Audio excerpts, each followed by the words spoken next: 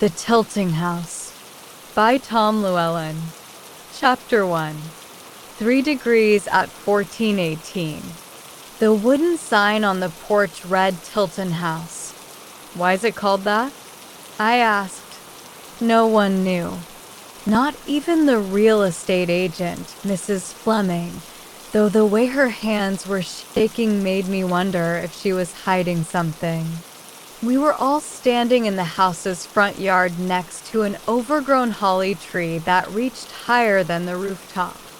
1418 North Holly Street, said Mom, looking over the information sheet. This is the cheapest house in the neighborhood, even though it's got to be one of the biggest. Mom looked up at the agent. What's the deal? Maybe we should go inside before I answer that, said Mrs. Fleming. The previous owner was a bit eccentric. It's a classic, said Dad.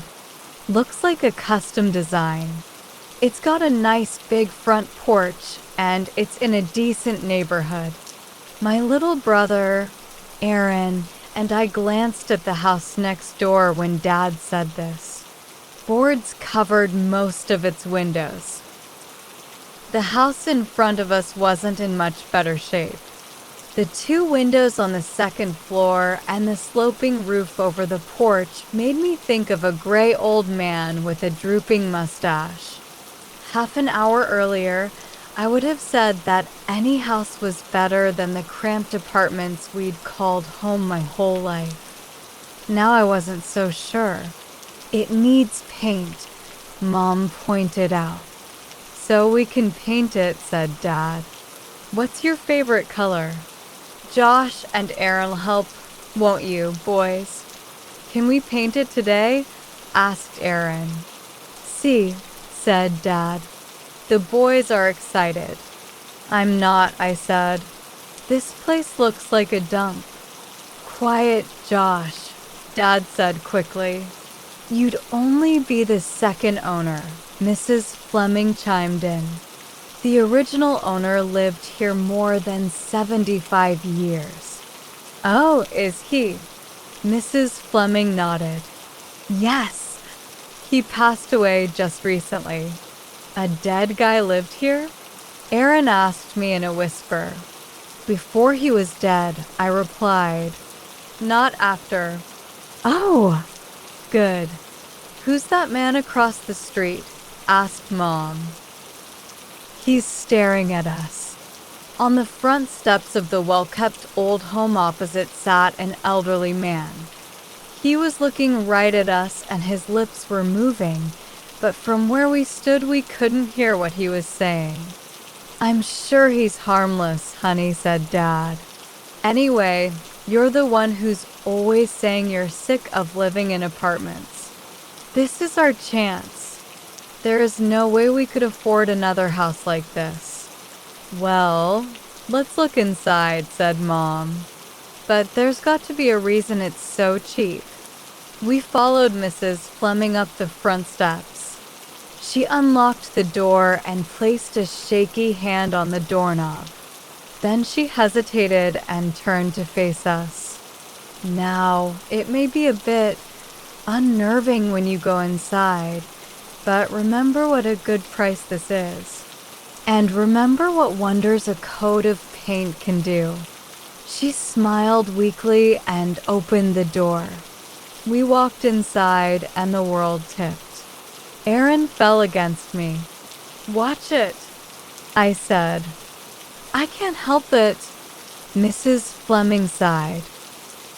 The floor tilts 3 degrees precisely.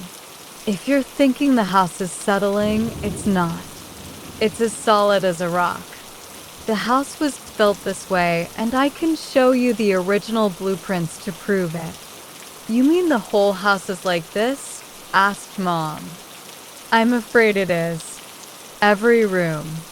Why would someone design a house with tilting floors? I don't know, said Mrs. Fleming, checking her watch. It's a bit of a mystery. Cool, said Aaron. I glared at him and took a few steps into the hall. A ray of sunshine streamed through the open doorway, lighting up swirling particles of dust. As my eyes adjusted to the dimness, I noticed something. Words, numbers, diagrams, and drawings scribbled in pen and pencil covered the walls, the railings, and most of the floor. "Walls are easy to paint," Mrs. Fleming said, following my gaze. "I wouldn't dream of painting it," said Dad softly. He walked lopsidedly to the nearest wall. On the faded rose-patterned wallpaper, the words quadratic ionization were written in spidery script next to a drawing of a cone-shaped device. Wires connected the cone to the ears of a beautifully drawn and detailed human head. A chart of numbers next to the head was labeled Amplified Bioacoustics. "It's strangely beautiful," Dad said. "Honey, this could be an important work of outsider art. The museum should know about it." He turned back to Mrs. Fleming. "Was the owner an artist?" "I don't know. None of the neighbors ever met him." "I thought you said he died just recently." "He kept to himself," said Mrs. Fleming. "That's what the neighbors say, at least. But neighbors say a lot of things." Her hands were shaking harder than ever. "I can drop an additional $10,000 off the price if you make an offer today." "No one ever met him?" I asked. "I'm sure someone did." She put her hands behind her back. "Look, I understand if you're not interested. I've shown this house over 20 times and no one's ever gone past the entry. Just say the word and we can go our separate ways. No hard feelings." "I never said we didn't want it," said Dad. He turned to Mom, who was shaking her head. "Give it a chance, Han. This house could be a serious artistic find. Look at the detail on these drawings. They look like they were drawn by a crazy man," Mom said. People thought Van Gogh was a crazy man. Dad was trying to win her over. Van Gogh was Mom's favorite artist. "And look at the trim. It's probably cherry." "Actually, it's holly," said Mrs. Fleming. "Did you hear that? Holly. Holly trim on Holly Street." "What other house has holly trim?" "Look at the carving on the stairway." "And what about these original wood floors?" "I saw them. They're all tilting." "Okay," cried Mrs. Fleming. "I'll drop the price by $20,000, but that's as low as I can go." "It's not low enough," I piped in. "Josh, we bought the house. For that price." Mom said she could get used to the tilt and the scribbles. I think she realized that Dad was right. We'd never be able to afford a house half as big on Dad's art museum salary and the money Mom made working part-time at the school office. We were doomed to live in a dumpy, tilting house. 2 weeks later, on the first day of summer vacation, we moved in. Mom, Dad, Grandpa, my brother, Aaron, our cat, Molly, and me.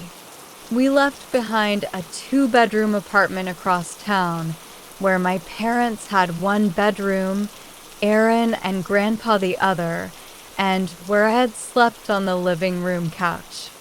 On moving day, while the rest of us hefted boxes, Grandpa eased into the porch swing and pulled out his pipe and tobacco pouch. His wooden leg made him kind of wobbly, so he sat puffing and directing traffic. Aaron and I stopped a moment to rest on the porch. Grandpa ran his hand along the carved armrest of the swing. "This is fine craftsmanship. Some of the best I've seen. I can tell that this porch swing and I are gonna be good friends," he said.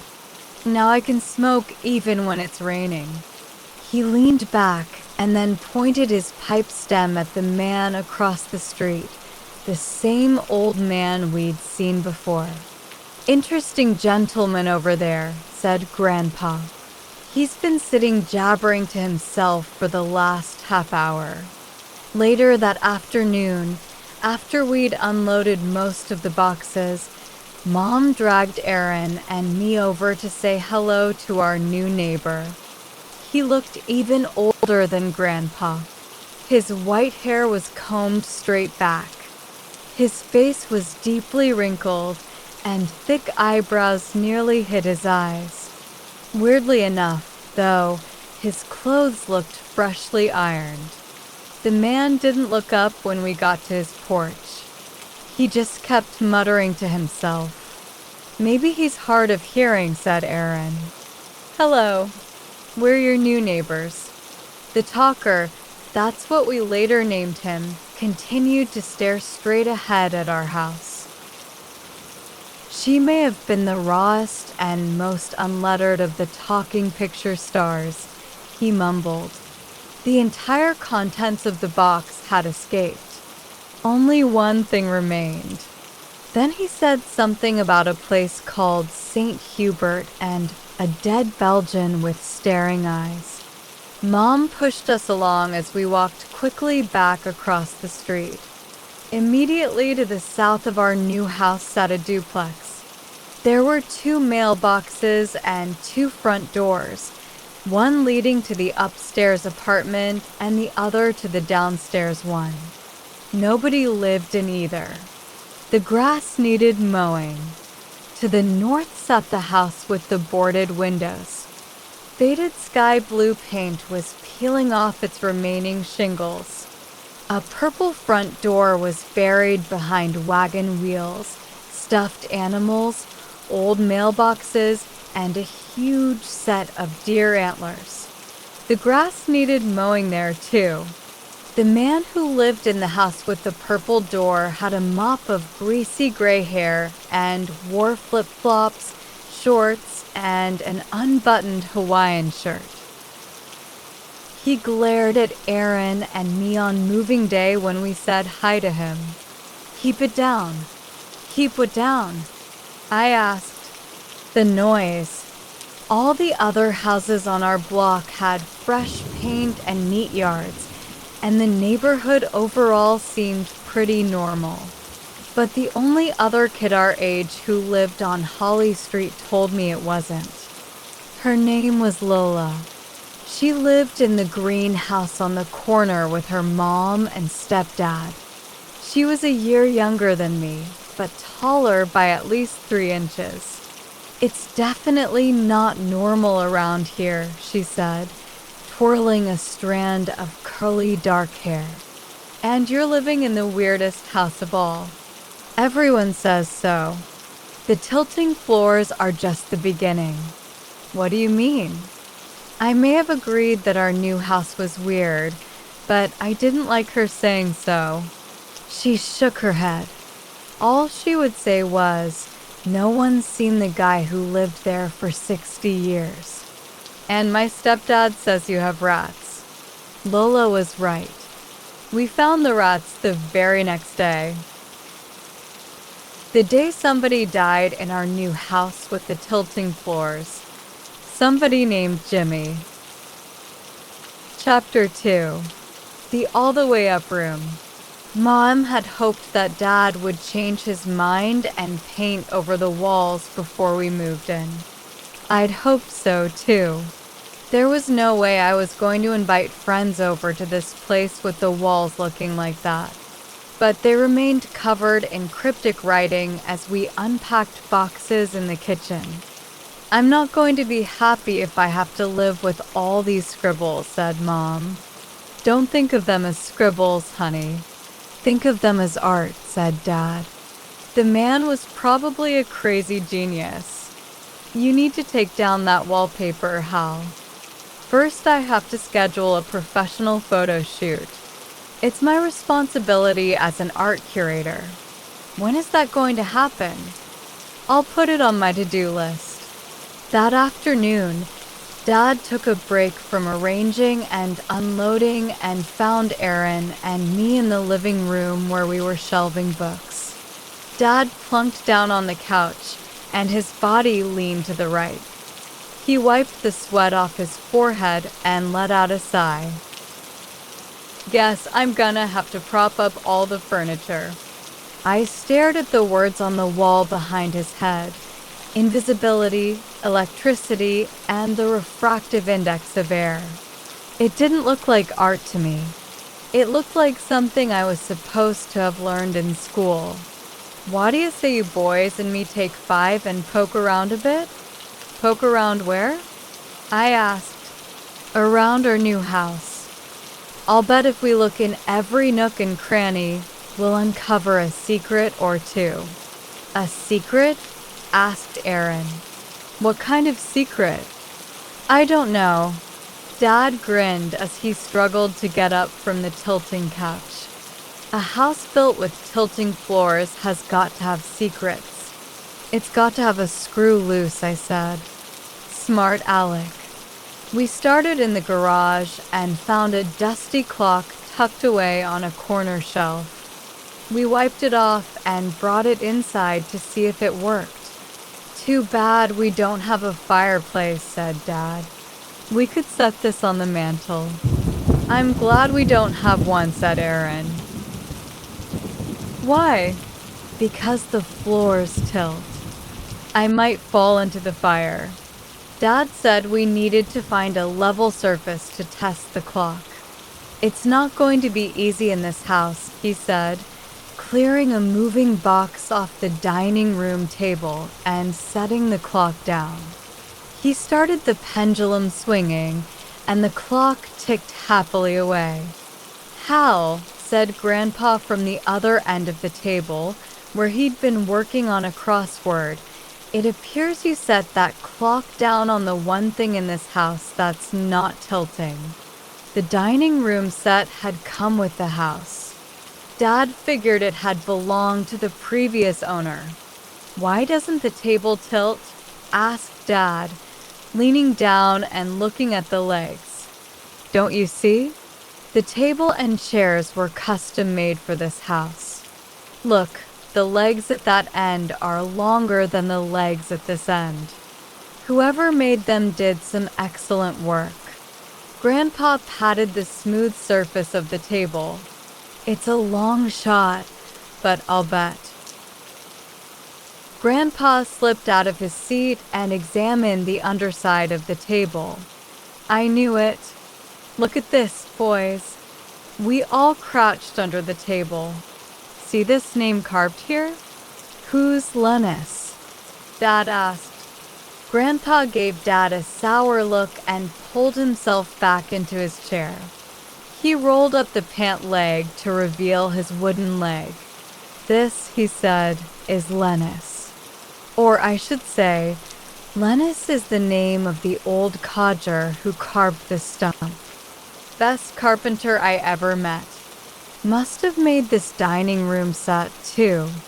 You think this table's worth something? Only to someone with tilting floors." "We've got plenty of those," I said. Dad wanted to look in the crawl space under the house, so Aaron and I followed him outside to a 3-foot-high door under the back porch. We unlatched it and looked inside. Spider webs stretched across the doorway, with nothing beyond but darkness. "No way am I going in there," I said. "You go, Dad. I bet no one's been down here in 50 years. Maybe we can find out why this house was built with tilting floors." "Close the door," said Aaron. "I don't like it." "Me neither." "Can we just finish unpacking?" I asked. I could feel goosebumps on my arms and legs. Come on, you scaredy cats," said Dad. "This is uncharted territory." He ducked and found a light switch. A yellow bulb cast shadows across the crawl space. Dad hunched inside, batting cobwebs as he went. Aaron and I stood in the doorway as still as stones. Nothing but dirt, Dad called back to us. The cobwebs frosting his hair made him look old, like Grandpa. We went back into the house. In the second-floor bathroom, we found a cupboard next to the toilet. Mom came in with a box of cleaning supplies and asked Aaron and me to put them in there.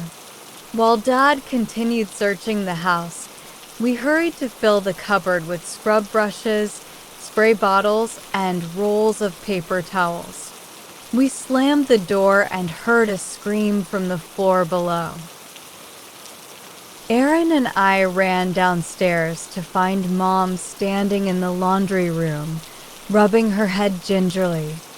Paper towels and bottles of cleaner lay scattered at her feet. We all looked up and saw an open trapdoor in the ceiling. I ran back upstairs and opened the cupboard. It was empty now. "Heads up!" I yelled and tossed a pink washcloth in the cupboard. I closed the door, then opened it. The washcloth was gone. When I raced downstairs again, the cloth was resting crookedly on top of Mom's head. "It's a laundry chute," Mom said. "When you close the door up there, this one down here opens and drops everything on my head. So please stop." Back in the bathroom, we found words and numbers scratched into the mirror above the sink. When I looked at my reflection, I could see 2 words right above my face. "Ratus, ratus," I whispered. Aaron began chanting the words over and over. "Ratus, ratus, quiet," I yelled. Below my chin were the words biological, acoustical information transfer. Sound and meaning. Tongue clicks versus squeaks. None of it made any sense. "Ratus, ratus," shouted Aaron, pulling me away from the mirror and across the hall to our room. I'd argued briefly for my own room, but Aaron had looked so worried about sleeping alone that I gave in without much of a fight.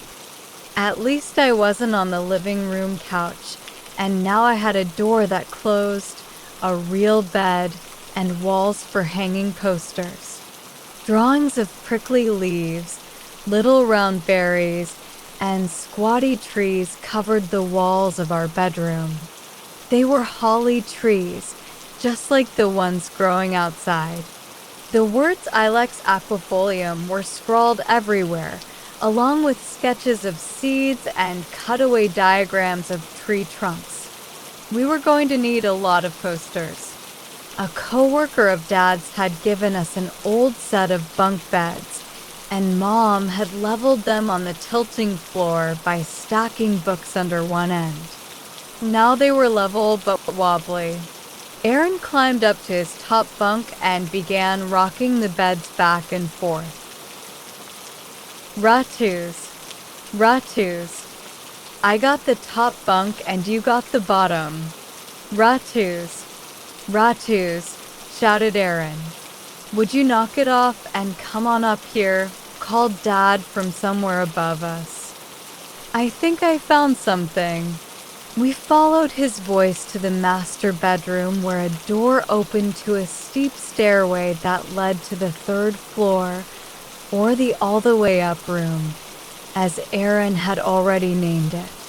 The floors up there tilted toward the center, just like everywhere else. The walls were covered in even more scribbles, so crammed together that they were nearly impossible to read. Dad stood at the far end of the room next to a panel built into the wall. It was the same size as the door to the crawl space. "What do you think is in there, boys?" I shrugged. Aaron looked worried. Dad dropped to his knees and pushed on the panel. We heard a click and the panel swung outward. "I guess it's the attic," said Dad. "I wonder how big it is." He stuck his head inside. It's dark, but it looks like it's full of boxes. He began to feel around. I can't find a light switch. Suddenly, he screamed and jerked his head out of the doorway. Something furry clung to the top of his head. Dad slapped at it, but whatever it was had its claws buried in Dad's hair. Finally, he grabbed it, then let out another scream. Oh, it bit me. He threw the little animal to the floor and brought his shoe down on it, hard. I heard a tiny crack, like the sound of a potato chip breaking. Then the animal lay still. Aaron and I stared at it. Dad breathed heavily. I think it's a rat. Just a baby, he said, with a half laugh. No big deal. Probably just wandered in from outside. No need to tell your mom. But you hurt him, Aaron said, his voice breaking. You killed him. You killed the baby Ratus. Aaron cried until his shoulders shook. Dad hugged him, but Aaron kept crying and repeating, You killed the baby Ratus. When Aaron finally calmed down, the room grew quiet. That's when we heard someone else crying, a soft, uneven sound. It sounds like it's coming from the attic, I said, pointing to the door. We all looked at one another. Come on, Dad said. Let's find a flashlight.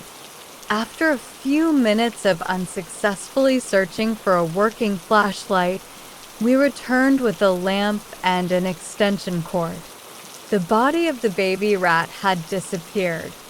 I guess he wasn't dead after all, Dad said. Aaron gave a hopeful sniff. Dad plugged in the lamp, clicked it on, and set it inside the dark attic. We peeked inside. The space stretched on past the glow of the light, making it hard to tell how big the attic was. It smelled like a wet dog that had rolled in dead fish. Old boxes lay scattered under the low, slanted ceiling. The lid on the nearest one sat askew. The crying seemed to be coming from there. Dad pulled back the lid. 8 pairs of tiny, shining black eyes stared up at us. The eyes belonged to a family of rats huddled around the limp body of the one Dad had killed. All the faces staring up at us looked frightened. All except one. The biggest rat looked mad. He stood on his back legs, stared right at us, and threw his front paws up in the air. You got a lot of nerve, the rat yelled. It ain't enough that you murder my son, but now you interrupt us during our moment of grief. You got no decency. The rat scurried up the side of the cardboard box, jumped out, and darted over to Dad's feet. He sat up on his hind legs and thrust out his big, hairless belly. You're a bum, he shouted at Dad. You're a murdering bum, and I want you out of here. We backed out of the dark room, the rat marching after us. He kept yelling, You bust into my home. You kill my kid in cold blood. You don't deserve to live. The rat followed us into the room and closed the panel door after him, groaning and straining against its weight. But when Dad tried to help, the rat waved him away angrily. He turned again to face us. I ain't through talking to you, he said to Dad, but I don't want the missus or the kids to hear what I'm gonna say. They've been through enough already. What with you smashing my Jimmy? He bit me, Dad said. I'll probably have to get rabies shots. Rabies, said the rat. You really are a jerk, you know that?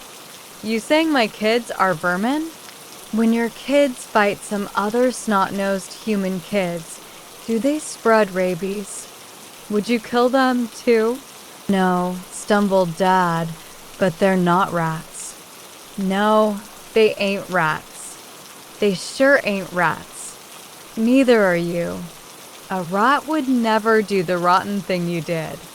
If your sons were rats, they wouldn't have to worry about their old man going around smashing helpless little kids.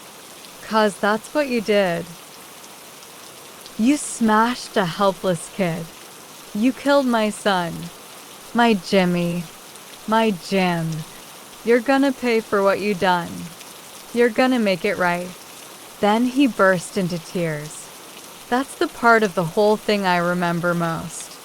The part when the tough-looking rat sobbed uncontrollably and Dad stood there, trying to figure out what to say. Dad told me later it struck him right then what it would feel like to have one of us die. "Mr. Rat," he said softly, "what would you like me to do?"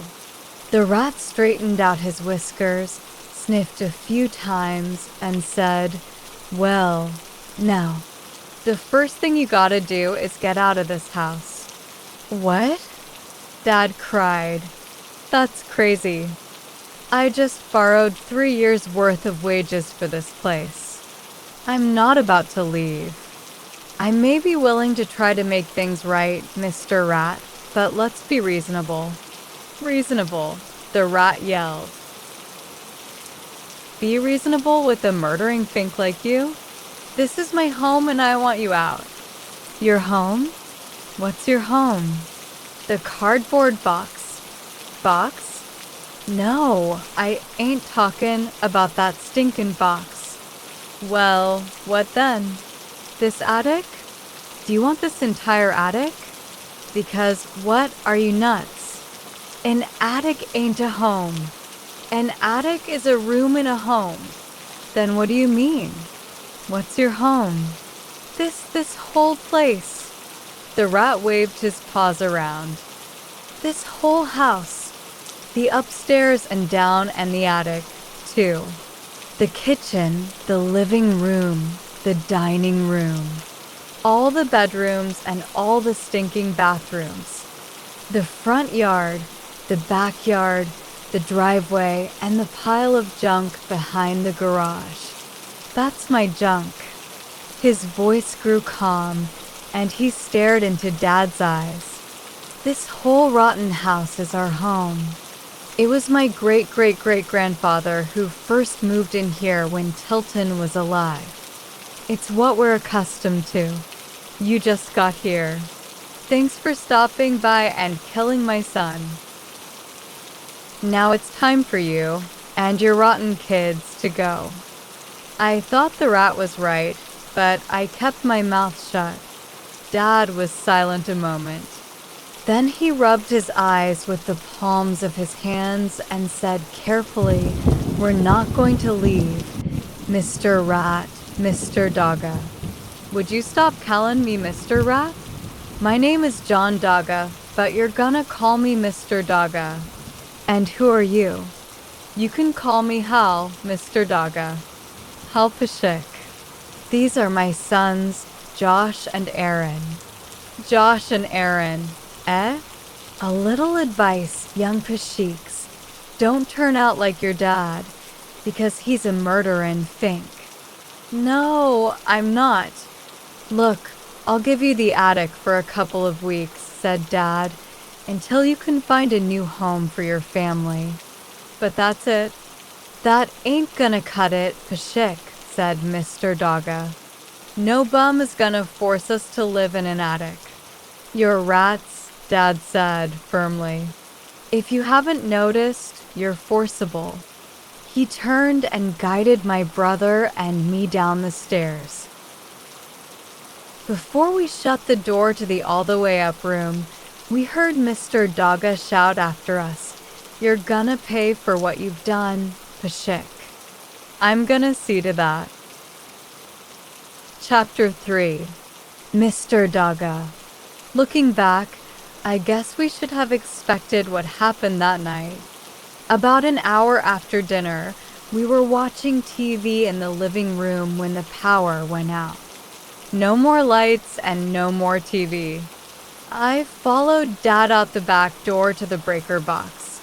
A minuscule note was stuck to the panel door with something sticky and smelly. 3 words were written in tiny, shaky letters. "Time to pay." "Time to pay," mumbled Dad. "Fine. We'll see who's going to pay." Mom was standing at the back door. "Hey, what? What's going on, Hal?" "Nothing," Dad said. "It's just a little mouse." "You're going to pay a mouse? Or maybe a rat?" "A rat? I hate rats." I know. And this one talks. "His name is Mr. Dogga." "Cute," said Mom, with a smirk. "Could you please just get the electricity turned back on? And if there are really rats in this house, Hal, don't worry. I've got it covered." Dad marched up the stairs. Aaron and I jogged to keep up. In the all-the-way-up room, Dad popped open the secret attic door. The box still sat there, but the Dogga family had left only a few tattered pieces of fabric. "We'll call an electrician in the morning," said Dad. "It's summertime.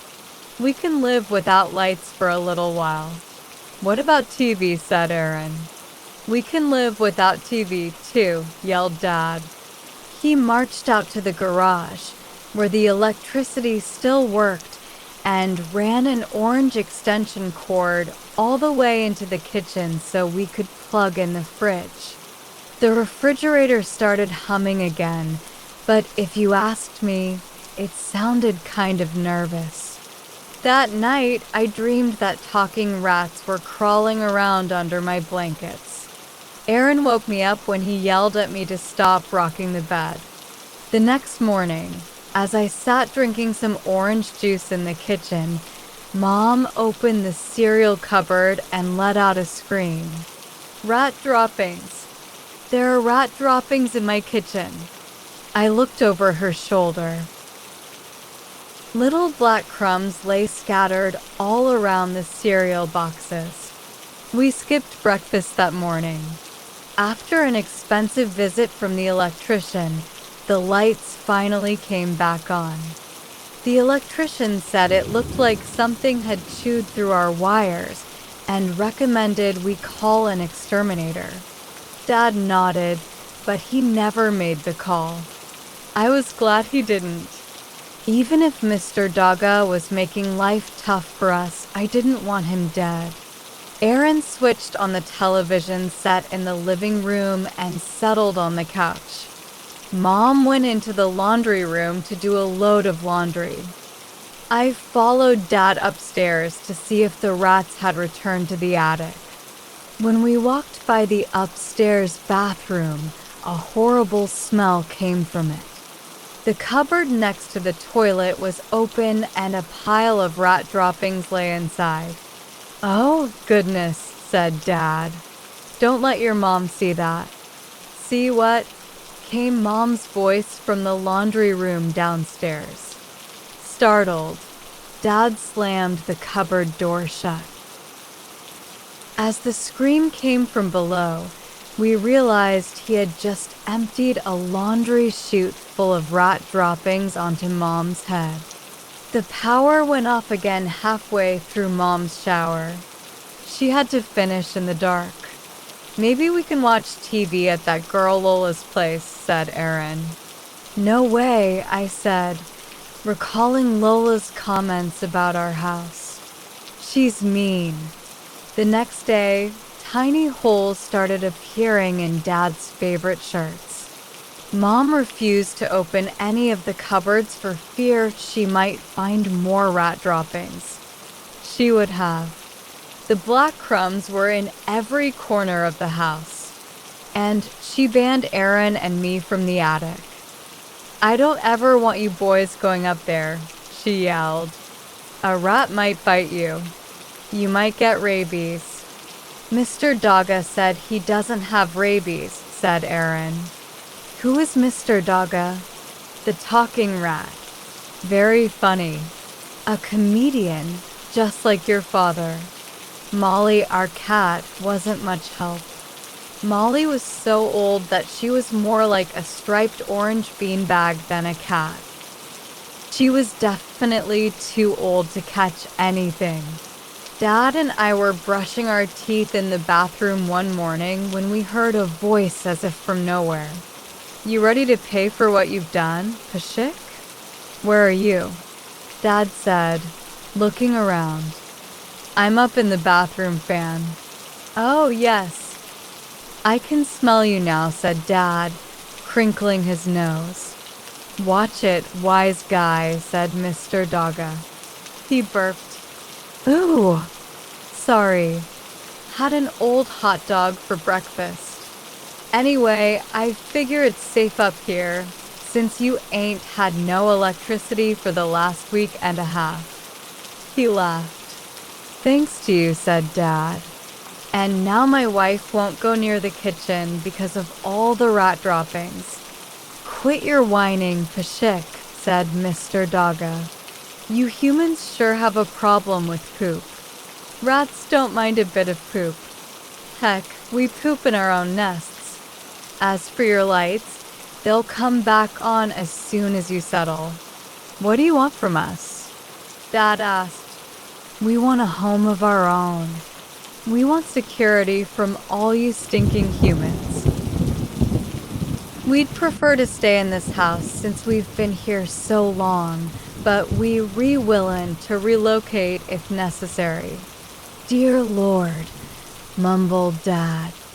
"How in the world could I ever afford another house? I'm an art museum employee. Do you realize how little I get paid?" "Tell you what, Peshik," said Mr. Dogga. "I'll help you with the money. Who knows? You might even come out ahead on the deal, 'cause I've got a pretty valuable collection of stuff. Us rats are real good at finding things. Expensive things." Dad shook his head and went back to brushing his teeth. He spit, rinsed, and said, "So what you're saying is, you'll help pay for a house with little things you and your children have found?" "Now you're getting it," said Mr. Dogga, sounding pleased. "Hey, you wait right there and I'll give you a sample." We heard the scurrying of tiny feet, then silence. Dad and I looked at each other, not knowing what to expect. A minute later, the scurrying feet returned. "Heads up," called Mr. Dogga. A silver coin dropped out of the vent and fell to the bathroom floor. Dad picked it up. "It's a dime," he said with a shrug. "It's gonna take a lot of dimes to buy a house. For a guy who works in a museum, you don't know much about old stuff, do ya?" asked Mr. Dogga. "It ain't just a dime, smart boy. It's an 1897 barber dime. A gem brilliant proof. According to the book, only 731 proofs were struck. You should be able to get at least $1,500 for it at a decent coin shop, if you got any brains at all. Try it. I'll check back with you tomorrow." I took a look at the coin. On one side, it had a face that looked like Julius Caesar's. On the other, there was a wreath made out of wheat. After we finished getting dressed, Dad found a coin shop in the Tacoma phone book. "Where are you going?" asked Mom as we headed for the front door. She was sitting at the kitchen table, having a cup of tea with Grandpa. "To a coin shop. Mr. Dogga gave us a rare coin he wants us to get appraised." "Mr. Dogga? The rat?" "Yes, dear." "And he collects coins?" "Apparently so." "If you get his coins appraised, will he stop pooping in my cupboards?" "It's complicated." We were walking out to the car when Dad stopped and stared at the duplex next door. "What?" I asked. "Place has been vacant a while," he said, nodding in its direction. Then, without saying another word, He got in the car and we drove to the coin shop. When we showed him the dime, the man behind the counter gave a low whistle. Then he looked in a book and went to the back room to make a phone call. When he came out, he told us he would pay $1,450 for it. The next morning, Mr. Daga spoke to us again through the bathroom fan vent. "So, what did you find?" he asked. "You were right," said Dad. "How many of those do you have?" "That's the only 1897 barber dime," said Mr. Daga, "but I got an 1857 double eagle $20 gold piece. It's worth about 10 grand, according to the book. It's the pride of the Daga collection. We got a whole bunch of coins, including some weight." Dad said, "I have an idea." He ran from the room. By the time I said goodbye to Mr. Daga and went downstairs, Dad had left. He came back home around lunchtime, rattled off something to Mom about the electricity coming back on soon, and ran upstairs to the bathroom. I arrived behind him in time to see him yelling up to the vent. "Mr. Daga, I've got news for you. I think I found a house for your family. We heard those tiny feet and smelled that rat smell." "Tell me the news," said Mr. Daga. He sounded excited. "Well," said Dad, still trying to catch his breath, "it's the duplex next door. Since it's a duplex, it has room for 2 families, but the owner hasn't managed to rent either the upstairs or the downstairs for about a year and a half. I talked to him. He said he's losing money on it every month and is willing to sell the whole thing for a good price." "A duplex, huh?" asked Mr. Daga. "Yes. You could live in the top floor and rent out the bottom if you wanted. It's next door, which would make relocating much easier. I would help you buy it with the proceeds from the sale of your collection. If you rented out the bottom floor, you'd have income for paying taxes, insurance, and other upkeep costs." "Yeah, a little extra dough would be okay. And it might be handy to have humans around, so long as they stayed downstairs and didn't kill us or nothing." "They would. Stay downstairs, I mean. Humans mean food, cereal, and hot dogs. I hope they like hot dogs. So you'd help us buy this house, right, Peshik?" "I would. When can I see it?" "The owner said we could look at it any time." "How about now?" "I can't do it now. I'm on my lunch break. My boss, Mr. Stevens, will throw a fit if I'm back late. Sounds like a swell guy."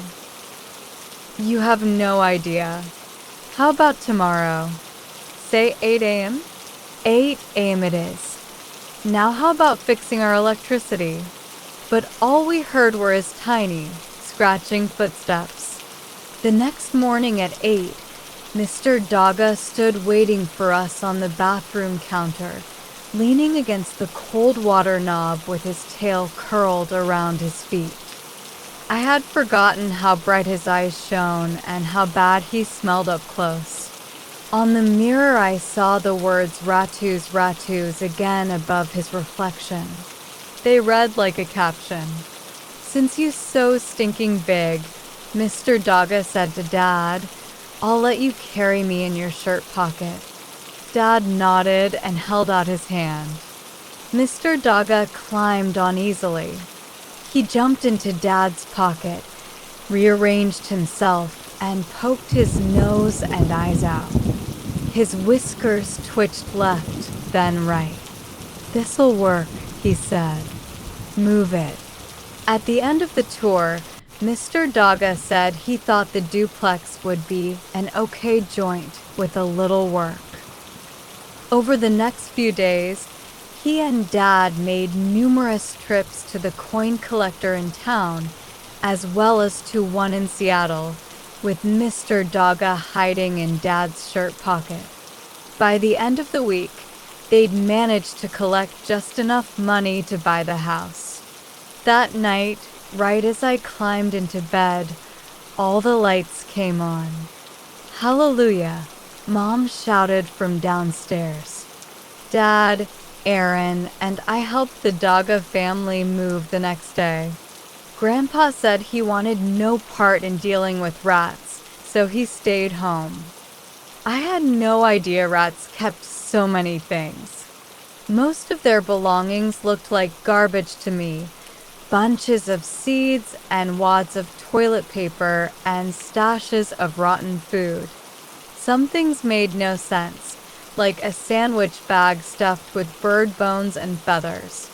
Some were beautiful, tiny polished stones, old photographs of people who looked like my grandpa, with the corners of the photos rounded off by tiny teeth, bits of metal and glass. I asked if there were any more coins, but Mr. Dogga said they'd been forced to sell every last piece of the collection to purchase the duplex. Nothing left of the collection but pennies. "I miss the other coins a little," he said. "They were nice to look at and touch, but that kind of thing ain't worth much to a rat. That's human stuff." The last thing we moved was a bundle about 3 inches long, wrapped carefully in a piece of old corduroy that had disappeared from Mom's sewing drawer.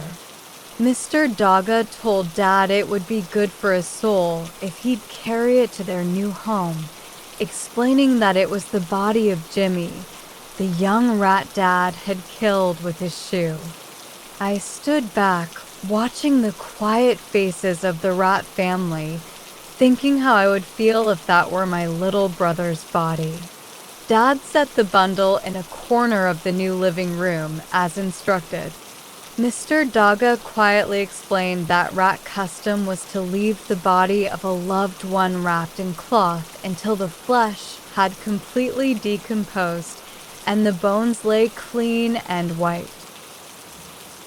Once everything was moved in, the young rats ran around the duplex, exploring every nook and cranny of the rooms.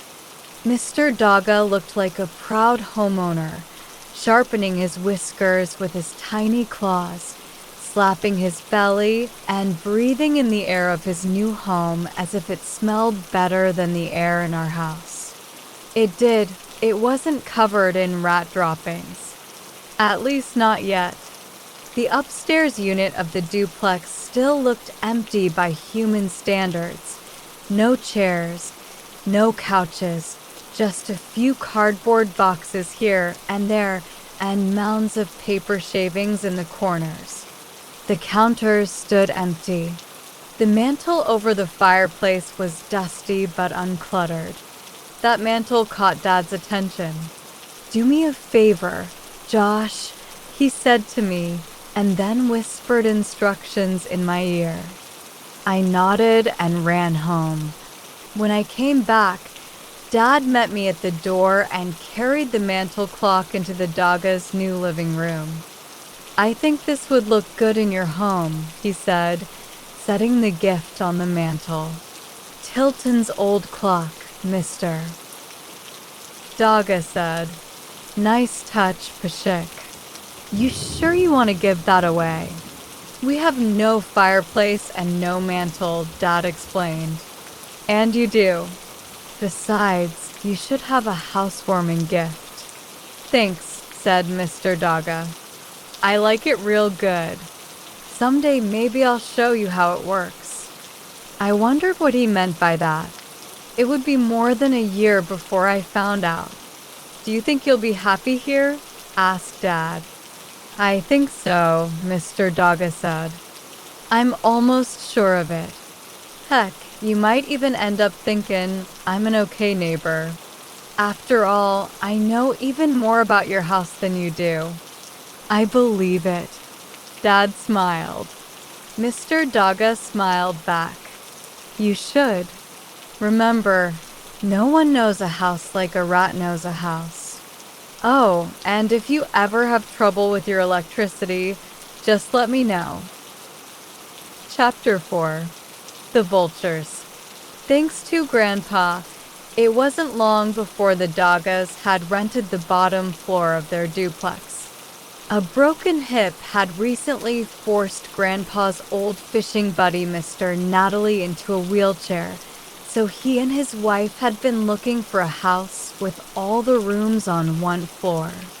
On the day the Natalies moved in, Grandpa settled himself onto our porch swing like before, smoking his pipe. Aaron and I sat next to him, waiting for the moving truck to arrive. Mom had told the Natalies that we'd help them with the boxes. The three of us stared across the street at the talker, who was chattering away to no one in particular. Sometime I'm gonna sit down next to that man and just listen to him go, Grandpa said. Why, for all we know, he's reciting the cure for cancer. Dad says he's crazy as a loon. Watch it there, Josh. One of these days your dad's gonna start talking that way about me. The moving truck turned onto our street, and before long Aaron, Dad, and I were lugging boxes. Mom was inside helping Mrs. Natalie unpack. I decided I really liked Mrs. Natalie because she kept telling us what a good job we were doing and how strong we were, and she gave us pop to drink. I didn't like Nat, as Grandpa called Mr. Natalie, because he yelled at us to stay out of his way. Nat was so fat that he filled his wheelchair side to side and front to back, and even spilled over a little. He wore a captain's hat pulled low over his eyes, and he smoked a pipe like Grandpa. He made a bubbly sound when he talked, as if his mouth were full of spit. I'd heard dozens of stories about Nat from Grandpa, how he'd loved hiking through the woods and fly fishing in the middle of a river. Looking at him now, it seemed impossible this could be the same guy. After moving day, we saw Mr. Natalie only when he drove his motorized wheelchair down the porch ramp and around the block. He never said a word, but we could hear the whine of the chair's motor and see the smoke from his pipe billowing out behind him. He looked like a tugboat.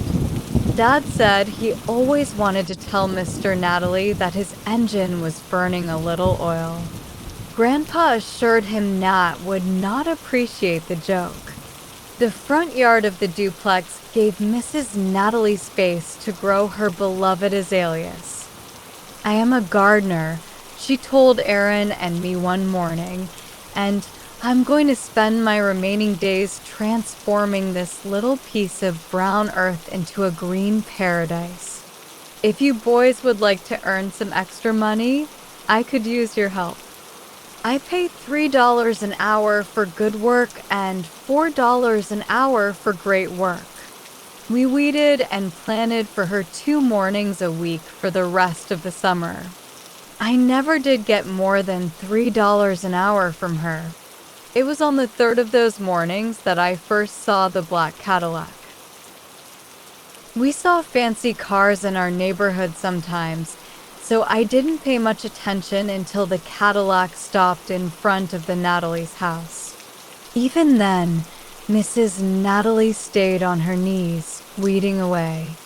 The Cadillac doors opened and 2 men climbed out, one tall and thin, the other short. They wore matching black suits and narrow black ties.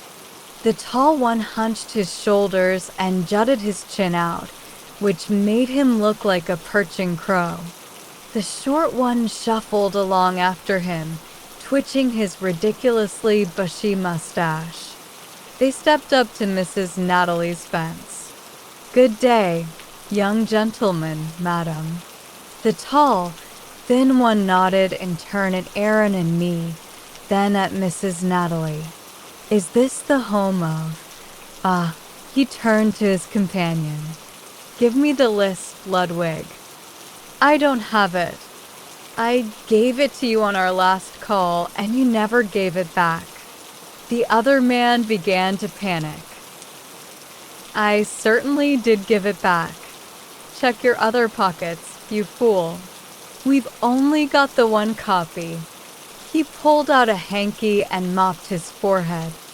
I set down my trowel and watched as the short, chubby man called Ludwig ran his hands through all his pockets. He finally yanked out a long roll of yellowed paper. Both men sighed. The tall man snatched the list from Ludwig, gave his forehead one final mop, and carefully tucked his hanky back into his pocket. He took a deep breath and smiled at Mrs. Natalie. I'm nothing without my list. You could say we live and die by the list. Please be more careful, Ludwig. Now then, where were we? He ran a long, thin finger down the names. Yes, here it is. Natalie John. Is this the home of John Natalie? Mrs. Natalie stood up, removed her gloves, and said it was. The man smiled toothily. My name is Pete. Victor Pete. I believe I represent products and services of interest to you. Let me give you my card. Mrs. Natalie took the card and read it out loud. Victor Pete, complete funeral arrangements. She tried handing the card back with a simple no thank you. Victor Pete made no move to retrieve his card. Let me leave you a few of our catalogs. You know, we have a complete line of coffins, from the sublimely elegant to the surprisingly economical. We also offer headstones, burial plots, complete funeral services, hearse rentals, and other related products. Fine, said Mrs. Natalie, but none of that is of interest to me. Nobody's dead. Victor Pete smiled again. Of course not. But please take this information and put it someplace handy. If we ever can be of service, just call. Number's on the card. Fine, repeated Mrs. Natalie impatiently. She took the catalogs and watched as Victor Pete and his assistant walked back to their Cadillac. Put the list in your inside coat pocket like I told you, said Victor Pete. Ludwig obeyed. They climbed in the car and drove slowly away. That night, John Natalie died of a heart attack. He was 72 years old and at least 60 pounds overweight. 2 days later, I saw the black Cadillac again. It drove past our house and parked in front of the duplex. I watched through the front window as Victor Pete and Ludwig climbed up the stairs.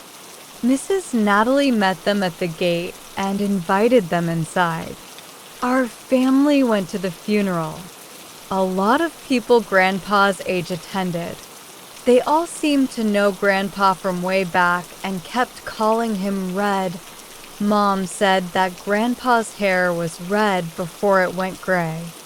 I couldn't remember ever seeing Grandpa, even in a photograph, with anything other than his thin silvery hair. A lot of those old people had interesting stories to tell about Nat, the fat, grumpy old man I'd only known for a few weeks. Considering how little I liked the guy, I was surprised by how much I didn't hate his funeral. Victor Pete and Ludwig made sure everything ran smoothly.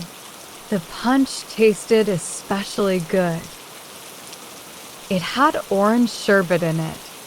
I didn't think about that black Cadillac or Victor Pete until 2 weeks later when I saw the car parked in front of Lola's house. The day before, her stepdad, Jerry, had died of a burst appendix. I wasn't about to go to Lola's to ask her about the car, since every time I saw her on the street, she made fun of our tilting floors or asked if I'd seen any rats in our house. In fact, I probably wouldn't have said anything at all if Lola hadn't said something first. We saw her at her stepdad's funeral. The service had ended and a couple of women who looked like old versions of Lola were serving refreshments in the reception area of the funeral home. My brother and I were scooping that same orange sherbet punch into our glasses when Lola walked up. "What are you two doing here?" "We came with our parents." No one spoke for a while, because what do you say at a funeral?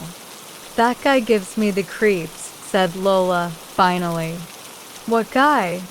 "That guy, Mr. Pete." She pointed across the room at Victor Pete, who was standing next to Lola's mom. He was smiling, jutting his chin in her direction. "He's the same guy who arranged Mr. Natalie's funeral," I said. "He's creepy. He came by our house and tried to sell us a coffin. Then Jerry died the very next day, out of the blue. It gives me the shivers just thinking about it. He came by Mr. Natalie's house the day before he died, too," I whispered. "We were there, helping Mrs. Natalie weed the garden." He gave her a catalog of coffins and gravestones. "He did?" asked Lola. "That's so creepy." Then one of her relatives called her away. "Do you think maybe he had something to do with it?" Aaron asked. "Something to do with what?" "With them dying." "I don't know. I don't see how he could have. They died in different ways. It's not like they were murdered or anything, but it's like he knew they were going to die. When he came to the Natalies, he had Mr. Natalie's name on a list." "Vultures," said Aaron. "What?" "They're like vultures. Like those birds that circle over dying cows." The next time I saw Victor Pete was early on a Saturday morning. Dad is a pancake fanatic and usually makes a big breakfast on Saturday. It was 7:30 and Grandpa, Aaron, and I were sitting at the kitchen table while Dad mixed ingredients. Mom was still in bed. Dad tried to let her sleep in each Saturday, but Aaron usually ended up waking her early to ask her where his shoes were or what we'd be having for lunch later. We were going to start painting the outside of the house that day, and Dad had forced Aaron and me to go to bed early the night before. When someone knocked on the door, it was so early that we assumed it was somebody we knew. Aaron yelled, "Come on." "Shush," Dad hissed. Mom's still asleep. No one came in. I raced Aaron to the door and won. I pulled the door open as Aaron stampeded down the hallway, while Dad shushed us again from the kitchen. Aaron stopped dead when he saw Victor Pete. "Good morning," Mr. Pete said, smiling thinly. "I'm sorry to bother you so early, but I'm looking for the home of a young man named." Ludwig handed him the list. "Ah, a young man named Aaron Peshik. Would one of you be Aaron Peshik?" I looked over at my brother. His face was turning white. "Who is it?" hissed Dad from the kitchen. "Tell M to come in." Victor Pete removed his hat and stepped past us into the kitchen. Ludwig followed him, scanning the writing on our walls without comment. Aaron stared after Victor Pete, his eyes filling with tears and his lips quivering. "Don't worry, Aaron," I said. "It doesn't mean anything. He's just some freaky guy. Don't worry about it, okay?" Aaron burst out crying and collapsed onto the floor. Who could blame him? Wherever this weird guy went, people died the next day. Dad came in from the kitchen. "Josh, could you see what's wrong with your brother?" He apologized to Victor, Pete, and Ludwig, then ushered them out the front door, saying he wasn't interested in their services. "Please take this information and put it someplace handy," Victor Pete said, stepping over a sobbing Aaron. "If ever we can be of assistance, just call. Numbers on the card." Dad nodded and accepted a stack of papers. Victor Pete reached a bony hand down to Aaron and patted him on the head. "Don't worry, young man. Whatever's troubling you now will soon be a distant memory." Aaron cried even louder as Dad closed the front door. Dad knelt down and tried to comfort Aaron, but when Aaron starts crying like that, it's impossible to talk to him. Dad turned to me for help. "It's that guy, Dad. Victor Pete." "Victor Pete?" He looked down at the card in his hand and frowned. "How'd you know his name?" "He's the same guy who planned the funerals for Mr. Natalie and Jerry." "Oh, right," said Dad. "That's where I've seen him. And both times he showed up the day before those guys died and tried to sell them coffins." "He's a vulture," blubbered Aaron. "And he said he was looking for me." I think Dad understood how scary it would be, especially for a little kid like Aaron, but he didn't believe there was any connection. He tried to comfort Aaron by tickling him and finally offering him candy.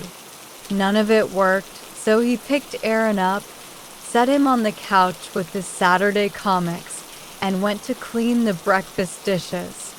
As soon as he left the room, Aaron whimpered, "I'm gonna die." I had to agree. Aaron was going to die. I helped Dad in the kitchen, and then we went outside and started covering the bushes with drop cloths. Thinking about Mr. Pete's visit distracted me so much that I kept fumbling with the corners and turning the cloths the wrong way. I could tell that Dad was trying hard not to yell at me. We found a wooden ladder in the side yard. All the rungs tilted, so we knew it must have belonged to the original owner. It made it a little tricky for Dad to stand on. "Hold the ladder steady," Dad yelled from the top rung. He began to roll the first coat of gray-blue paint over the wall of the house. I could almost swear that Tilton House shivered with pleasure. I was surprised at how beautiful the color looked, and suddenly I really wanted to see what the house would look like when Dad was done. But I knew I couldn't spend all morning helping Dad. There was no way to know how much time we had before the vultures claimed their victim. Somehow, I had to find a way to save Aaron. I was so preoccupied that it took me a moment to realize the ladder was tipping. I grabbed it tightly and barely managed to keep Dad from crashing to the ground. "Josh," yelled Dad, "please be more careful. Please be more careful." Hadn't Victor Pete said the same thing at Mrs. Natalie's front gate? I thought of what else he'd said that day. I'm nothing without my list. You could say we live and die by the list. A desperate, crazy idea formed in my head. I let go of the ladder and ran to the front door. "Josh, where are you going?" Dad yelled after me. I didn't answer. I found Aaron still curled up on the couch. "Let's go see Lola," I said. "Why?" "I think we can beat Victor Pete and his list. But we've got to ask Lola a question first." A minute later, Aaron and I were knocking on Lola's front door for the first time ever. She looked surprised to see us. What do you want? Can we talk to you? She stepped back wordlessly and we walked in. I knew our house seemed weird to her, even though she'd never been inside it. But her house, with its complete lack of dust and clutter, seemed weird to me. Someone had polished the bare level wood floors in the entryway to a high shine. By contrast, our entryway was always a tilting jumble of shoes, frisbees, and skateboards. The furniture in Lola's house, what little there was, looked brand new and uncomfortable. I stood up straighter and wanted to tuck in my t-shirt. We can go up to my room, she said. We followed her upstairs. The door to her room had a brass plaque on it that read Dolores's room. Who's Dolores? I asked. I am. I thought your name was Lola. Dolores is my full name. Only my mom calls me that, so don't even think about it. We wanted to ask you about your stepdad. She opened the door. Her room didn't look like it was part of the same house. The floor was buried in stuffed animals, CD cases, books, soccer trophies, stacks of drawings, and polished rocks. Aaron picked up a very round, black rock and turned it slowly in his hand. My stepdad's dead, said Lola. I know. I'm sorry. But Mr. Pete just came to our house this morning and he was looking for Aaron. I explained to Lola about the visit and our theory about the list. Lola sat down on top of a stuffed elephant on her bed. She stared at me. I've seen the list. Mr. Pete had Jerry's name on it the day before he died. That proves it, I said. We need to get that list. I'm dead. I'm dead, cried Aaron. Shut up, said Lola, but even Lola couldn't keep Aaron from sobbing. Lola pulled him in front of her. She cupped his face in her hands and stared directly into his eyes. Look at me, she said, surprisingly gently. We're going to get that list. If we can destroy it, you won't die. But you've got to stop crying, okay? Aaron sobbed away. If you stop, I'll let you keep that rock you're holding. Aaron looked down at the rock and sniffled loudly. Good job. Now you and Josh get your bikes. I'll meet you in front of my house in 5 minutes. I had to admit, when it came to blubbering little kids, Lola was pretty good. We rode our bikes to the address on Victor Pete's business card, the same funeral home we'd been to twice before. There was a sign out front, Pete and Pete. Complete funeral arrangements. The lobby had dark carpeting, straight-back chairs, and a black coffee pot oozing steam. I asked a frizzy-haired woman sitting at a desk if Victor Pete was there. She told us he and Ludwig were out calling on prospective clients. They'll be back this evening at 5 o'clock for a funeral, but won't be available to meet with anyone until Monday morning. Is there something I can help you with? I mumbled, no thanks, and we went outside. What are we going to do? Asked Aaron. If we don't get the list before Monday, I'll be dead. We go home for now, Lola said. And we come back here at 5 o'clock for the funeral. That's our only hope. When we got home, Dad was still painting. He'd made remarkable progress on the front of the house, tilted ladder and all. I told him I'd felt sorry for Aaron and had thought of a way to cheer him up. Dad still yelled at me, so I took my position at the bottom of the ladder again. I stayed there, helping him move the ladder until 4 o'clock. At 4:30, Aaron and I were in our bedroom, putting on our dressiest clothes, black pants, white shirts, and clip-on ties.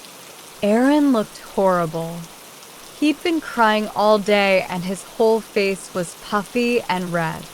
At 4:45, Aaron and I were sneaking out the back door when we heard Mom call us to set the table for dinner.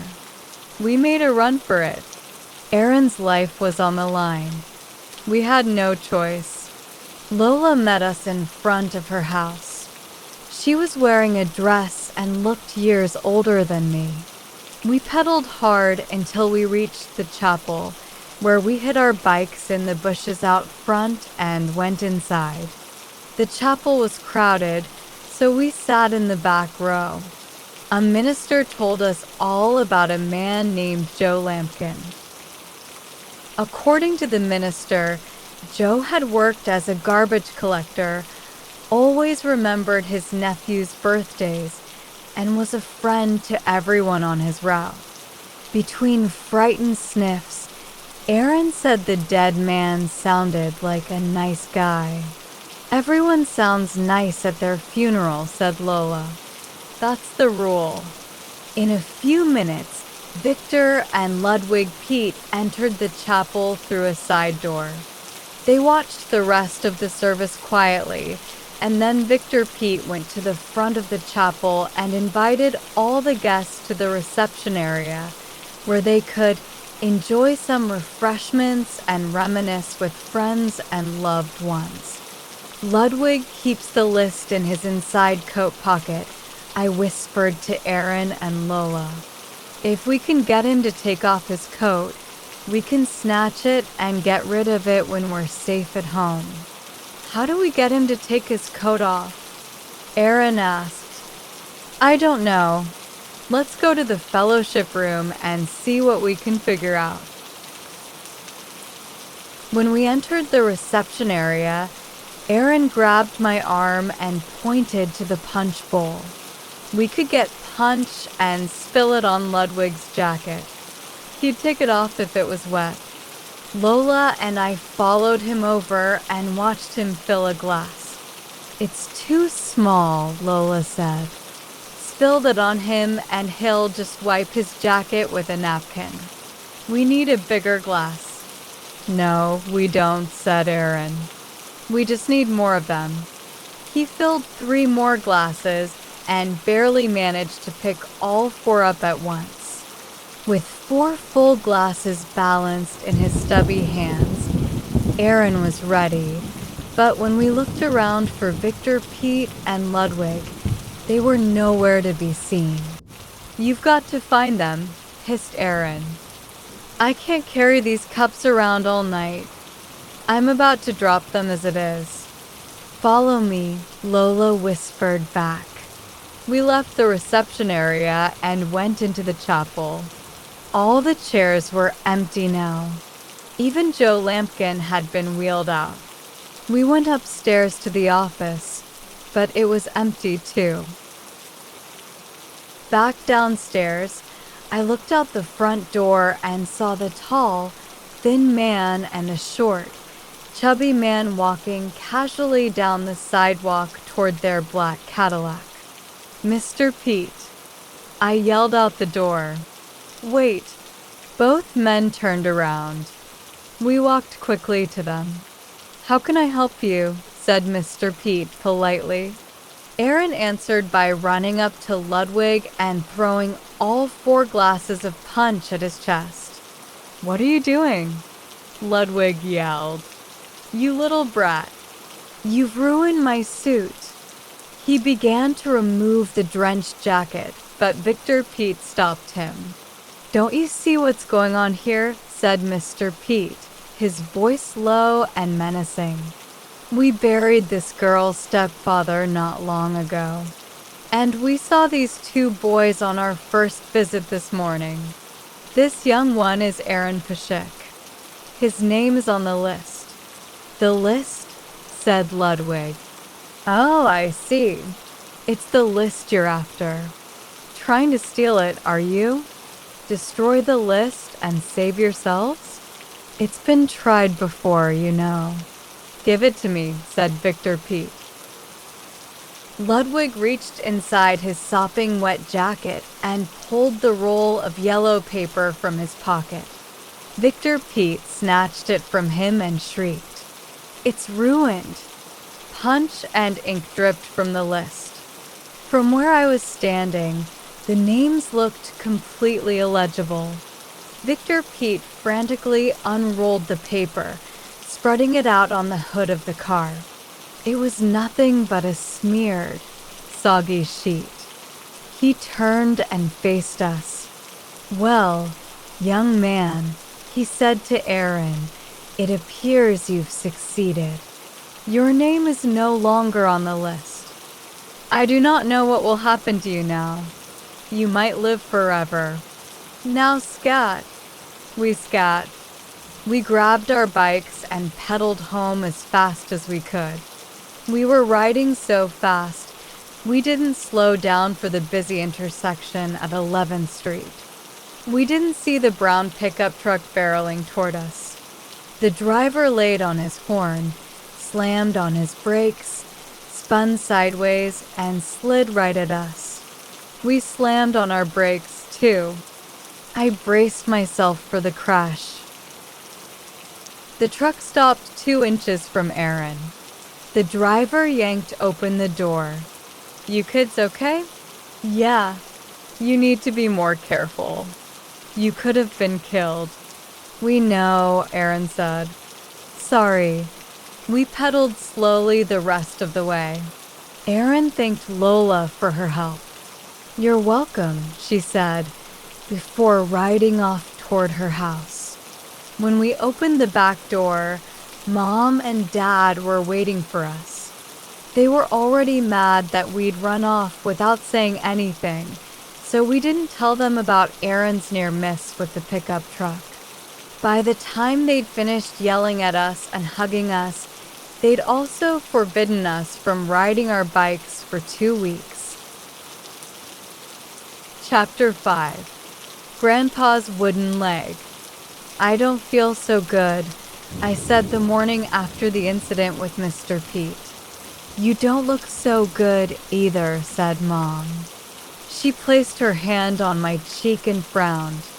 She set me on the couch and snuggled a blanket around me, which I didn't mind. When Mom left the room, I told Aaron I'd probably gotten sick from all the stress of the day before. He shrugged. "I feel great," he said. "I'm gonna go get some cereal. You want anything?" Mom and Dad let Aaron stay home from church with Grandpa and me. Aaron and I sat on the couch watching TV all morning. I nodded in and out of sleep while Aaron swung his feet and sang along with the theme songs. The couch was level now, like nearly all of the furniture in our house.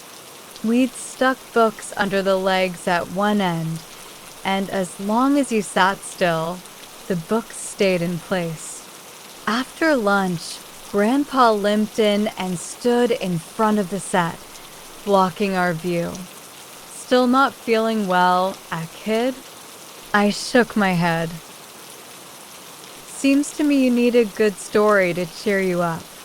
Did I ever tell you how I ended up with this here wooden stump?" "Yes," said Aaron, "but tell it again." "Wasn't talking to you. Talking to Sicko here."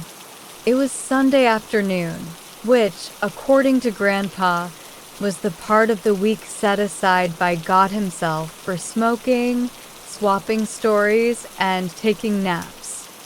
He shut off the TV and sat himself down in the green chair he'd brought with him when he moved in with us years ago. He pulled out his pipe and began stuffing it with tobacco. "Are you going to smoke that in here?" I asked. "You think anyone noticed?" Grandpa said, looking up at me from beneath his bushy gray eyebrows. "Oh, I guess I'd better not, but it's awful hard for me to tell a story without a pipe to smoke." He settled back into his seat.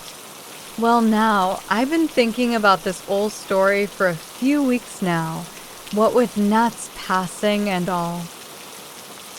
Good man, Nat, but it was his fault I traded in my pink flesh for this here chunk of maple.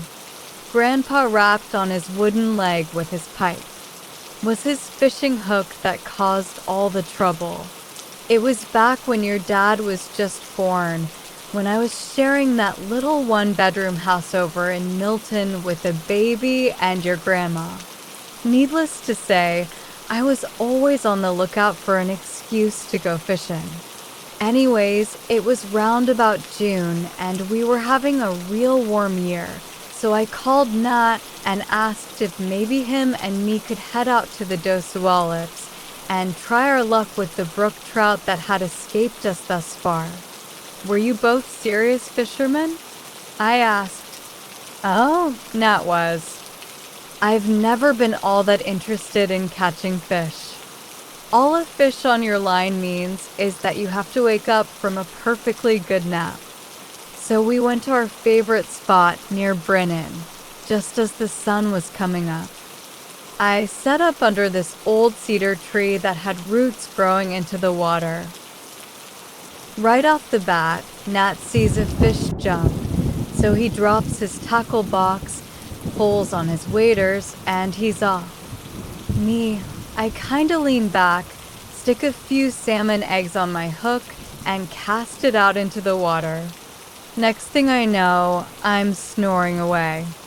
I wake up in an hour or so, and it's already hot in the sunshine, so I kick my shoes off and dangle my toes in the water. I can see Nat down about 100 yards, and he's like a war general executing his attack. My backside's about numb by this time, so I stand up to stretch. Sure enough, my bare right foot lands on a fish hook. It had spilled out when Nat dropped his tackle box. It jabs right into the fleshy part of my heel. I pull it out of my heel, barb and all, along with a chunk of my foot the size of a raisin. Hurt like the blazes, and blood is dripping into the water. So I stick my foot back in the river, and pretty soon it's feeling better, and I forget about it. At the end of the day, I pull on my socks and shoes, and we head back home. Did you catch any fish? Asked Darren. Fish? Come to think of it, I did all right. Just sitting there on the bank, I caught one less trout than Nat that day, and my biggest was bigger than his biggest. I brought M home to your grandma, hoping she'd clean M for me, but she was too busy with the baby. So I did it myself and fed the innards to the cats. A few days later, my foot started to hurt. I didn't think much of it that first day, but when I woke up the following morning, it was hurting all the way up to my knee, and I could feel my heart beating in my heel. What did you do to yourself this time? Your grandma asked me. I said I didn't do nothing except step on a little old fish hook. She makes me peel off my sock and takes a look. Well, my foot is swollen tight. The bottom of it is as red as the devil himself, and there's this black line working its way up my leg. When she sees that black line, your grandma nearly faints dead away. She gets on the phone quick, and before I know it, she's driving me over to the doctor's office. Same drill there. I peel off my sock, and Dr. Brule takes a look and lets out a low whistle. Is it bad? I ask him. It's not good, he says. Blood poisoning. He makes a phone call and tells me we need to head over to the hospital in Tacoma. Today? I ask him. Right now, he says. So your grandma, Dr. Brule, and I head on over there.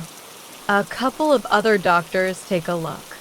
They step outside to talk, and then Dr. Brule and this tall German doctor come back in. Grandma's standing up, and Dr. Brule asks her to sit down. Red, the doc says to me, the leg's got to go. You've got blood poisoning, and if we wait any longer, it'll spread up to your heart and you'll be dead. If we amputate now, we'll only have to take the leg from the knee down. Well now, news like that can shake a fella. Grandma's crying away, asking if there's anything else they can do, but I knew the doc was giving it to me straight and there was no use arguing, so I told him to take it quick. Next thing I know, I'm in an operating room and they're strapping a mask over my nose and mouth, and then I'm asleep. When I wake, I don't feel anything, which is good, because during my nap the doctors had taken a saw and cut off a good chunk of my leg, bone, meat, and all. I'm so doped up that I can barely remember where I am. Then I do remember and I try to sit upright. I finally managed to reach to where my leg should be, but below the knee, there's nothing there. All that's left is a big stump of white bandages soaked red with so much blood that I can smell the iron. Once the dope wore off, it hurt like the dickens. It felt like my whole body was on fire.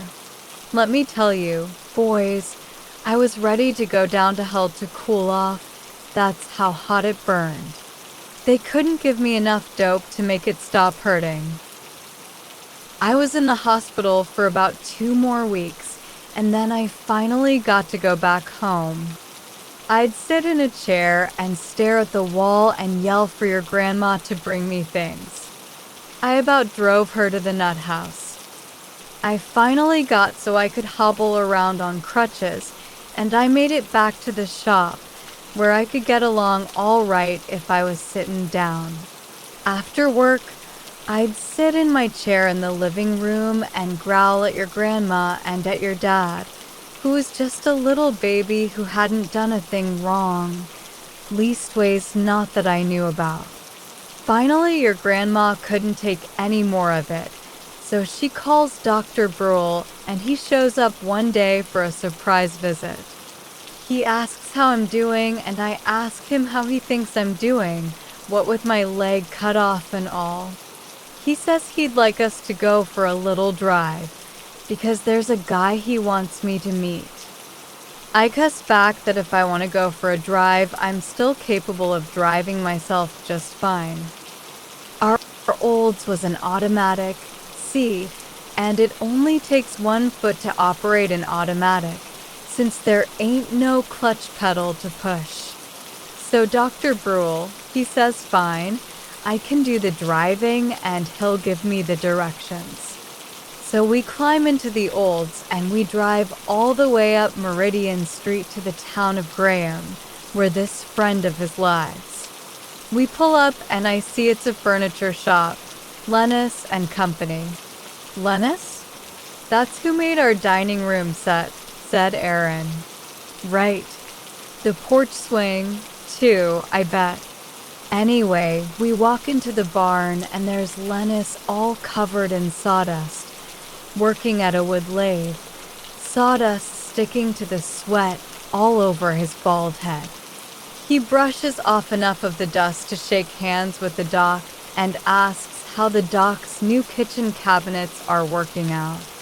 Dr. Brule tells him they're wonderful, but that he wants to talk about a different kind of project. He goes on to tell Lennis my story and asks him if he can make me a wooden leg. Now, I'm not sure if I'm keen on the idea, but neither one of them seems to care much what I think. Old Lennis, he stares me up and down. He measures all over my good leg with complicated metal calipers, and he makes all sorts of notes in his little notebook. Then he rolls up my pants and takes a look at my stump, asks me a few questions about where it hurts. He asks if he can take a look at my remaining foot. He draws a bunch of pictures of it and measures each toe with tiny little clamps and tapes and pieces of string. Dr. Brule gives him one of my old right shoes, which he had brought along without telling me. Lennis says, Got a nice piece of kiln-dried maple. Was going to turn it into a pedestal for a kitchen table, but it might work all right for this too. Give me a couple of weeks. Sure enough, 2 weeks later, there's a knock on the door and Lennis is standing there holding my wooden leg. This same one here. Same leather pad on top. Same straps. Same rusty metal hinge for the knee. Said he made the hinge out of an old saw blade. Carved the ankle and the toes and even carved in the toenails. See? Took me a while to figure out how to use it without falling over, and I still hobble around like a three-legged dog. But ol' Lennis and me, we do okay together. Heck, if I can walk around in this dad-blamed funhouse we all live in now, then I guess I got no right to complain.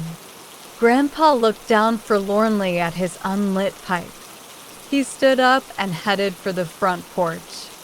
In a funny way, you might say this old leg has come home. To this house, where it has the company of the dining room set. This leg and that dining set are brothers, come from the same maker. Is that a true story? Aaron asked. You insult me, boy, said Grandpa, striking a match as he reached the front door. Course it's true. Ain't interesting enough to be a lie. Now hush up and let your brother get himself some rest. Chapter 6. The Attic. The next morning I broke out with red bumps around my armpits and behind my ears. Mom took me to see Dr. Trumbull, who diagnosed me with Teufelsgreis measles. The doctor ordered Aaron, Dad, and Grandpa to stay out of the house for 2 weeks, so they moved in with our friends the Mullins, who lived across town.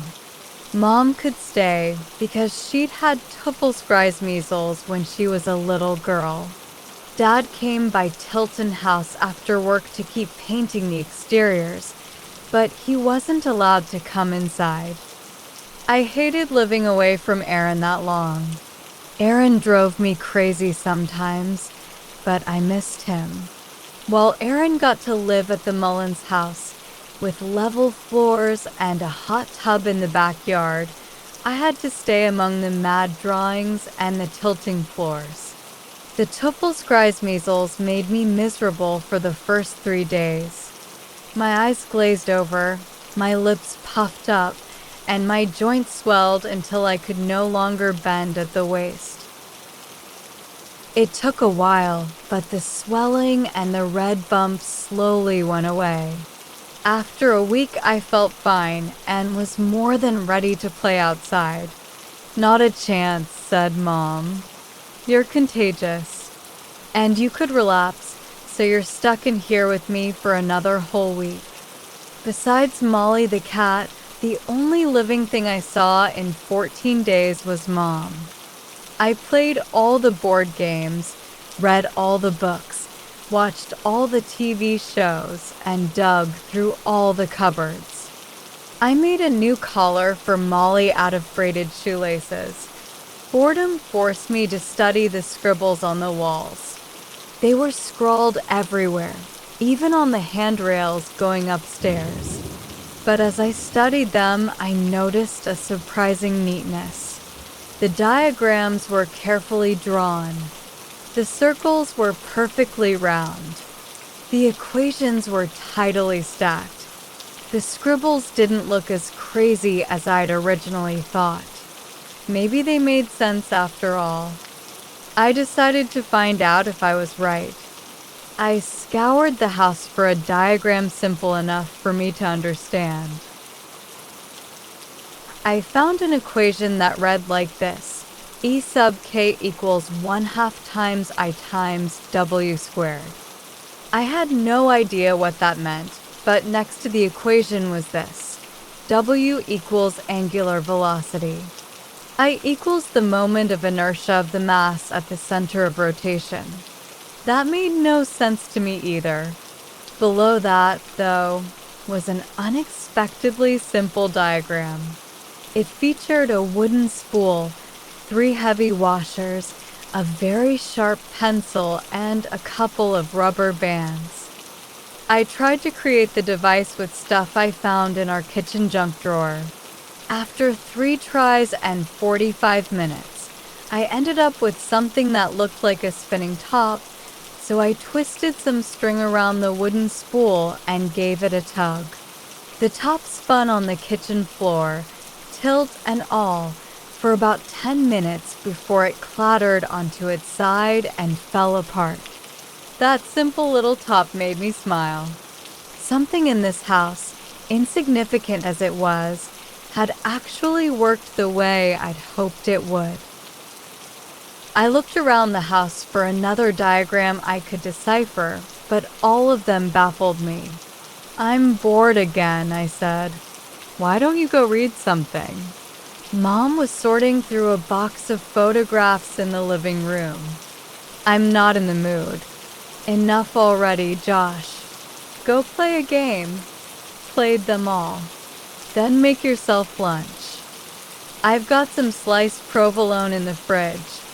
You could get a straw and poke little holes in it." "I'm not hungry."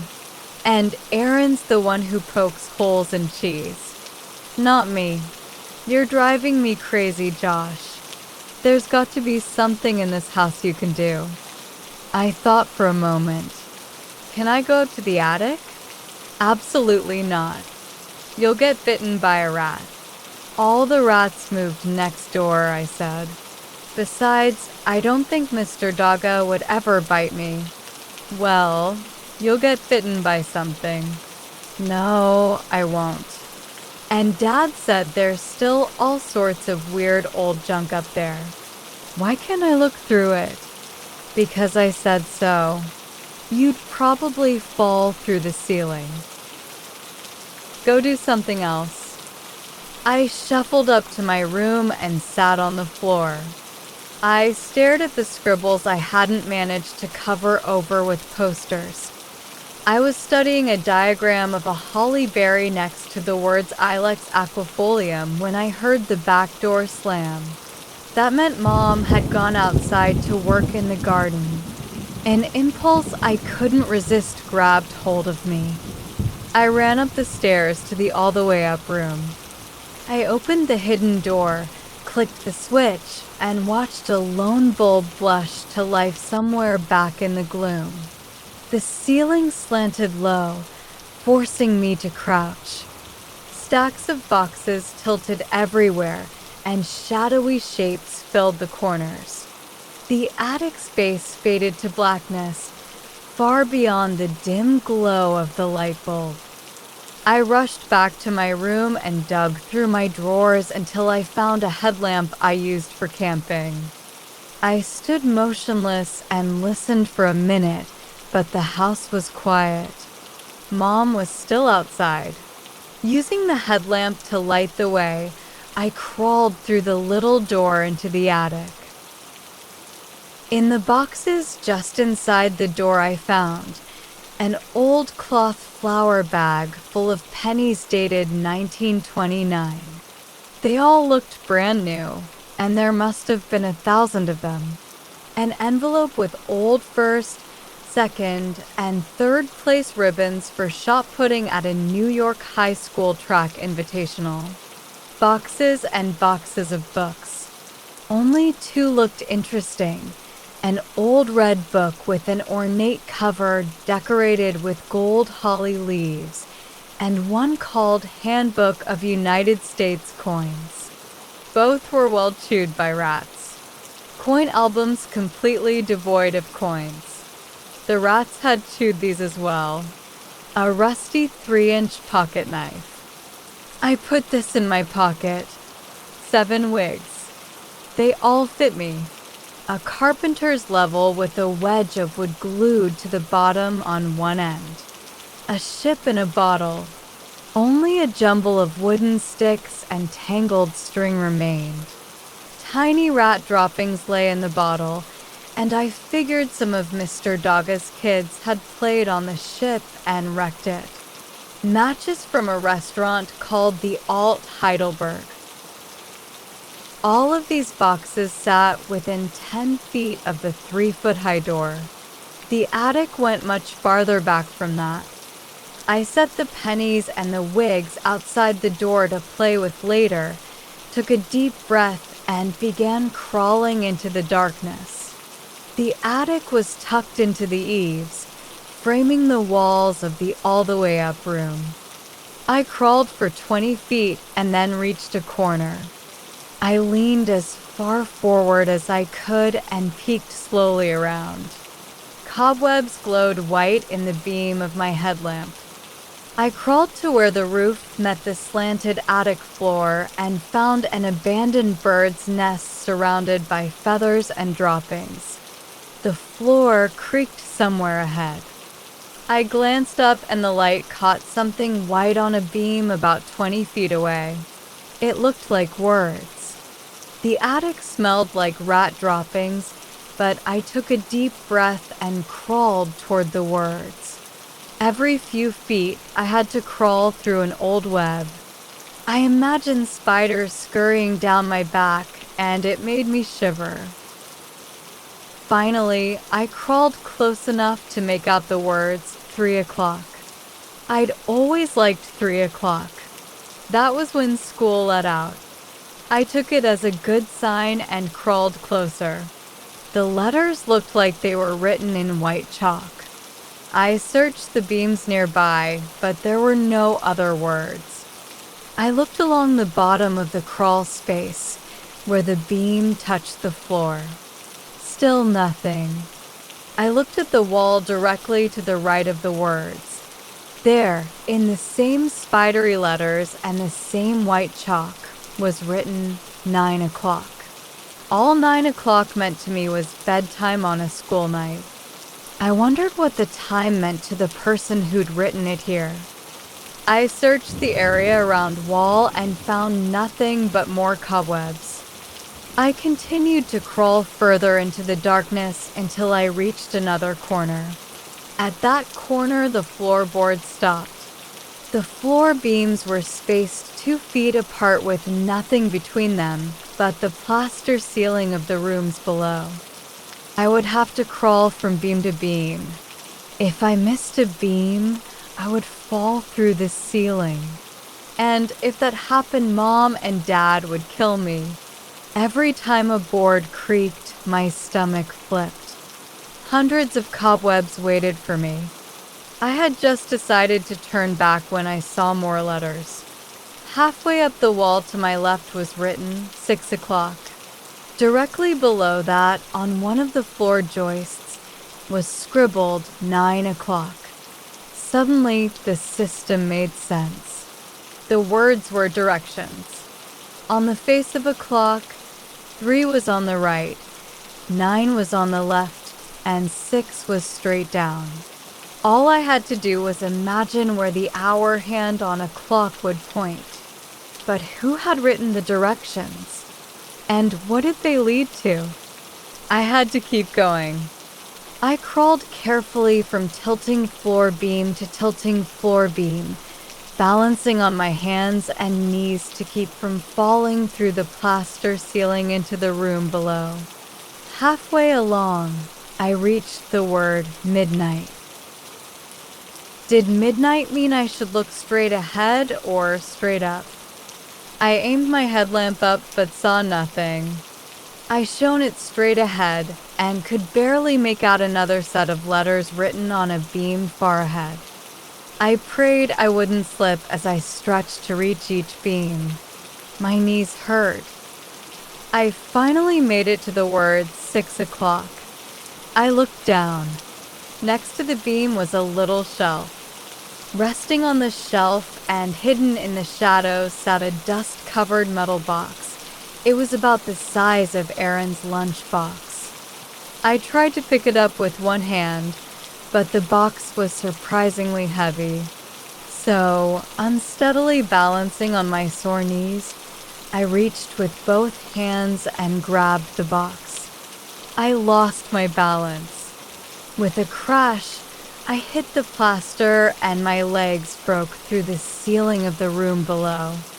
I was stuck waist deep in Tilton House. Chapter 7. The Box. The attic filled with dust. Light shone up from the room below. The heavy box was still in my hands. I listened for Mom's voice or the sound of her footsteps. Nothing. I looked down. Splintered wood and plaster jabbed my waist, keeping me from falling. It hurt.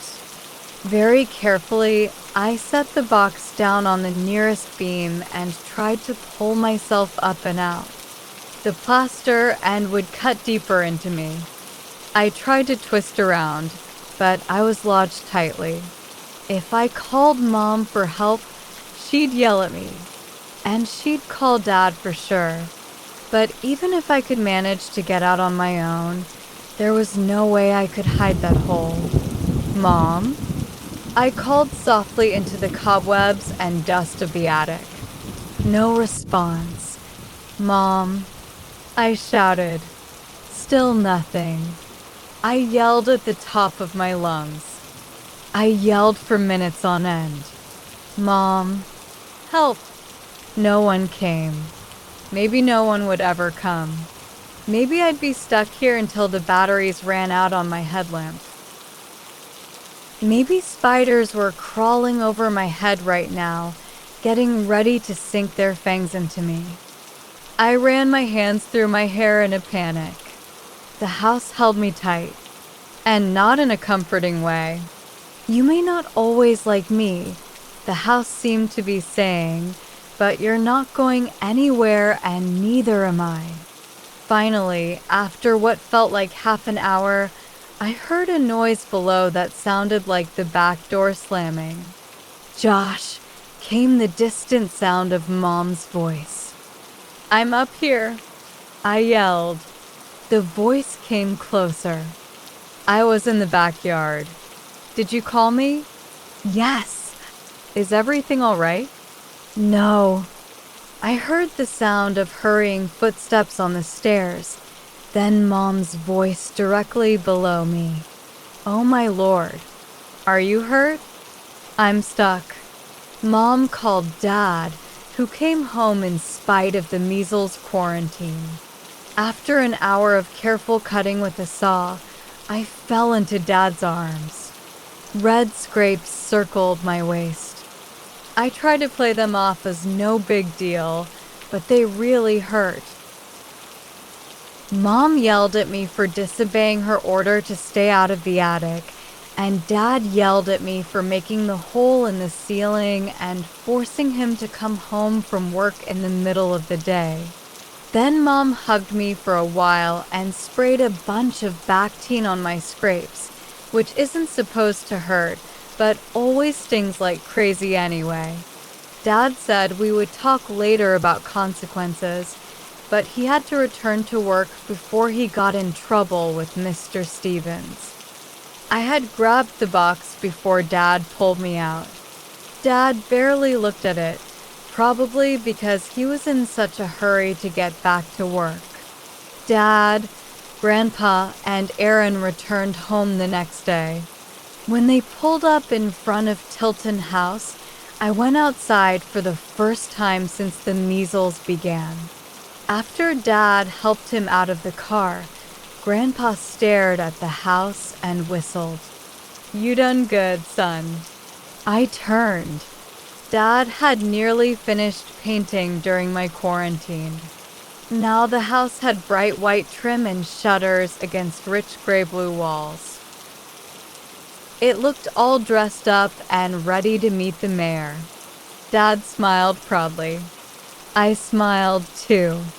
The house still looked crazy on the inside, but I was kind of proud of how it looked on the outside.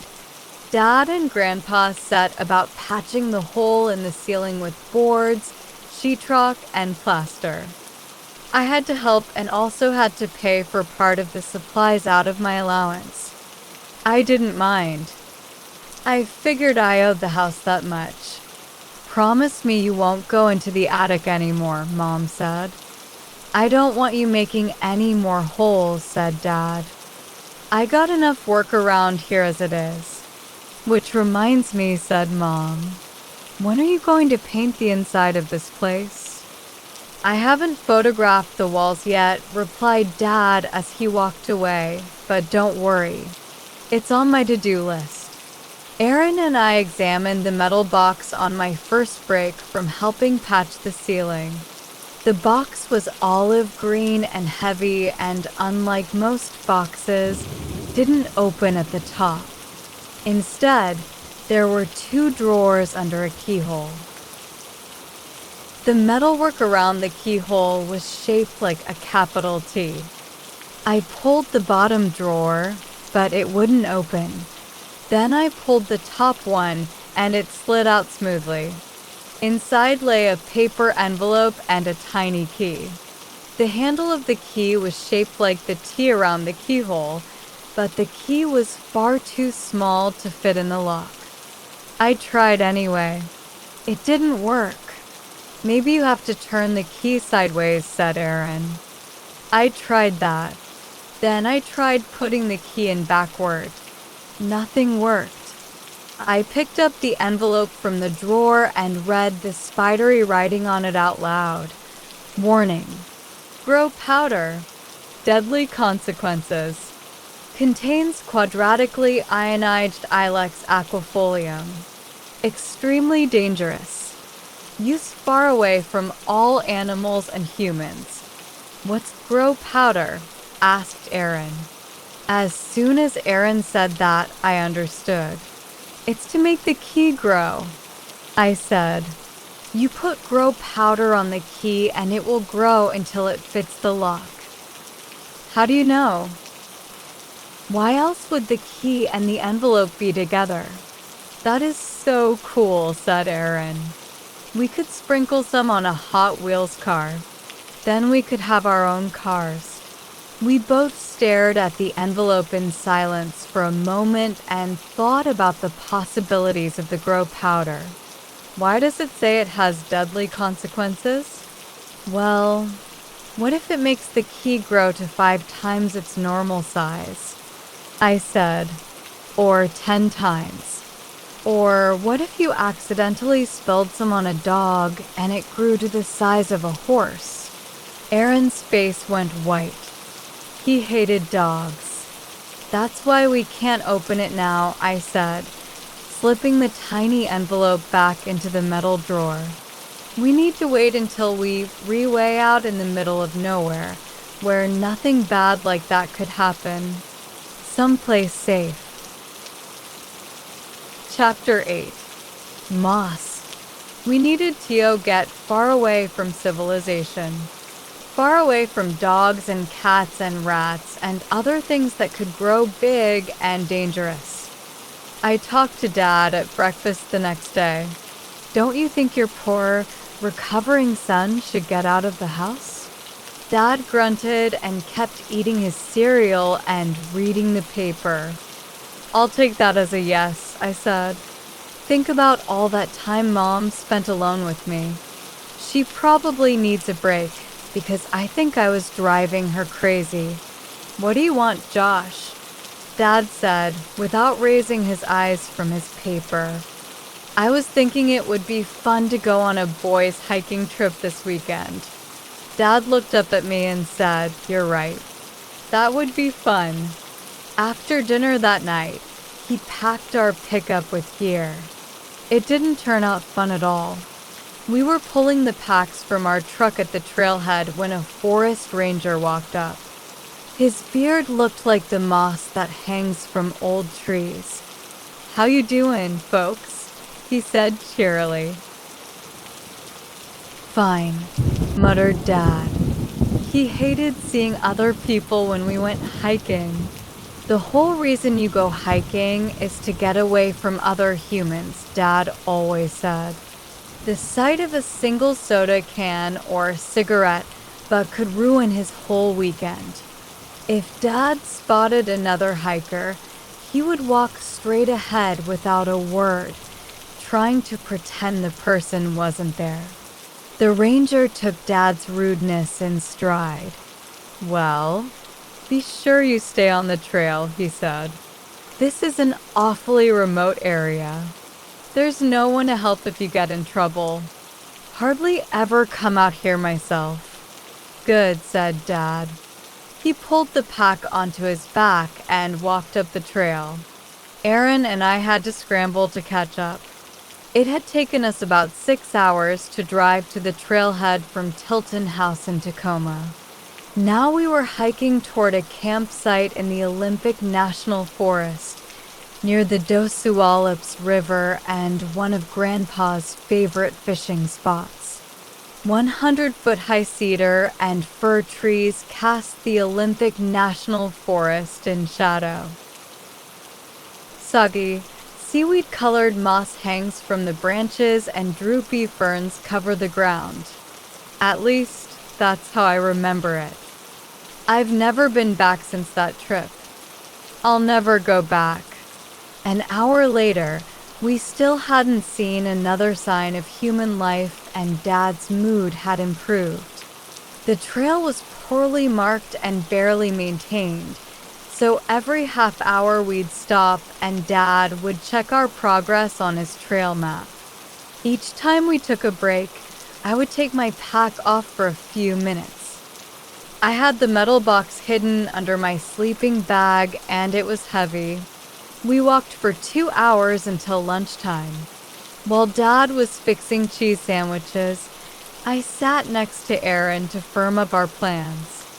Tonight, as soon as Dad goes to sleep, we use the grow powder on the key, I whispered. "Does it have to be in the dark?" Aaron asked.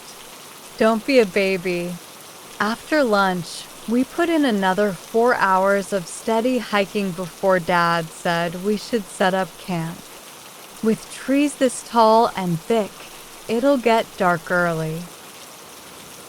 He pulled out his map again and studied the contour lines, looking for a likely spot.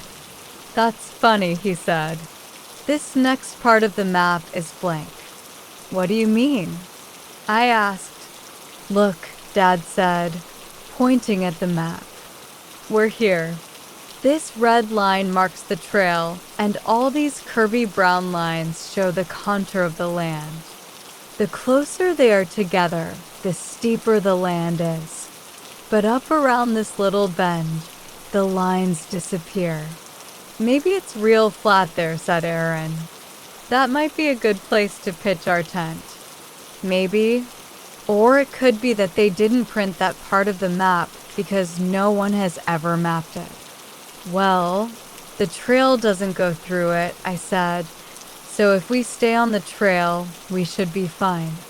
Dad looked at us gravely and put a hand on both of our shoulders. "Josh, Aaron, I think you're missing something. What we have here is an opportunity. We've stumbled upon uncharted territory. Not much of that left these days. Nearly every square inch of this earth has been tromped over, littered upon, photographed, documented, and generally soaked in the stench of human activity. Now, it could just be that this map is a bad printout, but it's also possible that we have found a few acres of land no one has ever mapped before. Maybe no one has ever even set foot on it. Think of it. This may be the only chance in our lives to step into the unknown." "The ranger said we should stay on the trail," said Aaron. "Sure he did. And that's good advice, too. Stay on the trail. Play it safe. Turn your back on your chance for discovery. That's what we should probably do. Right, boys?" "Right," said Aaron enthusiastically. I nodded. No. You're not getting it," Dad shouted, waving his arms around and pacing up and down the trail. "Forget the trail. Forget the dad-blamed map. We're striking out on our own." Oh, brave new world, and all that. Tonight, we camp in a new land. Come on. What could we do? We followed Dad around a bend in the trail until, according to the map, the uncharted territory was directly to our left. If that part of the land had never been mapped, I could see why. Bushes and nettles and brambles covered it so densely, it looked like it would take a bulldozer to cut through it. But Dad didn't hesitate. He stepped over the stinging nettles and plowed into the bushes. After 15 minutes, we were still barely 50 feet from the trail. Thorns caught our clothes and scratched our skin. Thick branches blocked our path, and the farther we went, the soggier the ground got. Finally, the underbrush thinned, and the bushes gave way to huge ferns and leggy rhododendrons. The ground was still soggy, but it rose just ahead. If we climbed up that hill, Dad said, we would probably reach drier ground. We made it to the top of the hill and stopped. Dad whistled. Wow, Aaron said. I agreed. Wow. We were looking at one of the most beautiful places I'd ever seen. Aaron named it the Mossy Spot, and we claimed it on behalf of Tilton House. The Mossy Spot consisted of a clearing about 4 times as wide as our tent, ringed by ancient-looking Douglas fir trees. Everything in the clearing was smothered in thick emerald moss. Everything. There were no bare patches and no other plants, only moss. The moss grew about 20 feet up the trees. It grew over every bump on the ground, large or small. It was so green that I kind of wanted to take a bite to see what it tasted like. This is where we are camping tonight, said Dad. At that moment, I was glad we'd left the trail. As I stared at this untouched morsel of the world, all the scratches on my arms from plowing through the brush didn't matter. When we stepped into the clearing, the spongy moss felt like pillows under our feet. Dad and Aaron dropped their packs and Dad began to unroll our tent. I hesitated before taking off my own pack. The Mossy Spot seemed like the kind of place you should look at and maybe photograph, then leave without making a single mark. But Dad seemed determined to camp there. He handed me the hatchet, and I began pounding the tent stakes through the previously unscarred moss. When the first stake went in, I flinched a little, or maybe it was the ground that flinched. It felt like I was poking a pin into flesh. By the time we had the tent raised and our sleeping bags rolled out, it was growing dark. Dad fired up the camp stove and boiled some water.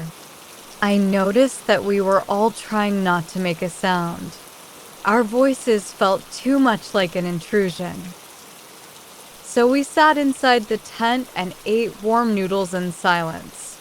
As soon as the sun went down, the Mossy Spot turned chilly, so we climbed inside our sleeping bags. The moss felt like a thick feather bed beneath us. For some reason, it made me wonder if flies felt this comfortable when they first landed on a spider web. Hey, Dad. Tell us a scary story, said Aaron. Tell us the golden arm, not gonna happen, said Dad. Last time I told that story, you had nightmares for a week and I got in serious touch with your mother. Besides, this place is scary enough as it is, I said. Aaron sighed, then pulled out a book from his pack and began to read. Dad and I did the same, reading in the lantern light on the soft moss, in the warmth of our sleeping bags. Aaron and I exchanged glances. We knew it wouldn't take long for Dad to nod off, and then we'd have our chance to try out the grow powder on the key. Soon he closed his book and turned on his side. In less than 10 minutes, Dad was snoring softly. Aaron whispered, "Get the box." I dug it out of my pack with a grunt. "Let's go outside so we don't spill any on the tent," I said. "Or on Dad," said Aaron ominously. Dad snored on, unaware that a little carelessness from us might turn him into a giant. Aaron picked up the lantern. We quietly unzipped the tent flap and climbed outside. The lantern light only carried a few feet into the darkness. I held the metal box as Aaron set the lantern on the ground and cautiously opened the top drawer. He took out the envelope and key and held them carefully in his hands. "You want to do it?" "Only if you want me to." "I want you to." His hands were shaking. I tried to steady my own hands as I handed Aaron the box and took the envelope and the key. I reached into my pocket and pulled out the tiny pocket knife. "Is that Dad's?" Aaron asked. "No. I found it in the attic." I opened the blade and used it to peel back the flap. A teaspoon of tan powder lay inside the envelope. "It looks like sawdust," I said. "What now?" Aaron asked. I thought for a moment, then slid the tiny knife blade through the key's handle. I dipped the key and knife into the envelope, saying, "This way, we won't spill any." But as soon as they touched the powder, both the key and the knife grew 5 times their size. I was so startled that I dropped the key and the envelope. "Get back," I yelled. "Whatever you do, don't get any of that powder on you." The key lay on the moss. It looked like it had grown to the perfect size for the metal box. I reached to pick it up, but before I could, moss covered it. The moss was growing. I stepped back toward the tent in surprise. With the metal box still clutched in his hands, Aaron ran in the opposite direction, out of the glow of the lantern. A moment later, I heard him yelp. "What's going on out there?" mumbled Dad behind me. "Help!" Aaron cried. Dad had pulled aside the tent flaps and was kneeling beside me. "Aaron," he called, looking out. "Josh, where's your brother? What's going on?" Before I could answer, the lantern grew dim.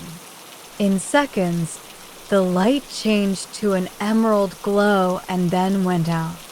Moss had completely engulfed it. "Get in the tent, Josh," Dad said. I did.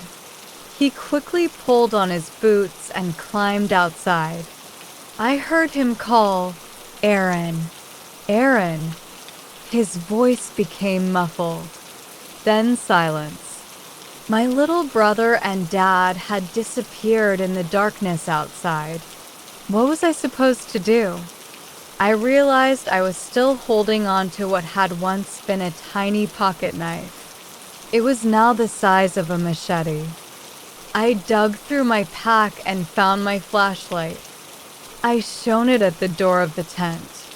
Moss was moving quickly across the floor. I slashed at it with the knife, struggling not to scream. I tried to step outside, but the moss immediately began growing over my shoes and up my legs. I slashed at the moss on my shoes and the floor of the tent. I tore my feet free and climbed outside. "Dad?" I called. "Aaron?" No answer. I aimed the flashlight around the clearing.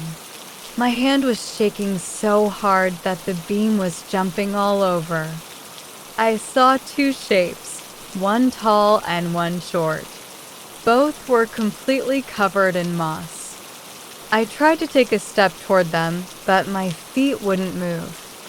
I shone the beam down and saw that the moss was growing up my legs again and had reached my knees. I screamed and hacked away at it with the knife. I knew I was cutting my legs, but I was so intent on freeing myself from the moss that I felt nothing. I kept slashing and peeling the moss off my legs, but it grew as fast as I could cut it away. I slashed my way over to Dad and Aaron. I began cutting and scraping at the tall shape, jumping up and down to keep the moss from catching hold of my feet. At last, I peeled away a fist-sized section and Dad's face broke through with a gasp. He stared at me wild-eyed a moment before he finally appeared to recognize me. "Cut me loose," he cried. I cut and peeled until his arms broke free. He took the knife from me and began hacking at his feet like a wild man, cursing the moss and praying to God in the same ragged breaths. We both jumped and thrashed around like we were on fire, trying to keep the moss from catching hold. We made our way to Aaron, and Dad scraped at Aaron's face until he'd bared my brother's mouth and nose. Aaron's head fell limply to his chest. "Stand close to me," Dad called as I kept jumping from one foot to the other. He continued working at Aaron's feet. Aaron started to cough. His eyes opened. Blood was running down his cheek where Dad had cut him while scraping away moss. Dad spun me around and faced me the way we had come. "Shine your flashlight that way, Josh." I did. I could see a pyramid-shaped hill of moss where our tent had been. "Now we run for it," said Dad as he gave one final slash to free Aaron's feet. "I'll go first with the knife and clear a path. Josh, you keep Aaron in between us and shine your light in front of me as best you can. No one stops running until we hit the trail." The moss grabbed at our feet, but between our fear-fueled speed and Dad's sweeping slashes, we managed to cross the clearing and plow back down the hillside and through the bushes. We reached the trail, scratched and bleeding. Our packs and tent were buried back at the mossy spot. There was nothing to do but hike to the trailhead in the cold and dark. Just as dawn was breaking, we reached our pickup truck, where Dad bandaged my legs and Aaron's cheek as best he could. It wasn't until we were in the pickup driving home that Dad mentioned the metal box Aaron still had in his hands and the huge knife. "You want to tell me about these?" he said quietly. We didn't. It would have meant telling him that our curiosity had nearly killed us. But in the end, we told him everything. "Unmarked territory," Dad muttered, and I thought I was the one taking chances. Chapter 9. The Dimmer Switch. As soon as we returned from the camping trip, Mom hustled us back into the car and drove us straight to Dr. Trumbull's office. He stitched up 2 cuts on my leg and a deep one on Aaron's cheek. We both were going to have scars. Aaron was thrilled. He thought it would make him look like a pirate. The metal box sat unopened on our bedroom dresser. The box was built as solid as a safe, and its key was lost forever under the moss. I asked Lola to come over to take a shot at it. Lola had never been in our house before.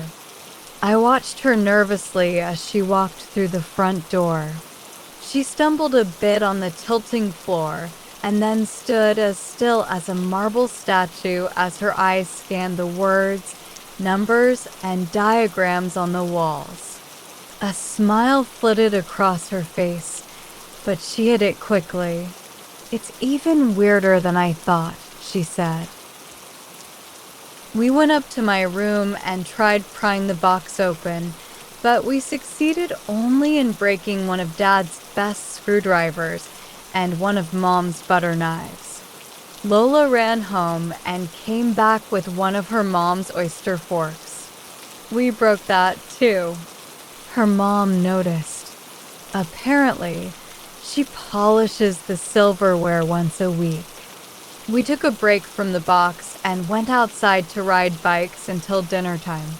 When Mom called us in, I left my bike lying on our front lawn, just a few feet from our porch steps. When I went out to get it after dinner, it was gone. I was sure I knew who'd stolen it. The purple doorman collected junk and hated kids. He wasn't one of those guys who seemed grumpy until you got to know him and then realized he was gruff but lovable. He was gruff all right, but he definitely wasn't lovable. At least once a day, he yelled at us to stop making so much noise. But that's not all he did. He stole from us. To be fair to the purple doorman, it started with the toys we left in front of his house. We'd step inside for lunch and come back out to find our frisbee or football gone. At first, we figured some kid cruising through our neighborhood had picked them up. Or maybe we had left them somewhere else. Then it started happening more often, and it started happening even if the toys had been in our yard. Now, 2 weeks after the horrible camping trip, my bike disappeared from in front of our house. I felt sick. It was the middle of summer. My birthday and Christmas were months away, and here I was stuck with nothing to ride. The purple doorman yelled to me from his front porch, "Sad about your bike." Sonny? What? Did you see who took it? I asked anxiously. "I'm not saying," he said, "but it serves you right for all the noise you kids are always making." From the way the purple doorman said this, I knew he'd been the one who'd stolen my bike. He smiled. In less than a week, Aaron's and Lola's bikes disappeared, too. I told Mom about my suspicion. She frowned and said it might be so. She even said she would talk to the purple doorman, but I could tell she didn't think it would do much good. Then something happened that night that made Mom forget all about our bikes. That was the night we ordered pizza from Big Sam's Pizzeria. The pizza we ordered never arrived. After 90 minutes, I called the restaurant to complain. Big Sam apologized and told me, "Don't worry, little one." Big Sam's policy is, if the pizza isn't delivered in half an hour, you don't have to pay. He asked for precise directions, which we gave him, but still the delivery guy never showed. We couldn't have known it had something to do with the way Dad wired the dimmer switch in the dining room.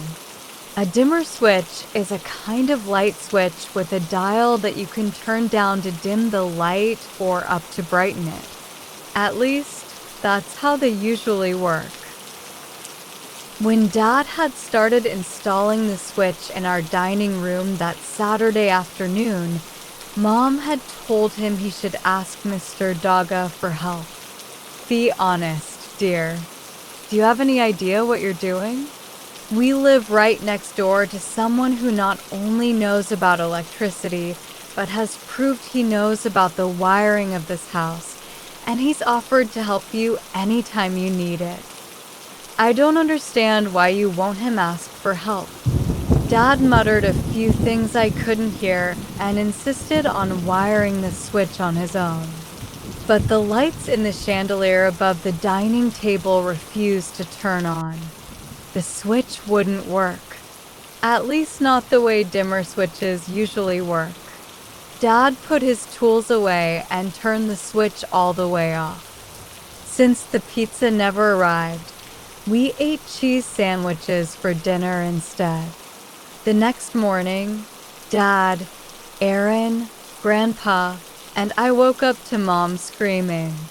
We ran downstairs and found her leaning against the closed front door, her face white as a glass of skim milk. "Something's wrong outside," was all she could manage. "What do you mean?" said Dad. I went out to the porch to get the paper. "But it's missing," she said. "The paper is missing?" asked Dad. "No, the porch.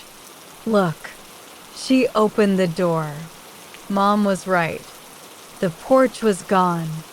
Instead, the doorway opened to a 4-foot drop to the ground. The morning paper, meanwhile, floated level with our front door. Dad tried to step down to investigate, but his foot stopped in midair at the height of the front door. He tapped his foot against something, then stepped out onto an invisible platform. It looked like he was suspended in space. "I don't think the porch is gone," said Dad, awe in his voice. "I think it's invisible." Grandpa leaned his wooden leg out the doorway. His wooden foot went tap, tap, tap against nothing we could see. Dad inched his way across the invisible porch, down invisible steps, all the way down to the visible front yard. When he turned to face the house, he gasped. "Oh my, come and look." Aaron and I carefully made our way to the yard. We turned and faced the house. It was gone. Mom and Grandpa floated in the open front door, with the hallway and kitchen still visible behind them. Dad tried to reassure Mom by jumping up and down on the invisible porch. He even felt his way over to the invisible porch swing, sat down in it, and started swinging. It looked pretty weird. "Maybe we can paint it," Dad said. "You just finished painting it, Hal," said Mom with a sob. Then she slammed the door shut. From where we stood, our house now looked like it didn't exist. We were standing in the front yard discussing what to do when Mrs. Natalie came over from next door. "What the heck happened to your house, Hal?" she asked. Dad said he didn't know what had happened and that the house was still there even though no one could see it. Mrs. Natalie raised her eyebrows. Dad stepped up to the invisible porch and walked across it. Mrs. Natalie raised her eyebrows even more. Dad felt around, then opened the front door, which looked to be attached to nothing, and Mrs. Natalie could see our hallway, same as ever, except that it was floating 4 feet in the air. She raised her eyebrows even higher until her eyes rolled back inside her head. With a ladylike groan, she passed out right on the grass. All the neighbors kept coming over, asking what had happened to our house. Dad kept trying to explain, walking around on the porch to show them it was still there. I could tell he was getting tired of it. At one point, while all the grown-ups were standing around talking, 2 boys from another neighborhood rode by on their bikes and tried to cut through what must have looked like our vacant lot. Too late, I yelled, "Watch out." They crashed into the side of our invisible house. Dad marched over to the boys, who were sitting on the ground looking stunned, and said, "There's a house there, you know."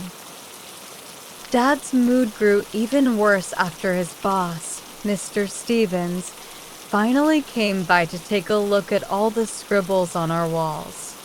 Mr. Stevens's face was so tan and round, it looked like a basketball with eyes. When he saw, or didn't see, our house, he frowned and said, "This isn't the kind of publicity we need right now, Hal." As if Dad had intentionally turned our house invisible. Dad promised to take care of it, then started grumbling as soon as Mr. Stevens left. He hadn't even come inside to see the diagrams and writings. Aaron, Lola, and I spent most of that Sunday opening and closing the invisible front door, climbing in and out of the invisible windows, and leaning against the invisible walls. It looked so cool. Overnight, Tilton House had turned into something out of a science fiction movie. Grandpa sat on the invisible porch swing all day, throwing out different questions and theories to Dad. Have you checked with the city? Maybe you forgot to pay your cable bill. It's probably some kind of government experiment we don't know about. I liked throwing a football through the front door because if you stood outside at just the right angle, the football seemed to disappear. Aaron kept asking me to open and close the upstairs windows. He said it looked like a square of our house popped right out of the sky. Mom and Dad wanted the old house back, but I hoped Tilton House would stay invisible forever. Think how awesome it would look if it snowed, I said to Lola. My mom says it's going to lower the neighborhood property values, she said. And it could be dangerous. Do you have any idea what made your house disappear? What if it's contagious? What if tomorrow you wake up invisible? You're just jealous, I said. Lola stared at me in silence, then turned on her heel and walked to her neat, level, visible home. I went inside to look at something I'd remembered seeing scrawled on one of our walls. It was right above the top of the couch. Invisibility, electricity, and the refractive index of air. The writing beneath that mentioned something called Snell's law, which made it clear that given the precisely correct conditions, light could be bent backward upon itself, rendering objects undetectable to the human eye. Next to the text was a complicated wiring diagram. I studied the diagram, wondering if it would explain how the house became invisible. Mom stayed inside the entire day, talking on the phone to her friends about what had happened. She never once walked across the invisible porch. She answered a call from a newspaper reporter who wanted to stop by to take pictures, and she seemed excited about that. I know Aaron and I were. Since there was no house, she said she didn't know what the reporter planned to take pictures of. She said it would make more sense if a TV crew came so they could film Dad walking across the porch or swinging in the swing. Dad seemed less excited. I guess he was remembering what Mr. Stevens had said about bad publicity for the museum. He called the reporter back and asked him not to come. The reporter said he appreciated the call and hung up. Since Dad couldn't fix the house's invisibility, he tried to fix the dimmer switch instead. He fiddled with it that night after dinner, but the chandelier still wouldn't work, so he quit, unknowingly leaving the dimmer switch turned halfway up. We couldn't tell from the inside, but from the outside, our house was now halfway visible. You could see it, but at the same time you could see through it to the backyard. That's how it looked the next morning when the newspaper reporter arrived with a camera slung around his neck. Dad met him outside and asked him not to take pictures as it would cause Dad trouble at work. The reporter, whose name was Van Leopold, nodded his head but started taking pictures anyway. That picture covered the front page of the local paper the next day. Most people thought the photograph was a fake, but Dad said that wouldn't help matters with Mr. Stevens. On top of that, the article mentioned that Dad was the curator of the art museum. After the reporter left, We were all having lunch in the kitchen when Aaron mentioned that the house looked like it was dimmed. Mom frowned at Aaron, dashed into the dining room, and turned the dimmer switch all the way up. She ran to the front door, threw it open, and looked outside. "Huh," she yelled triumphantly, jumping up and down. "I knew it. The house is back. My beautiful house." Sure enough, the house was visible again. Dad couldn't believe the dimmer switch had caused all this trouble, so he went back to the dining room to test it by turning the switch off again. But Mom yelled at him from the porch, "Don't you dare touch that switch, Hal. Nobody touches that switch. And next time you put one in, you're getting Mr. Dogga to help you." Mom covered the switch with duct tape to keep anyone from turning it. We've never touched it since. Well, almost never. Sometimes when we order a pizza from Big Sam's, I might untape the switch and turn it down, but only for half an hour. Because as Big Sam says, if the pizza isn't delivered in half an hour, you don't have to pay. Chapter 10. Mrs. Natalie's Little White Dog. For Aaron, IT was love at first sight. The object of his affection was Mrs. Natalie's new dog. Mrs. Natalie had grown lonely since Mr. Natalie's death, so it didn't surprise us when she came over one day to introduce Dinky, a Maltese, as white as a puffy cloud and only a little bigger than a house cat. Before Dinky came along, Aaron had hated dogs. But Dinky immediately won him over by being so small and cute. For Dinky, it was love at first sniff. I don't think she'd ever smelled an 8-year-old boy before. Aaron always had something sticky in his pocket or on his hands. And Aaron wanted to play. Her owner may have been a nice old lady, but Dinky's heart belonged to Aaron. Luckily, Dinky's jumping and barking and chewing wore Mrs. Natalie out, so she always seemed happy for a break when Aaron came by. Dinky chewed on everything, barked at everything, ran circles around everything, and did it all at full speed.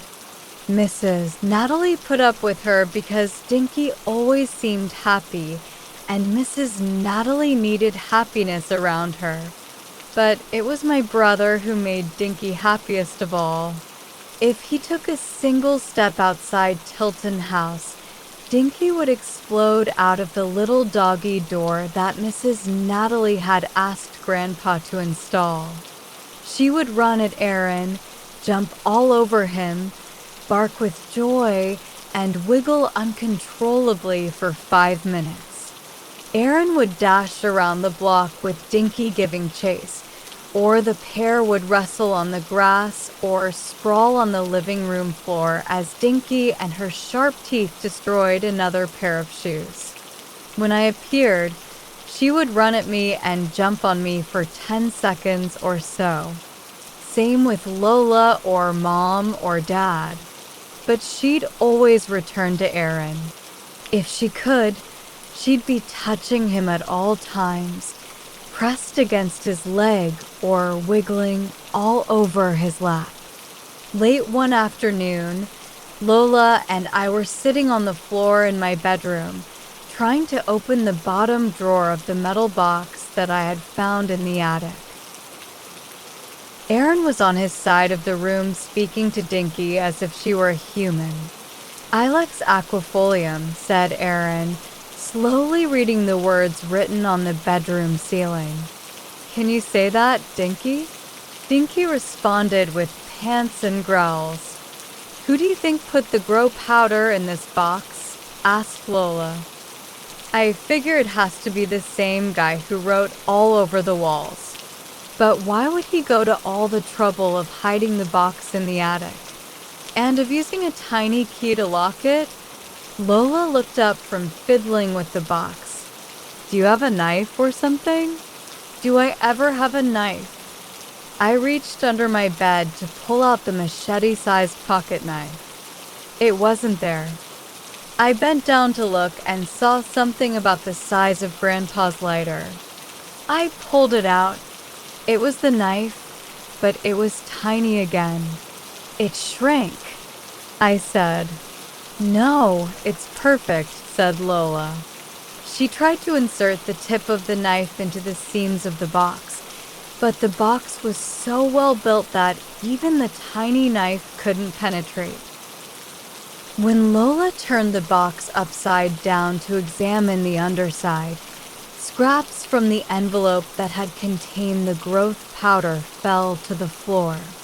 In a flash, Dinky zipped across the room and started eating the bits of paper.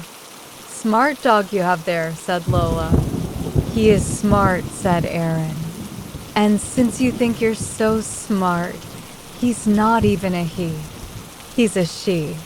Lola grunted and turned her attention back to the metal box. I rolled onto my back and stared at the ceiling, wondering how I could prove that the purple door man had stolen our bikes. I could still hear Aaron and Dinky happily growling and talking to each other. Dinky's growls rose in pitch as if her tail had been stepped on. Then they took on a gargly tone before stopping altogether. I rolled over to see what was going on and sat up immediately. Dinky's eyes were bulging and her tongue hung out of her mouth. Your genius dog is choking, said Lola. Mind your own beeswax, said Aaron, but he looked scared. I'm not kidding. Lola dropped the metal box and grabbed Dinky. Aaron, he's choking. Why'd you make his collar so tight? I picked up the knife from the floor and started sawing at the collar. I didn't touch her collar. Aaron shrieked. All at once, the collar broke with a snap. Dinky started coughing and shaking. She panted a few times, then wriggled free from Lola and ran into Aaron's arms as if nothing had happened. A real smart dog you have there, said Lola. Not only does he eat paper, but he chokes himself too. He's a she, said Aaron. From downstairs, Mom yelled that it was time for dinner. Aaron walked Dinky back to Mrs. Natalie for the night. The next morning, Aaron and I hung around in the living room, playing Monopoly. At about 11, I was winning when Mom chased us outside into the sunshine. As soon as we were in the front yard, we heard Dinky barking.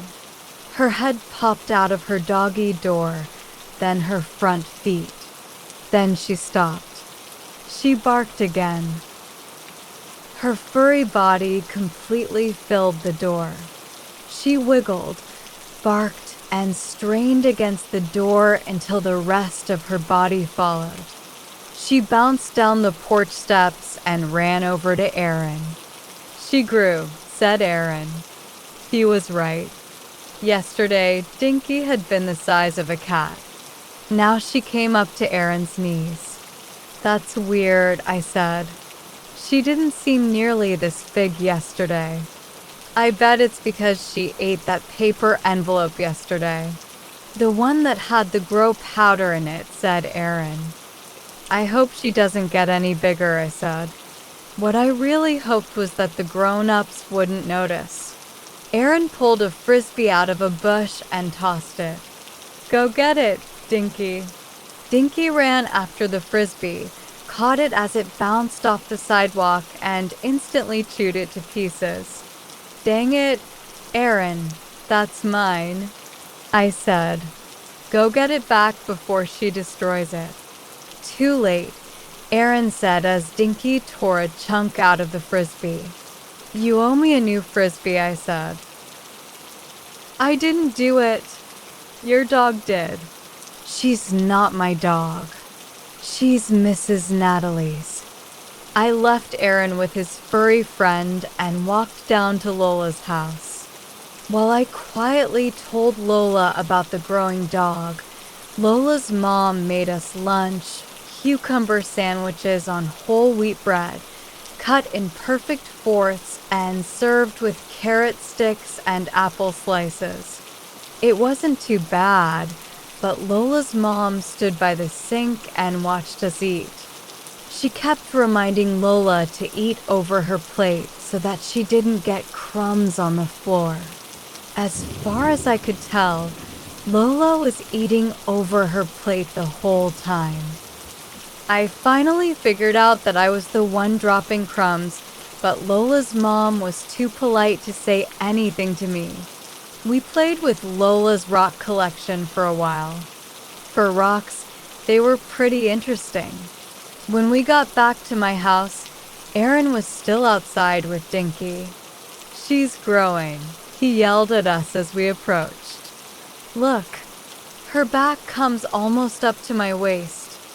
"Holy cow," said Lola. "How big do you think she'll get?" We brought Dinky back to Mrs. Natalie's, but the doggy door was far too small for her now. She'd grown up to my waist by then. Aaron opened Mrs. Natalie's front door to let the dog in, and we heard Mrs. Natalie scream. Aaron said, "It's okay. She's still Dinky. She just grew." I got a sick feeling in my stomach thinking back about the moss. What had we done to Dinky? I swallowed hard, grabbed Aaron, and we walked back home to tell Dad our theory. He listened to us silently. He didn't say a word during dinner, either. When we were done, Aaron and I went with him to talk to Mrs. Natalie. "Thanks for coming over, Hal," said Mrs. Natalie, opening the door. "Get down, Dinky. I wanted to ask your opinion about. Stop it now." I said get down, about this. Now you let go of his arm, about this dog. "She's grown so big so fast. I don't quite know what Dinky. You're being a naughty puppy. I don't quite know what to bad puppy." Dinky didn't seem to realize that she was now a big dog. She still jumped on everyone. She still chewed on everything. Except now she probably weighed 75 pounds. When she was tiny, she was only annoying. Now she was scary. Dad sat Mrs. Natalie in a chair and began making her a cup of tea. He told Aaron to try to play with Dinky quietly until Mrs. Natalie had a chance to calm down. The next day was a Saturday, and Dad promised he'd take Dinky to the vet. We returned home. Dad never mentioned a thing about the grow powder to Mrs. Natalie. "It's all gone now, isn't it?" he said to Aaron and me as we stood on the porch. "Is what all gone?" "That powder, Josh." "Yes, even the envelope is gone." Dad nodded and entered the house.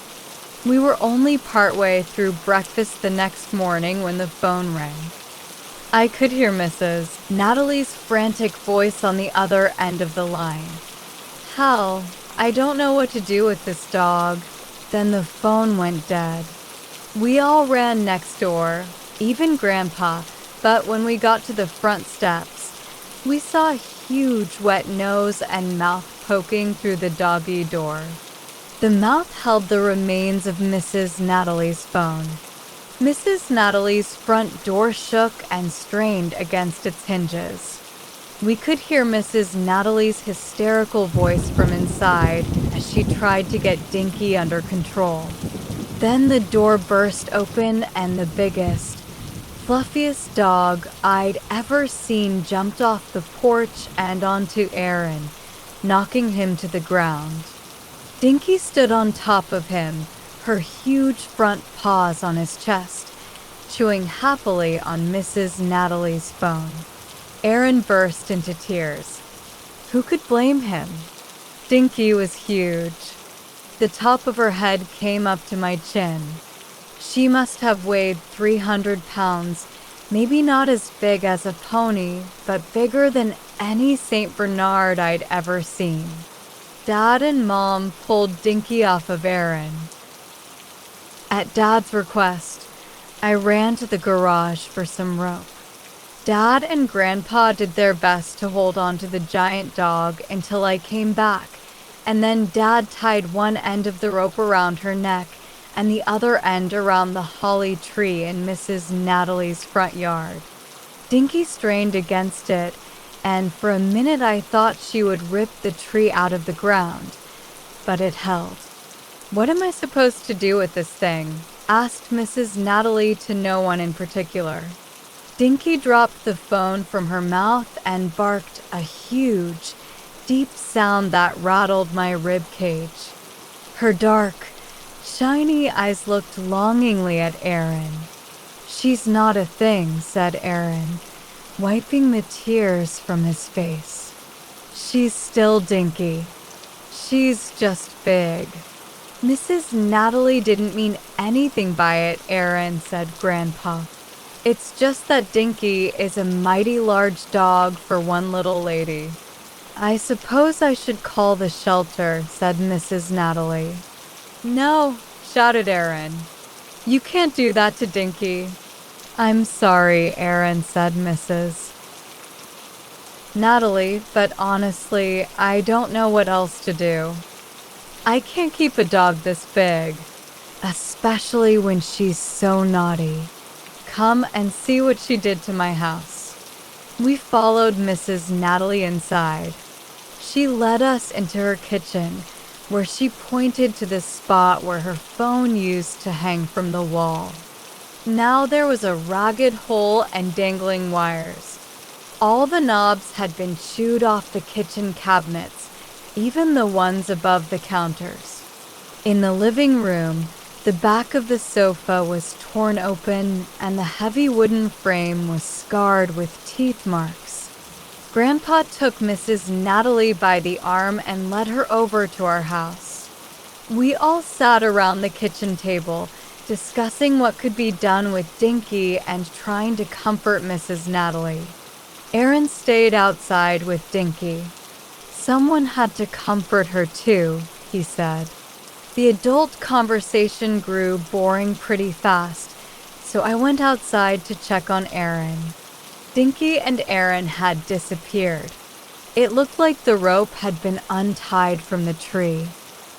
I hurried back to tell Mom and Dad, and then we all started searching the neighborhood, calling for Aaron and Dinky as loudly as we could. Once Lola and a few of the other neighbors found out what all the commotion was about, they joined the search.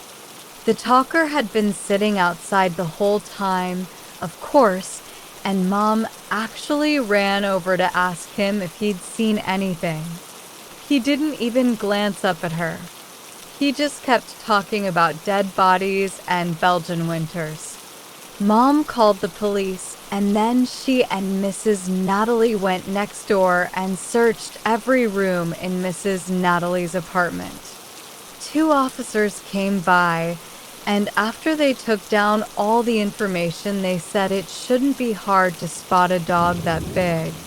Lola and I ran down to the schoolyard, but we failed to find so much as a paw print. A few times during the day, I could swear I heard a deep, distant bark, but I could never tell where it was coming from. We crisscrossed the neighborhood all day long, calling and looking and fretting. Mrs. Natalie grew even more frantic, so Grandpa stayed with her at our kitchen table and made her more tea. Mrs. Natalie was convinced Aaron had run away with Dinky to keep her from sending the dog to the pound. "It's all my fault," she said, again and again. I was convinced that Dinky had simply eaten Aaron and run off to look for more young children with sticky hands. The 2 police officers stopped by after dark to check on us. They'd found nothing. Neither had we. Mom and Mrs. Natalie cried again. Dad frowned and tried not to curse. Grandpa cursed freely. Then, just after a dinner that everyone only picked at, the front door swung open and there stood Aaron. We ran toward him, but he lifted up a hand to stop us. And we stopped. Even Mom stopped. Aaron stood looking at us silently, holding us back with his chubby upraised hand. He tilted his head a bit to one side, whispered something, and waved his hand. Silently and gracefully, Dinky stepped through the door. We could hear her soft panting as she took her place beside Aaron. Aaron tilted his head to the other side. He whispered again, and Dinky sat down on her haunches. Another whisper, and Dinky lay down. Then Aaron smiled, whispered, and tilted his head again. Dinky stood up, walked quietly to the kitchen, right past all of us and right past Mrs. Natalie. Dinky gently took the refrigerator handle in her mouth and pulled the door open. She stuck her huge head inside. She delicately picked up one of Mom's Diet Pepsi cans, carried it back to Aaron, and lay it at his feet. "Pretty good, huh?" said Aaron. Then and only then was Aaron buried in a sea of hugs. A few minutes later, Aaron pulled Lola and me out of Mrs. Natalie's earshot. Dinky remained lying down, not moving an inch. It wasn't me who trained Dinky. "Not really," said Aaron quietly. "It was Mr. Dogga. When you guys all went inside earlier today, he came out. He was really mad. He said that he wasn't going to let some loudmouth dog keep him up all night. Either that dog had to learn some manners, or Mr. Dogga was going to chase both Dinky and Mrs. Natalie out. Then he invited us inside." "You took Dinky into Mr. Dogga's house?" "Yep. That's where I've been all day." Aaron explained to us how Mr. Dogga had Dinky under control within seconds. Dinky was obeying the rat's commands before they reached the top of the stairs. Mr. Dogga talks dog. He what? He talks dog. He talks cat, rat, and dog. And English, of course. He learned it all from his dad, he said, who learned it from his dad, who learned it from his, all the way back to Mr. Dogga's great-great-great-grandfather. And guess who he learned it from? "Who?" I said. "You've got to guess." "Aaron." "Who?" "Tilton. The guy who owned our house. He learned rat and taught the rats to learn human English. He did it with something Mr. Dogga called amplified bio. Amplified bioacoustics? Yeah." "Did Mr. Dogga teach you how to talk dog?" Lola asked. "I wish. He said hardly any humans are smart enough to learn it. He called Tilton a freak of nature. It took Mr. Dogga all day just to teach me a few basic commands. You have to do them in a really high-pitched voice, so high that most grown-ups can't even hear them. Is that what you were doing when you first came in?" I asked. "Yep. I'll teach you. I can do come, and sit, and lie down, and get me a pop from the fridge. That's all I know." Oh, and Mr. Dogga had a long talk with Dinky about bad manners and barking and chewing on things, so she'll be a nice dog for Mrs. Natalie. I think Mr. Dogga kind of freaked Dinky out. Mr. Dogga's got quite a temper. Now Dinky knows Mr. Dogga's the alpha rat. Mr. Dogga's talk worked. Dinky was a different dog from then on, quiet, obedient, and well-mannered. Not that it mattered, really. 3 days later, she started shrinking. The shrinking didn't happen the same way as the growing. One day Dinky woke up with her tail shrunk all the way to its original size. It was so much smaller than the rest of her that at first we thought her tail had fallen off. By the next morning, her head had shrunk. Her body was still almost pony-sized, but her head was the size of a lapdog's. Her bark was high and tiny again, not that she barked much that day. As a tiny-headed dog, nearly all she did was eat. It took a lot of eating for that tiny mouth to fill that huge belly. The body shrank next. When Dinky woke up the following morning, she had a tiny dog's body with big dog legs. She looked like a fluffy spider. She kept toppling over, so she ended up spending most of the day with her legs sticking out of her doggy bed. I laughed every time I looked at her. Even Lola laughed. Erin sat next to Dinky, patting her head and telling her to ignore us. The next day, Dinky's legs had shrunk and she was back to normal, to the relief of Mrs. Natalie. Actually, she wasn't completely normal.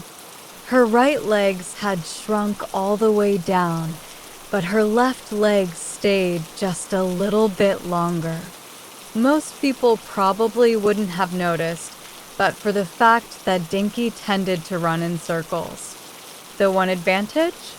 Whenever Dinky visited our house, she walked perfectly level on our tilting floors, as long as she moved around the house in a clockwise direction. Mrs. Natalie seemed happy with her obedient little dog, but now that Dinky was so calm, Erin didn't show much interest in her. Dinky walked softly, almost never jumped, and rarely barked, and Erin spent less and less time with her. By doing what everyone else wanted, Dinky lost the one thing she wanted the most. Dinky still grew excited when Erin came around, but now she showed her joy with a quiet wag of her tail. Erin hardly noticed. I did. So did Lola. You can see her feelings in her eyes, Lola said. They look a little sadder than they used to, if you ask me. But every now and then the two of them, boy and dog, would connect in the old, wild way.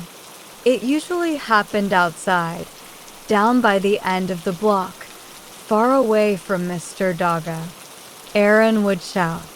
Dinky would jump. Erin would tumble. The two of them would roll together in the green summer grass. Chapter 11. The Story of F.T. Tilton. We'd looked everywhere for our bikes.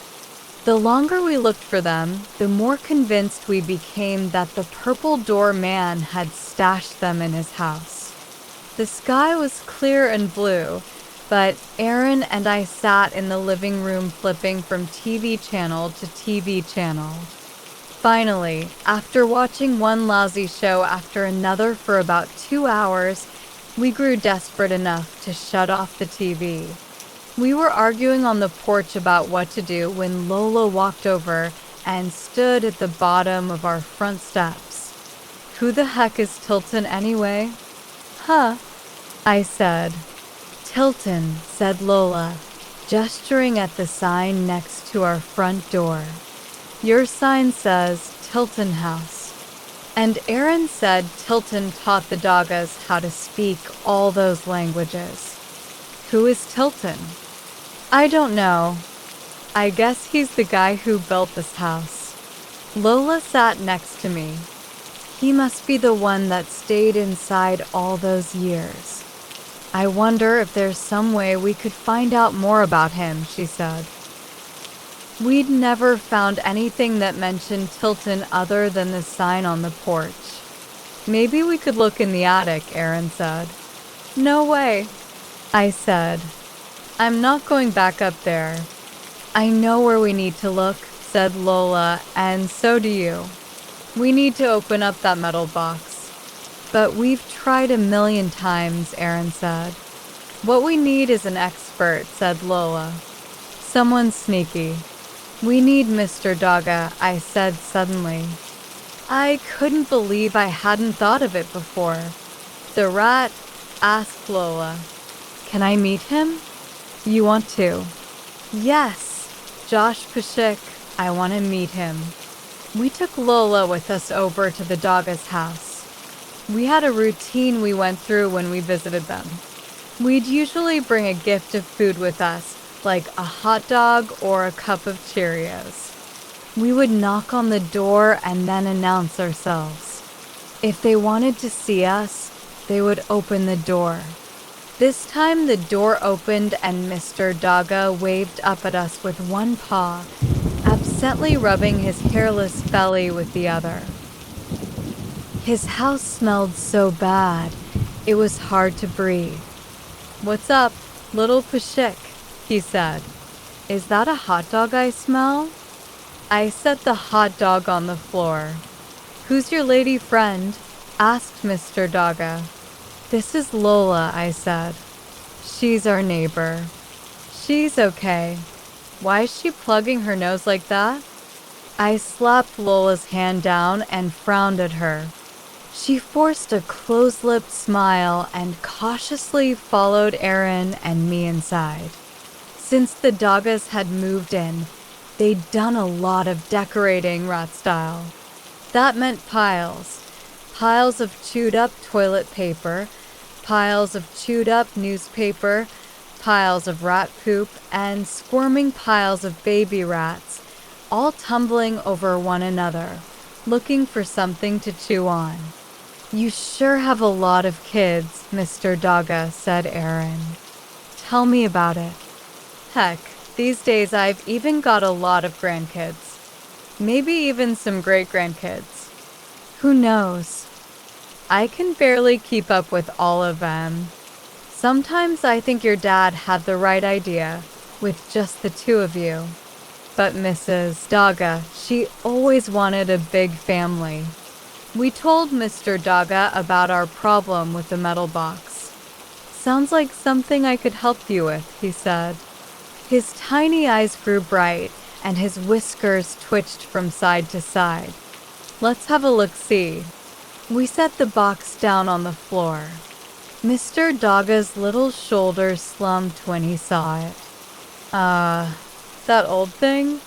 Nothing's in there but an old picture and some scribbling. You mean you've looked in this box before? Of course I have, kid. If it was in your house, I've seen it. That box was up in the attic, right? Yeah. I've opened it a bunch of times. Every so often, one of my kids would come across it and think they found something new. They'd always bug me to open it for them. I can unlock it with my eyes closed. Could you unlock it for us, Mr. Dogga? Asked Lola. Sure, but like I said, there's not much in it. Mr. Dogga walked up to the metal box and stuck one of his paws into the keyhole. He reached in all the way to his shoulder, then strained and grunted and grimaced as he pushed and pulled on some unseen gear. Suddenly we heard a click. Mr. Dogga smiled and withdrew his arm. There you go, kids. Knock yourselves out. Now, if you all will excuse me, I think I hear the wife calling. For all I know, she's busting out a few more babies.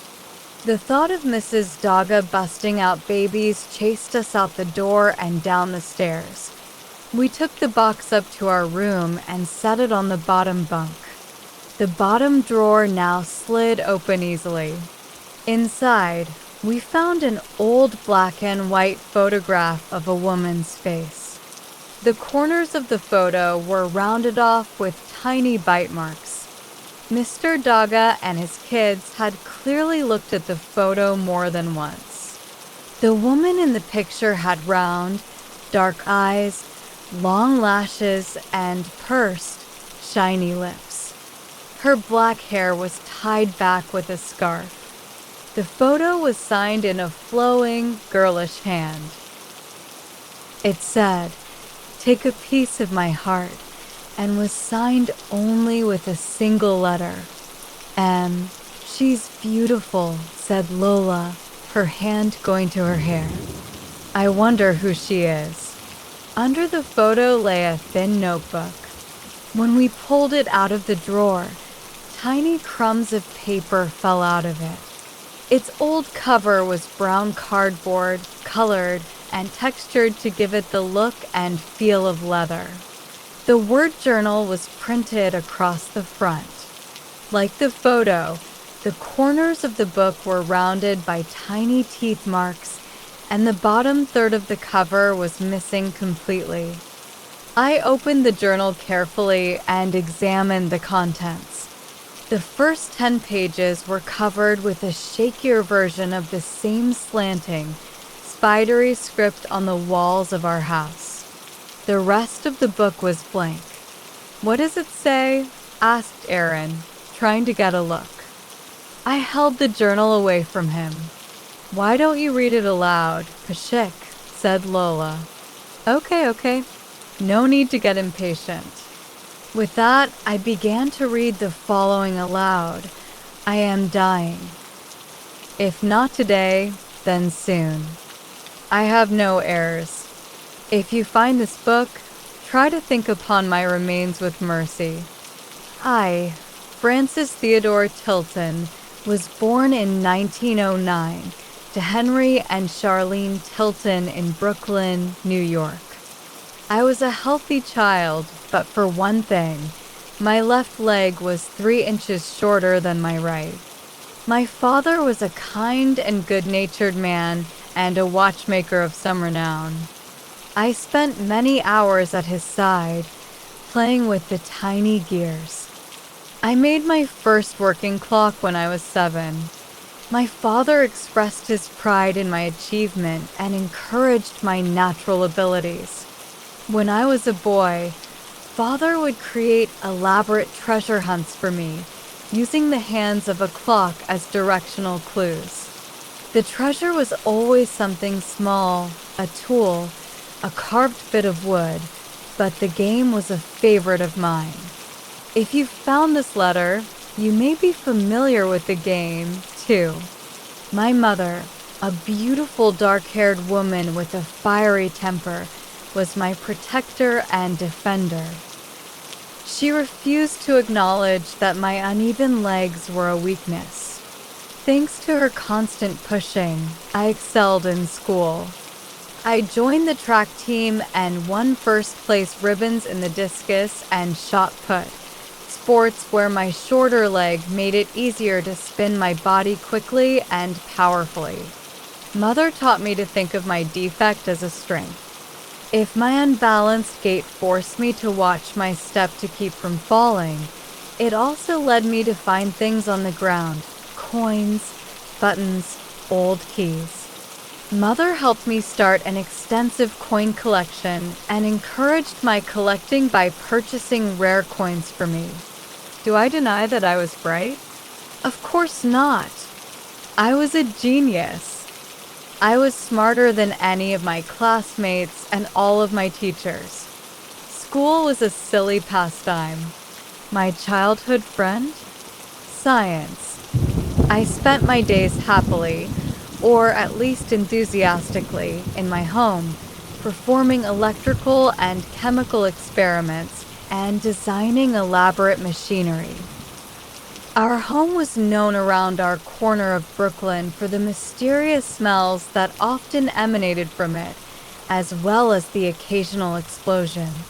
Once I turned our old house cat, Matilda, bright blue with a mixture of oxides. On another occasion, I made her disappear entirely but that is a tale I have told elsewhere.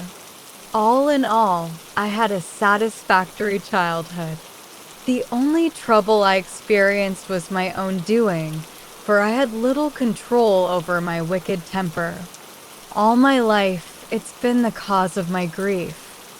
I recall one incident in particular when a young ruffian named Snark made a comment about my crooked posture in front of a young lady I admired. I waited for Snark after school and called him out, and when he approached, the rest of the section was missing. The page was badly chewed by the doggas. We found a few stray bits that mentioned something about broke his nose and the local constable. The story started in again abruptly at the top of the next page. And while my mother defended my actions, my father feared that my fighting at school would come to no good. He was convinced I'd be better off with an early entry into adulthood. So in 1926, at the age of 17, I entered into an apprenticeship with Hammersley Shipyards in New York City. I had little interest in the work. I'd always pictured myself as a captain of industry or a renowned scientist. But because of my mechanical aptitude, I reached the grade of journeyman machinist in less than a year, and then, at 18, quit Hammersley to move west, where opportunity was said to abound. I packed up my coin collection, my tools, and my few other belongings and ended up in Tacoma, Washington. It was a bustling port town and the perfect spot to start my small boat building company, Tilton Boats, with a bit of money from my parents. My first commission was for a trawler by a fisherman named the rest of this page was completely missing, falling under the teeth of the doggas. We skipped to the top of the next page. Only employee was a skilled carpenter named Lennis. The boat we delivered so far exceeded the expectations of the fisherman that at first the man refused the delivery. He complained that the boat went too fast and that the engine was so quiet that he could not tell when it was running. As far as I know, he never did gain any true appreciation for the craft and for the innovations that filled every square inch of it. When he paid me less than the full amount, I threw the money back in his face and then threw him off the dock into Commencement Bay. I worked tirelessly, but the rapid success I had imagined eluded me until one day in 1928 when I went into partnership with a tall, thin Swede named Hansen. He had yellow hair and a reputation for good manners and fine clothes. What he lacked in brilliance, he made up for in charm. In our partnership, he smoothed the way for me with our customers, and I created genius work for him. We joined forces because of a shared frustration with a poorly designed bridge that crossed the Thea Foss waterway in downtown Tacoma. This rigid, street-level railroad bridge kept all ship traffic blocked from the harbor on the seaward side. Hansen and I took it upon ourselves to design a replacement, a kind of drawbridge, which we called the Tilton Tilt-Up. The bridge would tilt up on one side and allow nearly all ships to pass through. This opened the waterway to ship traffic and instantly transformed the Thea Foss waterway into a bustling center of trade.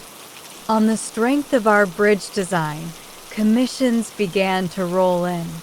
Despite our youth, Hansen and I became the engineers on numerous projects, from the paving of Pacific Avenue to the Yelm irrigation flume to the installation of the famous totem pole at Fireman's Park. In a matter of 4 years, Tilton Engineering, as we called our firm, grew into the leading design firm on all of Puget Sound. I had become the captain of industry that had I always imagined. I confess that at the time, I credited my own genius for our success. Looking back, I can see that Hansen was equally responsible. He was a master administrator, and his firm belief in my abilities pushed us forward. I would never have achieved the level of success on my own that the two of us achieved together. I was abrasive. I know it. Few people like me. Few ever have. And I've liked even fewer of them. It was Hansen who taught me how to act like a gentleman. It was he who assisted me in the design of my home, Tilton House, which, for a short time, became something of a landmark in our neighborhood. All the floors sloped 3 degrees toward the center to adjust for the shortness of my left leg. As long as I always travel through the house in a clockwise direction, this slope makes my beloved home the one place where I walk level and where others struggle, unbalanced. Hansen even hired my old employee, Lennis the carpenter, to help with the finishing of the home. Lennis crafted a beautiful porch swing and a dining room set as my first pieces of furniture. I am sitting at the dining room table even now as I record these facts. In spite of my abrasive nature, Hansen and I became local celebrities. The two of us were often called upon to meet visiting dignitaries, politicians, movie stars, singers, and the like. We filled that role for a number of years. That was how we met Mary. She was touring the country to promote what was her final film, The Primrose Path, which ran for 2 weeks at the Pantages Movie Palace. Hansen and I met her train at Union Station, posed for the local newspaper photographers, and then accompanied her to the Alt Heidelberg, a fine restaurant that had just opened. At dinner that night, Mary put forth all of her famous charms. Before we were halfway through the appetizers, she had me wrapped around her little finger. Hansen wasn't far behind. While we were sipping brandy and waiting for dessert, she confessed she was done with Hollywood and had traveled to Tacoma not only to promote her picture, but to find what she called real love. It may have been the brandy, but I felt as if Mary were speaking to me when she said this. At the end of the evening, I pulled Mary aside and asked her to dinner the following night. She said no, as she had plans, but that she would love to dine with me the evening after that. She did. It was glorious. I drove her back to her room and, on the steps of the Hotel Winthrop, I told her I was in love with her. "Of course you are," she said, and kissed me on my lips. Mary left the next morning to continue her promotional tour. While she was away, she wrote to tell me that a few sentences were missing here, chewed away by the rats, which drove Lola crazy. She said Mary must have told Tilton she was in love with him, too. The story continued, but returned in 2 months. She stayed at the Winthrop, and I dined with her 3 or 4 nights a week, never more often than that. On many occasions, I tried to ask her to marry me, but she would put her fingers on my lips and tell me to shush or would silence me with a kiss. I was desperate to spend the rest of my life with her. I was madly in love. Oh, if only I had possessed Hansen's charms. My bliss ended abruptly 2 months later. A business acquaintance of mine named Hodgson Bennett shared with me the devastating news that the rest of Tacoma society knew already. The reason Mary would see me only 3 or 4 nights a week was because she was spending her other evenings with Hansen. I was overcome. I felt betrayed by the woman I loved and the friend I trusted. My mind turned dark and, I shamefully admit, thoughts of murder filled my head. That evening, while driving to dinner, I confronted Mary. I told her she had made a fool of me. She apologized and said she did indeed love me, but she loved Hanson as well. At the next stoplight, she opened the car door and stepped out into the shadows. I drove home alone, angry and miserable.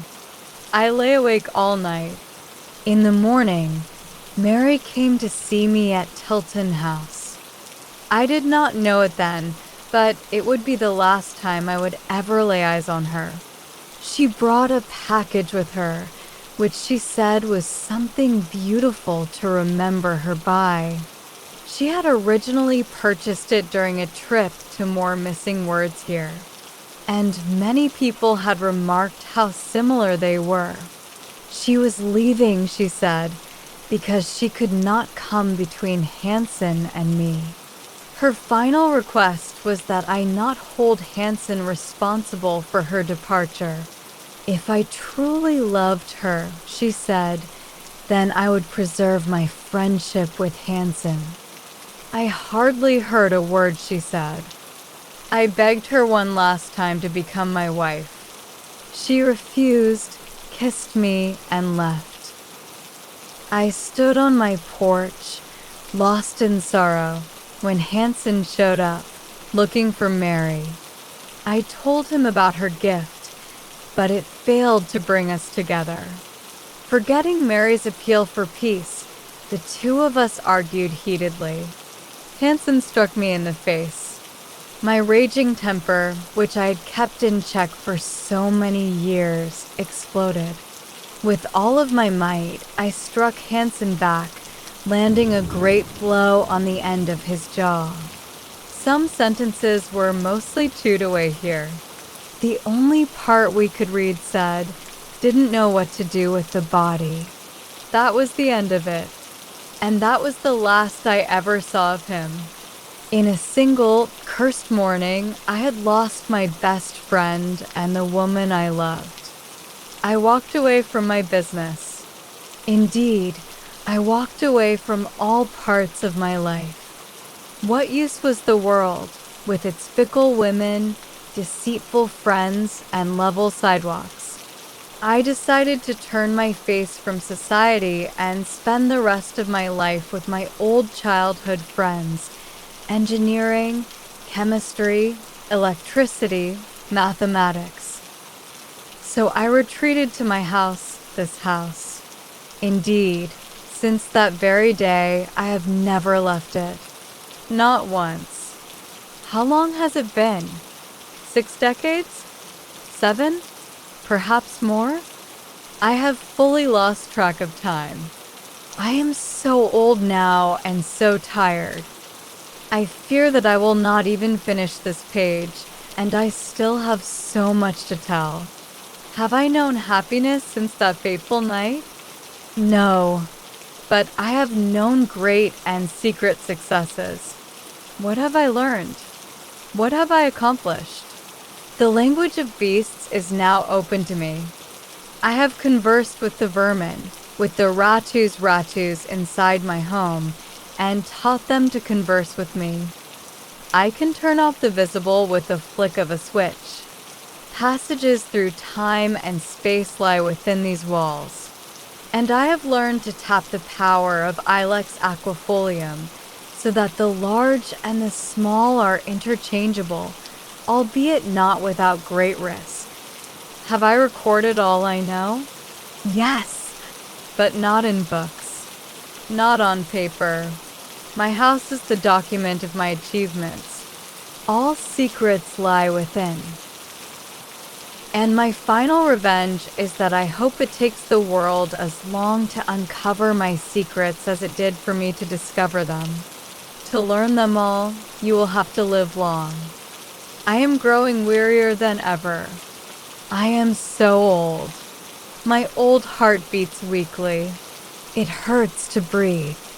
As for the body, the result of that fateful night, I buried it at 6 o'clock in the crawl space under the house.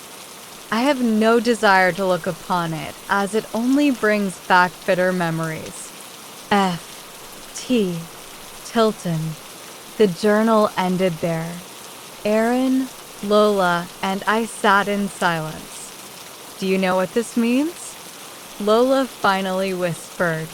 It means you've got a dead body buried in your crawl space. It means you're living in the house of a murderer. I want to go downstairs now, said Aaron in a low whisper. But that was only part of it, I said. It also means that our house holds all kinds of secrets. Talking to animals, invisibility, and traveling through time and space. He said it's all written on the walls. And besides, that murder happened a long time ago. It doesn't matter how long ago it happened, Lola said. A murderer lived here, and the guy he killed is under your house. You're living on top of a murder victim. Shut up, Lola. I want to go downstairs, repeated Aaron. Not yet, I said. First, you've got to promise me you won't tell Mom or Dad. Why? Because, Aaron, if Mom finds out that someone was murdered in our house and that the dead body is buried in our crawl space, then you know there's no way she'll want to stay here. You'd move, said Lola. Mom's barely put up with this place since we moved in, I said. A dead body would be the last straw. I'm sure of it. I don't think I want to stay here either, whimpered Aaron. Oh yes, you do. This is our home and we're staying. There's still too much to discover, so promise you won't tell. If I promise, can I go downstairs? Yes. Okay, I promise. You better not say anything either, Lola. She glared at me. Do you actually think I would? No, but don't. I couldn't eat my dinner that night. A dead body was buried in our crawl space. Chapter 12. The Mother Lode. I woke up at 4 the next morning. The room was dark and still, and my thoughts circled around F.T. Tilton and the murdered man named Hanson who was buried in our crawl space. His body had probably rotted away by now, leaving only the skeleton. At 4:30, I gave up on sleep. I looked over the side of Aaron's bed. He was curled up in a tight ball, and his blanket and sheets had been kicked off. I shuffled downstairs to watch TV. When I reached the entryway, I realized I was probably standing in the same spot where Tilton had murdered Hanson. I glanced around, wondering if there were any bloodstains still hidden in the corners. But there were none that I could see. My eyes fell on the equations. More mysteries when what I wanted were answers. I walked into the living room and switched on the TV. Nothing was on but infomercials. I watched them anyway. At least they kept me from thinking about the dead body. Aaron stumbled downstairs around 6. He gave me a tired, knowing look. He said he'd had a dream about the body. It was walking up the stairs to our room. It kept coming closer and closer, he said. I woke up before it got to me, but just barely. I could feel its breath. After breakfast, Aaron and I wandered back into the living room and plopped down on the couch. Mom was digging around in her purse for her car keys so she could drive Grandpa across town to a friend's house. Why are you sitting inside on a day like this? She wanted to know. Go ride your bikes or something. Can't, I said. Purple Door Man stole our bikes. You don't know that for sure, Josh. Yes, I do. How? I just know. Everyone knows. Mom frowned at me. She set down her purse and walked outside to the purple doorman's house. Aaron and I pressed our faces against the front window, but the purple doorman's porch was so covered in junk that we couldn't see anything but the top of Mom's head. Only a few minutes went by before Mom came stomping back. She slammed the door after her. "That man is an O." "He's what?" asked Aaron. "Never mind what he is. Do you know what he said to me when I asked about your bikes? He said I should teach my mangy brats some manners." "You're not mangy." "What a complete O." She grabbed Grandpa by the arm and nearly dragged him to the car. After Mom left, I told Aaron we should begin studying the walls to see if we could uncover any of Tilton's instructions for invisibility or time travel. The thought of being able to turn invisible was almost enough to make me forget about the body in the crawl space. Think of the pranks I could pull at school. Think what I could do to the purple doorman. "I don't want to be in the house when Mom's gone," said Aaron. "Can we go outside?" "Hold on. Look at this," I said as I reread an entryway wall. "Here's Tilton's diagram about amplified bioacoustics. Isn't that what Mr. Daga said Tilton used to learn how to talk to animals?" "Josh, can we please get out of here?" So we went outside. We still had no bikes to ride, no balls to kick, and no skateboards to cruise on, but it was good to be outdoors. It's harder to worry about dead bodies when the sun is warming your face. But not for everybody, I guess. "I can't stop thinking about it," said Lola, who was sitting next to us on the porch steps. "You don't have to live with it," I said. "I know. It's creepy." She glanced behind her at our front door, then sighed. "But it's also kind of cool." "Cool?" "Yeah. You're the only people I know who live in a murderer's house." And what?" "I'm jealous, okay?" "Okay." We sat in silence for a few minutes. "This is stupid," said Lola finally. "I want to do something." "Like what?" "I want to ride bikes." "We don't have any bikes." "I know. Because the purple doorman can't keep his hands off our stuff. That's the stupidest part of the whole thing." Lola paused. "Did you tell your mom and dad yet?" Lola asked. "Tell them what?" "You know. About the, you know." "No," I said, "and we're not going to tell them. Can you please stop talking about it?" Just then a car drove slowly past. The driver had the window down and was looking at something in the purple doorman's yard. He parked his car and got out to take a look at the green pickup truck resting on the grass. "Owner of this truck live here?" He called to us. "Yeah," I said. "Think he'd consider selling it?" "Probably. He's always buying and selling cars." A few minutes later, the driver and the purple doorman had the hood of the truck open. The purple doorman pulled out the old battery from the truck and replaced it with a battery from one of his less junky cars. He climbed inside and turned the key. The truck sputtered and roared to life. "We can take it for a spin," shouted the purple doorman above the roar of the engine. "She runs real smooth on the highway." The prospective buyer climbed in and they drove off. Lola jumped to her feet. "Now's our chance." "Come on," she yelled. "Come on where?" "Where? We're getting our bikes back." Lola told Aaron to stand out in the street and scream as loud as he could if he saw the truck coming back. She grabbed me and pushed me toward the purple doorman's house. "What are you doing, Lola?" I yelled. We can't go in there. Shut up, Josh Peshik. I want my bike.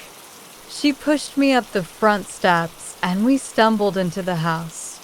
A green canoe hung from the ceiling in the hallway, and car parts lay all over the floor. A pile of umbrellas was precariously propped against a collection of thermoses. Yellowing newspapers leaned in messy stacks from floor to ceiling. "Hurry," said Lola. We ran into what looked like the living room, where a muted 12-inch TV glowed among the towering stacks of newspapers. A spot had been cleared on the couch for one person to sit. No bikes here. We squeezed through tight corridors of newspapers until we reached the kitchen. I wondered how the purple door man and his pumpkin belly could fit through all this stuff. The kitchen was nearly buried in cans of food. Most of the labels were faded and crumbling. A doorway off the kitchen led to the back of the house. Lola pulled it open. "I found it," she cried. "It's the mother lode." I followed Lola into the room and saw my bike, right next to Lola's and Aaron's and dozens of others I'd never seen before. And balls, too. Soccer balls, basketballs, footballs, playground balls, and hundreds of baseballs. I could see what looked like my skateboard and helmet under the tangle. "There's the back door," said Lola, pointing to a door on the far side of the room. She climbed over the pile of bikes and twisted the knob. The door opened onto the purple doorman's backyard. "Hurry! He could come back any minute." I tried to carry my bike over the mountain of other bikes and balls, but it kept tangling in all the other pedals and spokes. "Forget it," cried Lola. "Come over here and help me." I climbed over the pile and we grabbed the bike nearest to the door and pulled it outside. "Throw it over the fence into your yard," said Lola. "Are you serious?" "Do it." Lola and I hefted the bike and tossed it over the shoulder-high fence. It landed on the other side with a crash. "What was that?" yelled Aaron from the front yard. "Never mind," Lola yelled back. "Just keep your eyes peeled." We grabbed another bike and hurled it over the fence. Then another and another. We threw the balls over, too.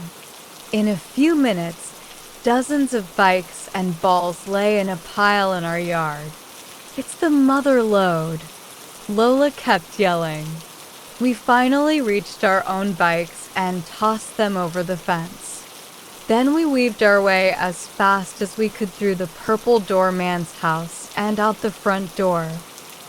Aaron was frantically looking up and down the street. "Any sign of him?" Lola said breathlessly. "No." "Did you get the bikes?" "Did we ever?" "Come on." We led Aaron through the gate into our backyard to the sprawling pile of balls and bikes. "What are we going to do with all these?" I asked Lola. "I don't know," she said, laughing. "If we split them 3 ways, how many bikes do you think we'd have each?" Mom drove up just then. There was no way we could hide the pile from her. "You had no right to enter his home uninvited," she said when we told her. "Then again, I suppose he had no right to take your things." "He's probably been stealing stuff from kids for years," said Aaron. "What do you want us to do?" I asked. After a few seconds, she said, "You can keep your own things, but we're donating the rest of it. Now come on, let's go for a ride." She picked up a girl's bike, checked it for size, climbed on, and shakily rode it into the front yard and onto the sidewalk. The rest of us climbed onto our bikes and followed my mom. We were riding up and down the sidewalk when the old green pickup pulled to the curb, the purple doorman and his potential buyer inside. It took the purple doorman only a few seconds to realize we were riding our bikes again. He excused himself to his customer and went quickly inside his house. A moment later, he charged out again. Lola, Aaron, and I stopped riding and watched him nervously. Only my mom kept riding. She turned wobbly circles in the street, directly in front of the purple doorman's house. She greeted the purple doorman cheerily. "Nice day for a bike ride, isn't it?" she said. The purple doorman said nothing. He stared at my mom. She smiled back at him. He returned to his house and shut the door.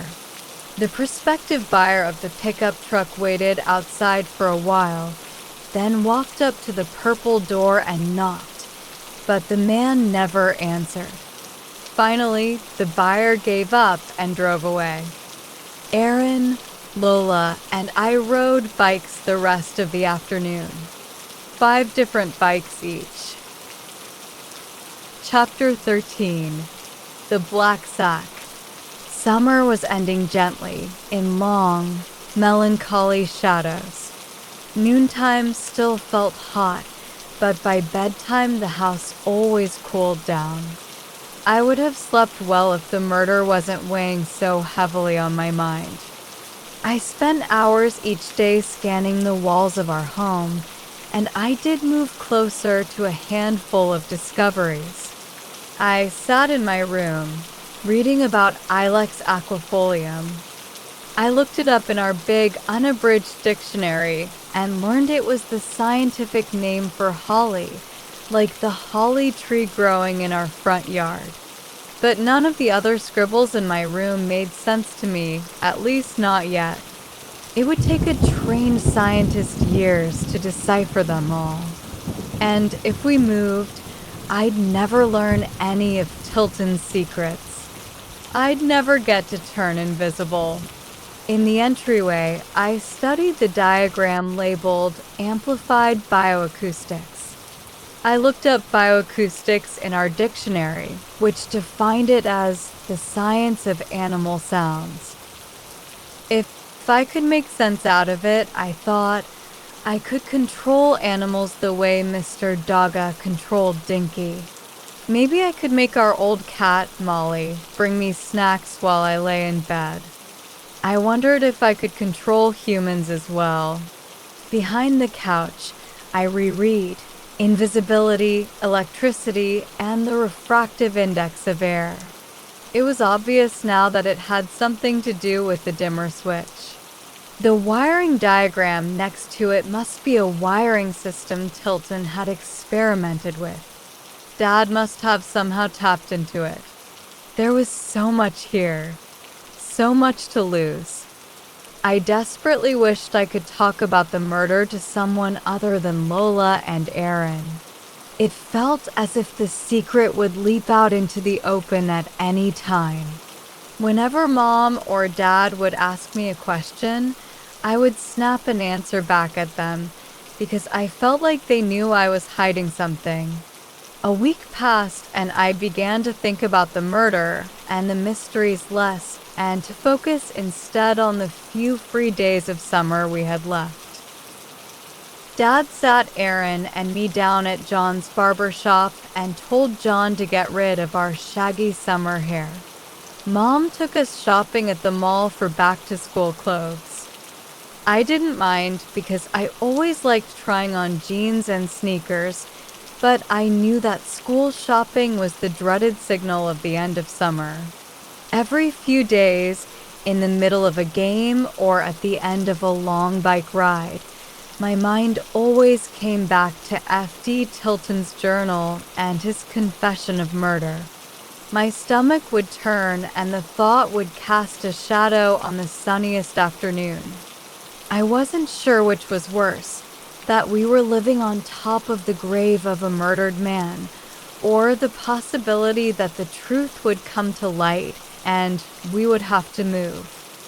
I felt certain that if my mom found out about the body, she would insist we sell the house. And who would buy this place? The floors all tilted and the house was a crime scene. Every wall was covered in the scribbles of a murdering mad scientist. Or at least a murdering mad engineer. It didn't matter that he might have the secret of time travel or invisibility written on our walls. We'd still end up back in an apartment. We'd have to leave our beloved Tilton house behind, and it would sit empty again. It deserved better. It deserved me because I loved it. Because I wanted to know its secrets. The first day of school finally arrived on the Tuesday after Labor Day. I was pacing up and down the front porch, waiting for Aaron, when I spotted something tucked into the branches of the willow tree near the sidewalk. It was a sack. The top was pulled shut with a coarse drawstring. I tugged it out of the branches. It felt heavy and was made of a sturdy, waxy cloth, mostly black except where it had faded to the color of coffee grounds. Whatever was inside was about the size and shape of a soccer ball. My fingers moved to the drawstrings and then stopped. What if something horrible lay inside? What if it was connected to another murder? What if a murderer had driven by in the middle of the night and thrown a severed head into our yard? What if I opened the sack, found the head, and then turned it over to the police? They would question me. I'd tell them how I'd found it stuck in the branches of a tree in my front yard. They wouldn't believe me. After all, how many people find a head in their front yard? After weeks of investigation, they still wouldn't have any other suspects, so they'd put me in jail. I'd die in the electric chair before my 13th birthday. On the other hand, what if the sack was filled with a chunk of gold? Or jewels? What if opening it made me rich? If I put it back in the tree, someone else would find it. They'd open it and get rich instead of me. And what if it was somehow connected to Tilton, to our house, and to the body in the crawl space? I knew Mom and Aaron would step out the front door any second, so I stashed the sack behind a bush next to our front porch without looking inside. As soon as I had hidden it, the front door opened. I jumped at least 6 inches. Mom hustled Aaron and me into our van. "Are you excited?" she asked. "What?" I sputtered. "What do you mean?" "It's a simple question, Josh. Is something wrong?" "No."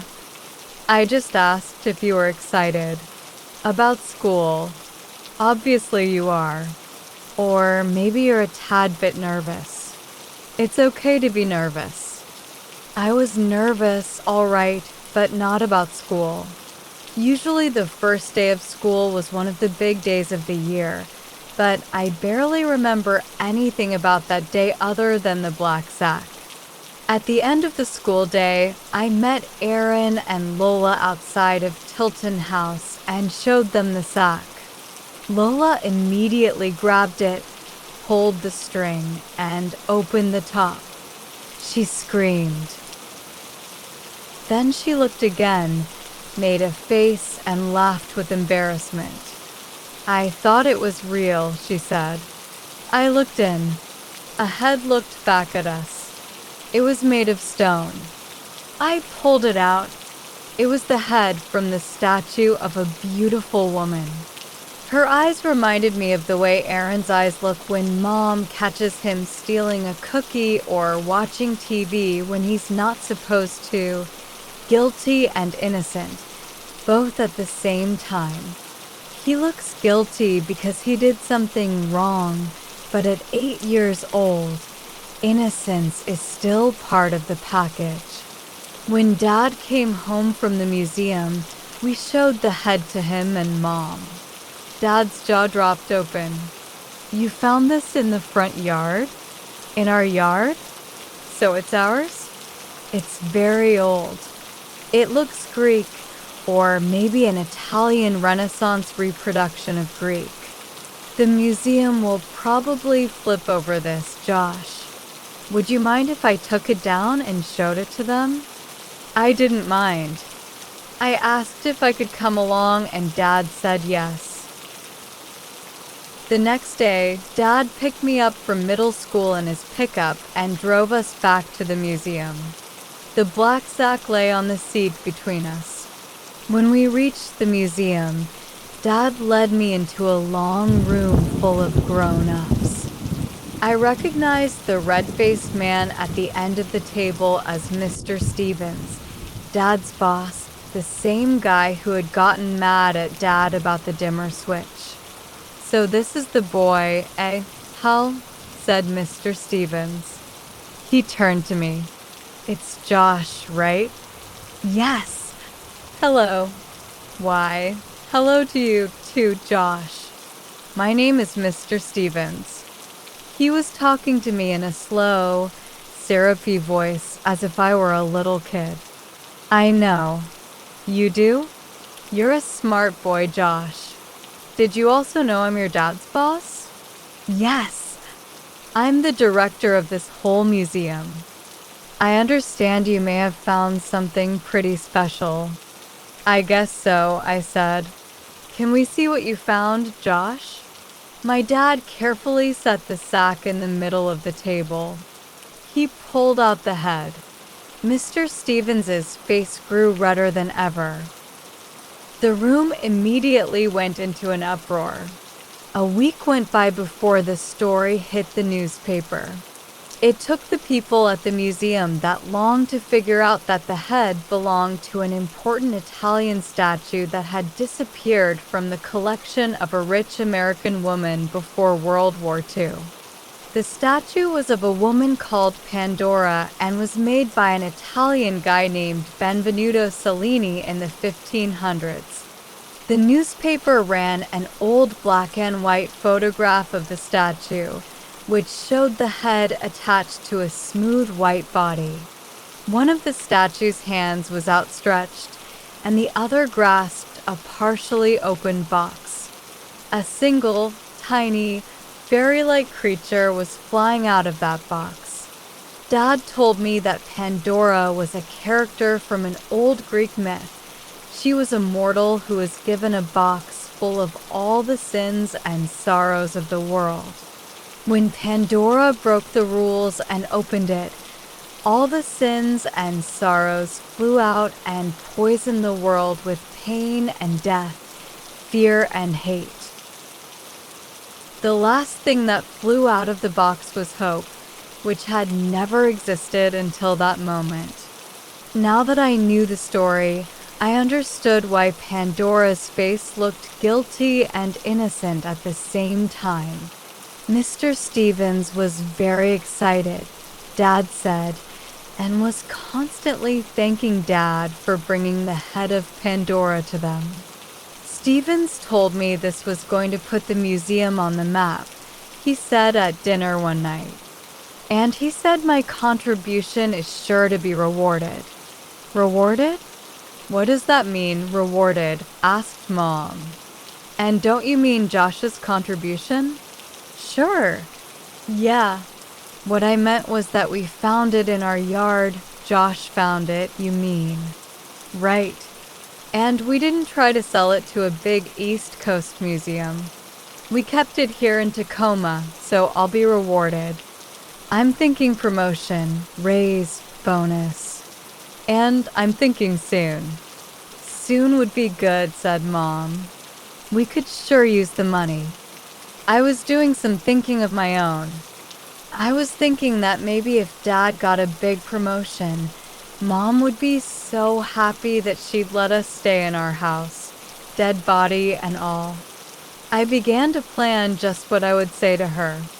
I'd tell her that if we hadn't moved into this house, We never would have found the sack, and Dad never would have gotten his great new job. Things looked even better the next day when the story hit the local newspaper. The first article actually made the front page. The next day, the story ran in newspapers all over the country, and our phone was ringing off the hook. Stevens and the rest of the folks at the museum had never been happier. "Now this is the kind of publicity the museum needs, Hal," said Mr. Stevens to Dad. Then a different article hit the local paper by the reporter named Van Leopold. It focused on the strange coincidence that a lost work of art this important should be found in the yard of an art museum employee. Van Leopold recalled that great works have been uncovered before, in the attics of widows and plumbers and the like, but never in the yard of someone who actually worked for an art museum. What were the chances? Wasn't it more likely that this employee, Hal Peshik, was involved in something shady and was using his mysteriously ill-gotten gains to forward his own career? After all, said the article, wasn't this the same Hal Peshik who had made the absurd claim that his house temporarily disappeared? Dad threw the paper in the trash. He fired off a letter to the editor, which the newspaper printed a few days later, but by that time other papers around the country were running versions of Van Leopold's article, all of which pointed a suspicious finger at Dad. A few days later, Dad came home from work 3 hours early. Unpaid leave of absence, he explained, which basically meant he'd been fired. Stevens had told him the museum couldn't risk a scandal and had to distance themselves from Dad and the discovery of Pandora's head. "Can they do that?"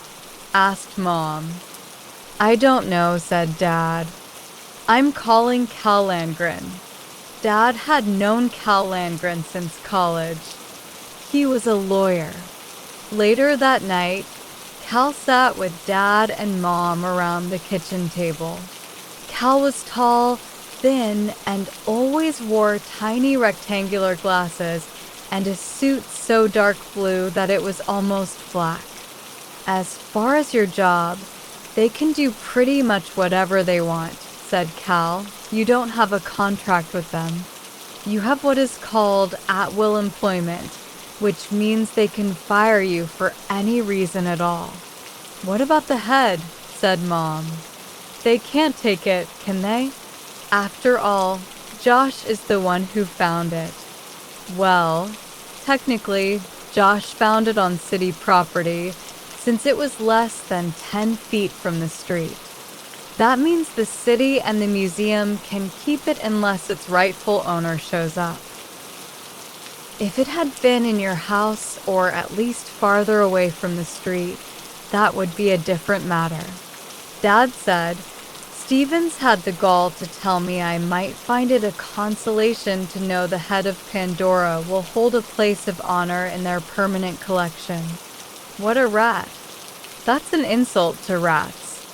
"Mr. Dugga is a rat," corrected Mom. "Stevens is a fink. So what do we do now?" Dad smiled weakly. "I say we look on the bright side. This could be just the break I need. I've been meaning to try my hand at writing again. I'll pull out my old typewriter and get started on a couple of stories. We'll try to keep paying the bills until this thing blows over. And hopefully I can return to work by the end of the month." It didn't blow over. September ended and Dad spent less and less time writing and more time filling out applications and sending out resumes. By the end of October, we'd spent nearly all of our savings and Dad had still not found another job. The stack of unpaid bills on the kitchen counter was growing higher and higher.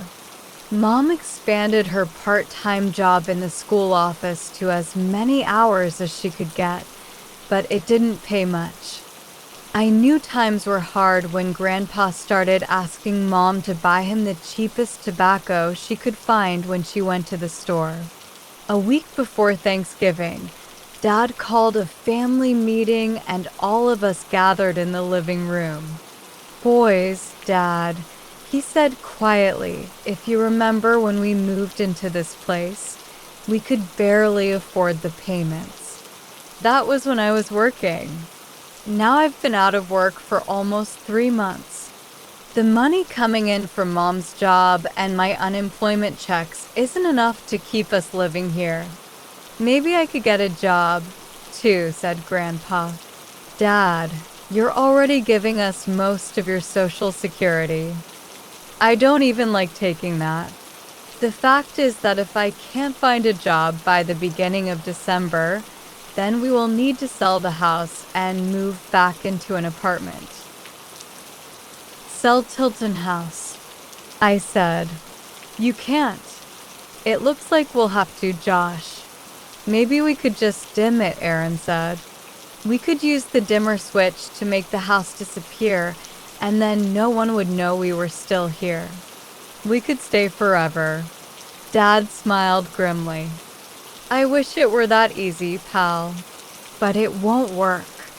If I don't find a job soon, we're sunk." Chapter 14. The Talker. Despair. I knew from a recent vocabulary test that despair meant to lose all hope. I'd just lost all of mine, so the definition fit.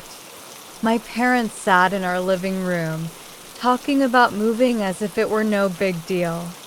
All the kids in my class lived in houses, but my parents couldn't keep our house, not even an old house like Tilton House with tilting floors. I bet no one else in my class would even be willing to live in this weird, old house. I'd been worried we'd lose it because it hid the body of a murdered man, but now we were going to lose it because of Dad's stupid job. What is wrong with you people? I shouted at Mom and Dad. Why can't you even give us a decent place to live? I didn't wait for an answer.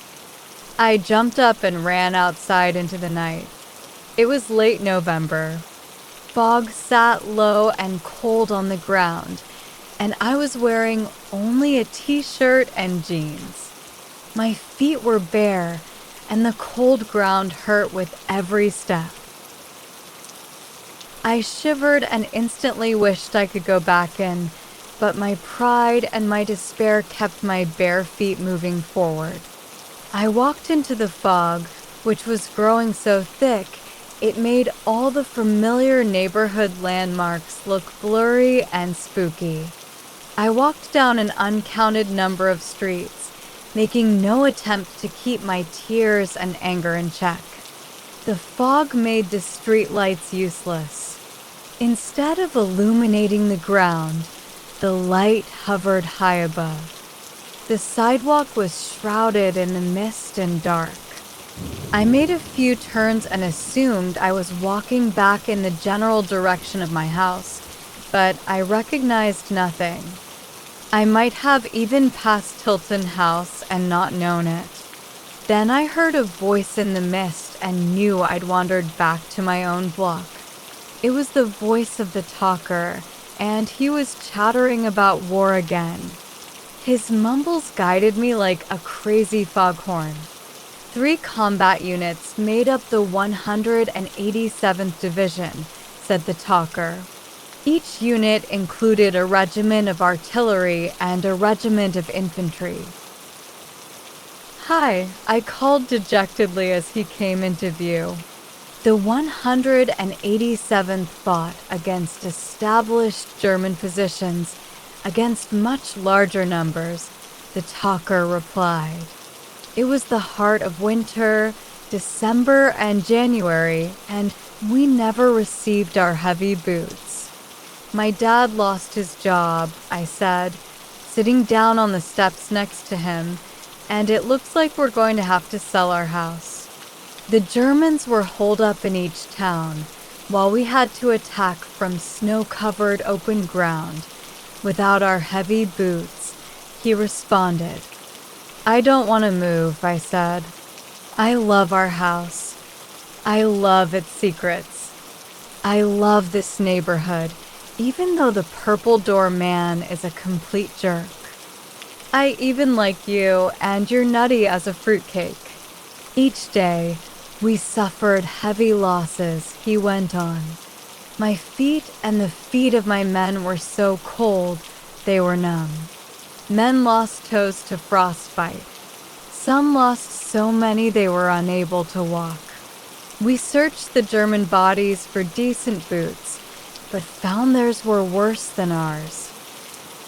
I was the oldest field officer of the 187th. My soldiers were more boys than men. Even though the odds were against us, even though these boys were the youngest division of World War II, the 187th refused to yield. Are you trying to tell me something? I said. I can recall sitting for hours, waiting for commands and watching as truckloads of coal, dead bodies were hauled from the battlefield. Gross. Can't you talk about something else? The talker paused for a few seconds, then said, it was the movie The Shop Girl in 1927, which was to define her career. I wondered if his change of topic was coincidence or if he was responding to my request. I wish I could do something, I said, mostly to myself.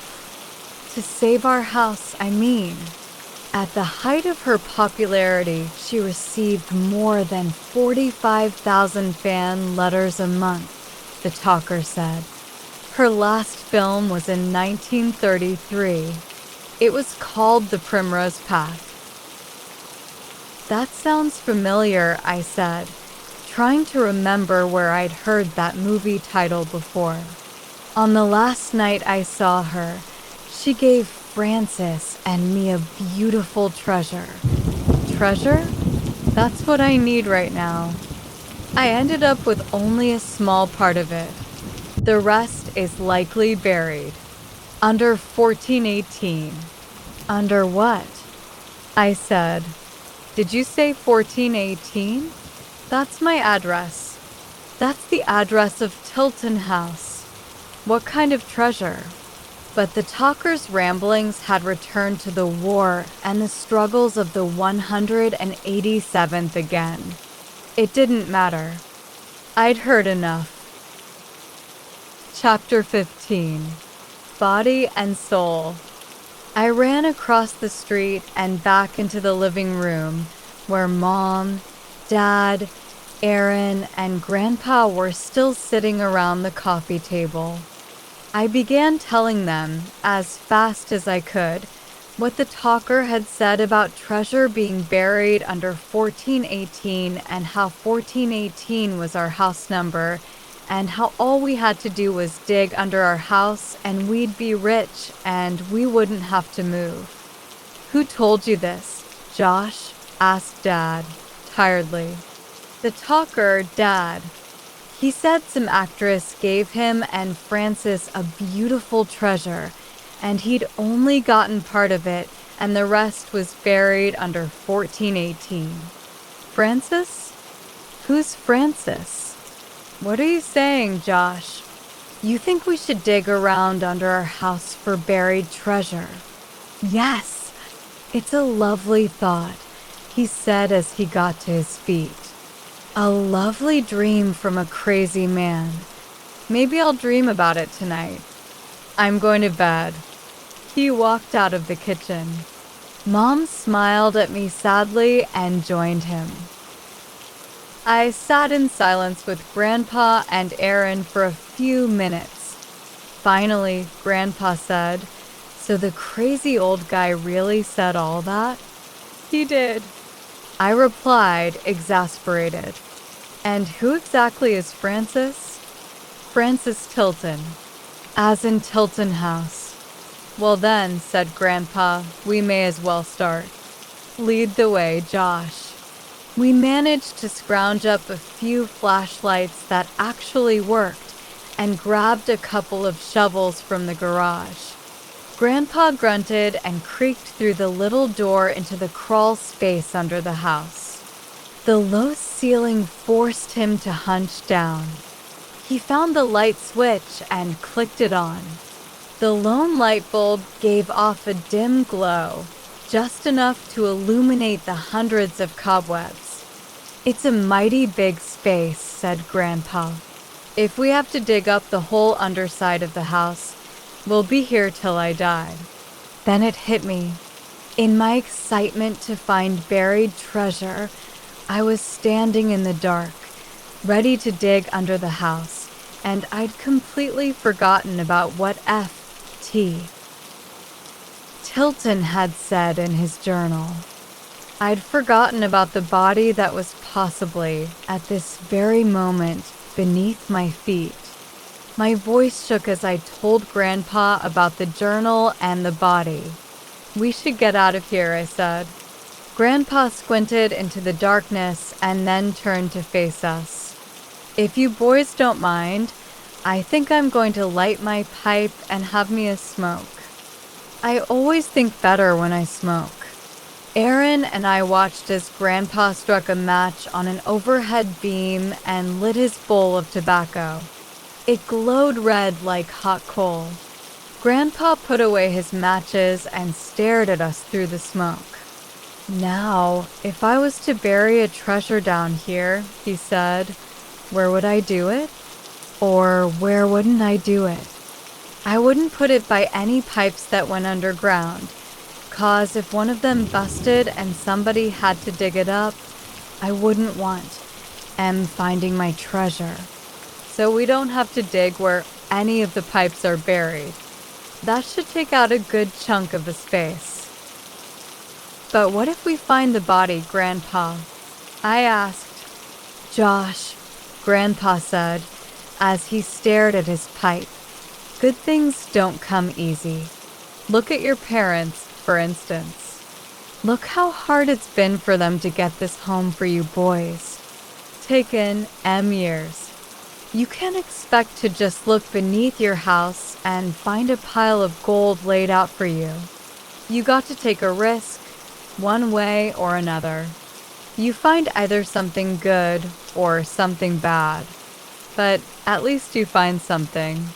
Now then, we can dig, or we can run away like babies. What's it gonna be?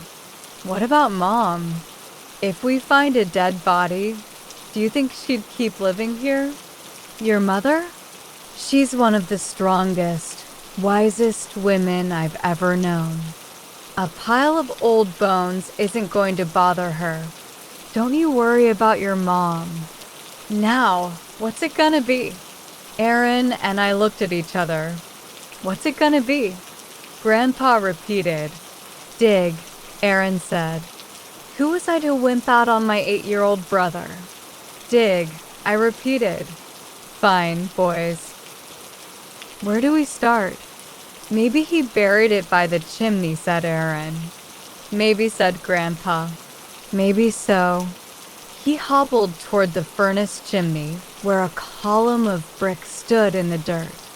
Before he'd reached the spot, his wooden leg slipped out from under him, and he landed on the ground with a thud. Grandpa let loose with a long string of beautiful curse words, so big and bold, I could swear they almost lit up the darkness. Sorry about that, boys, he finally said, lying flat on his back. But by the time you reach my age, you learn to save the 4-letter words for special occasions. Now come on over here and help me to my feet. We scrambled over and pulled him up. Aaron found Grandpa's pipe and handed it to him. Grandpa wiped it on his sleeve and set about repacking it with fresh tobacco. He fished another match from his pouch and struck it on the beam above his head. The flare of the match lit up the dark, casting weird shadows on Grandpa's upturned face. Grandpa kept looking up, and when the match went out, he lit another. "Look here, boys," he said. The flame illuminated the words 6 o'clock in white chalk. 6 o'clock, I shouted. I know what that means. 6 o'clock points straight down. I explained to Grandpa about the words I'd found in the attic. Grandpa grunted. Straight down is right where I'm standing. We may as well give her a shot. Aaron and I started digging directly under the white words. Aaron's shovel kept clanging against mine, and I couldn't seem to get much dirt into each scoop. After 15 sweaty minutes, we'd barely scratched the surface, and Grandpa's patience had run dry. "No offense, boys, but you stink at this. Kindly step aside and let a one-legged old man show you how it's done." Grandpa grabbed a shovel and stabbed it deep into the dry ground. In less than a minute, he dug more than Aaron and I had in 15. Half an hour later, Grandpa's hole was 4 feet deep. Then his shovel hit something hard. We shone our flashlights into the hole and saw white peeking from beneath the dirt. Grandpa climbed out and had me go down into the hole. I began to brush away the dirt from around the object. Aaron screamed. It was a hand. A white hand. We hadn't found the treasure. We'd found the body instead. I scrambled out of the hole, and Aaron clutched Grandpa's shirt so hard, he almost pulled them both to the ground. "Settle down now, boys. It ain't alive. Aaron, quit tugging on me. Hold the light still and shine it down there so I can see it." Aaron managed to obey, and Grandpa squinted into the hole. "I can't see from here. Josh, get back down there and clean off more of the dirt." I thought I was going to throw up. "You want me to go down there?" "You heard me. Don't take all night." I took a breath and carefully lowered myself into the hole. With the toe of my shoe, I kicked away at the dirt, ready for the hand to reach out and grab me at any moment. The hand didn't move. I knelt down and scooped away some dirt. The hand was attached to a smooth white arm. It took us another hour of slow and careful digging to uncover the whole secret. The arm was attached to a body, and the whole body appeared to be made of hard white marble. We'd found the statue of a woman in wonderful condition, except that it was missing its head. It was Pandora. When we uncovered Pandora's other hand, it was holding a partly opened box, just as the newspaper articles described. A single tiny figure, like a fairy, was flying out of the box. That would have been hope, I guessed. Tucked inside the box lay something else, a rolled-up leather pouch. Grandpa opened the pouch and carefully pulled out a moldy sheet of paper. It was a letter addressed to Francis Theodore Tilton. "Who's it from?" I asked. "Albie," said Grandpa, staring at the fragile paper intently. "What?" Aaron and I cried. "It's from Mary Preston." Who's Mary Preston? Mary Preston was a movie star. Way back in the early days of the talkies, the first talking pictures. She was a real beauty. The beautiful shop girl, they called her. "Mary," I said. "That must be the Mary that Tilton wrote about in his journal. What's the letter say?" In the dirt and the dark, next to the white, headless body, Grandpa read the letter aloud. "Dearest Francis, I traveled to your beautiful Tacoma looking for happiness. It appears I've somehow managed to bring misery with me. You were so kind to me. I loved you in my own untidy way. But I loved Hansen, too, and that could never work. If I found I was the cause of the end of your friendship with Hansen, I would never be able to forgive myself. Please don't let things end this way. I am leaving, but I am giving both of you a single gift. This statue is my most prized possession, and I want you and Hansen to have it. Let it keep you together. May you share fond memories of me. With love, Mary Preston. We pieced together what must have happened. After Mary had left the statue and said goodbye to Tilton, Hansen had come over to Tilton House. The two had fought over the statue, and it had somehow broken. Tilton had buried the body in the crawl space so Hansen wouldn't find it, and Hansen, assuming he had survived his fight with Tilton, must have taken the head. No one had been murdered. The body and the treasure were one and the same. But who was Hansen? How and why did Hansen or someone else leave the head in front of our house? And how did the talker know the body of the statue was buried under 1418? Grandpa, do you know the talker's real name? I don't. That's all we've ever called him. Come on, I said. We're going to dig through his garbage. Chapter 16. The name on the sign. The lights were off in our parents' bedroom. I led Grandpa and Josh across the street and into the alley behind the talker's house. We found the green garbage can against his back fence and opened it. It stunk like rotten vegetables. I started pawing through it without hesitation. We just need to find a piece of mail, an envelope or a bill or anything. Here's one. I pulled out a crumpled envelope from the gas company and unfolded it under the glare of my flashlight. The name on the envelope was Carl Hansen. The talker was Hansen.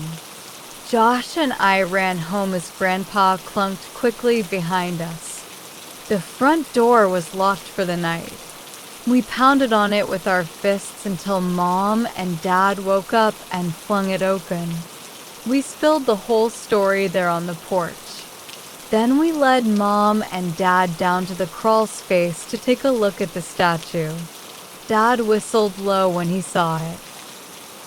Well, Josh, he said, you may not have found buried treasure, but I think you got my job back. It turned out we got much more than that. We skipped school the next morning.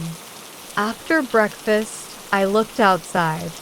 The talker, Carl Hansen, had already taken his regular place on his front steps. He was babbling away again about the 187th when Dad and I lined our wheelbarrow with blankets and rolled Pandora over to his house. For the first time since we moved in, the talker stopped talking. He looked at the headless statue, smiled softly, and said, Dora. We set Dora on his porch, and Hansen stared up at it in silence. Dad called Cal Landgren, his lawyer friend, and told him about the letter and how it proved Carl Hansen's ownership of the statue. It took another couple of days, but Cal brought a court order down to the museum and returned to our house with Pandora's head packed in a wooden crate. It's nice to have the head back, said Mom, but what about Hal's job? We've got bills to pay, you know. All in good time, my dear lady, said Cal with a smile. First, we need to bring Dora's head back to her body, said Dad. Dad and I walked over to Carl Hansen's house. It was raining, so Carl was sitting inside on a comfortable chair. He stopped talking and smiled when he saw us through his front window. We took that for an invitation and stepped inside. "We have something for you," Carl said, Dad. He pulled the head carefully from the wooden crate and handed it to him. Carl smiled at the head as he took it from Dad. He carried it out onto the porch and set it carefully on Dora's body. It fit perfectly. The crack circled Dora's neck like a silver chain. Carl turned back to Dad and said, "Mary gave her to me. I loved Mary." "I know you did," said Dad. "She loved you, too, Carl." Carl took Dad's hand and set it on Dora's arm. "You have her," he said to Dad. "You're young enough to love her. I'm too old." Dad found out it was impossible to argue with the talker, so the next day Cal Landgren drew up papers giving Dad complete and legal ownership of the head and body of Pandora. Dad and Cal went back to the museum for what Dad called an important meeting. This turned into another meeting and then a whole series of meetings that lasted weeks. The 1st of December came and went, but I heard nothing more about us moving. During that time, the newspaper found out what had happened, and Van Leopold, the reporter, wrote a series of stories, which got picked up again by papers all over the country. This time, all of us, Dad and Grandpa and Aaron and I, came out looking like heroes. Dad called the family into the living room and finally explained what all the meetings had been about. The museum wanted Dora. They knew Dora was the source of all their publicity and their rise in attendance. They also knew Dad owned her free and clear. Dad wanted the museum to have her, too, but he also knew the statue was really valuable. In their last meeting, both sides had finally agreed on a price for the statue. $2.3 million, Dad said. With all the publicity, they said it would be well worth it. I could have gotten twice that at the bigger museums back east, but I want her to stay in Tacoma. The museum offered Dad his job back, but he said no. I was as polite to that Fink Stevens as I could stand to be, he said, since the museum is paying so much for Dora. "If you're not going to work there, what are you going to do?" I asked. "Stay home," Dad said. "I like hanging around this old house, tilting floors and all. I may finally get around to photographing these walls. And I may finally get around to writing." "What would you write?" I asked. "Your grandpa's not the only one who's got stories to tell. Heck, I might even write a few stories about this strange old house."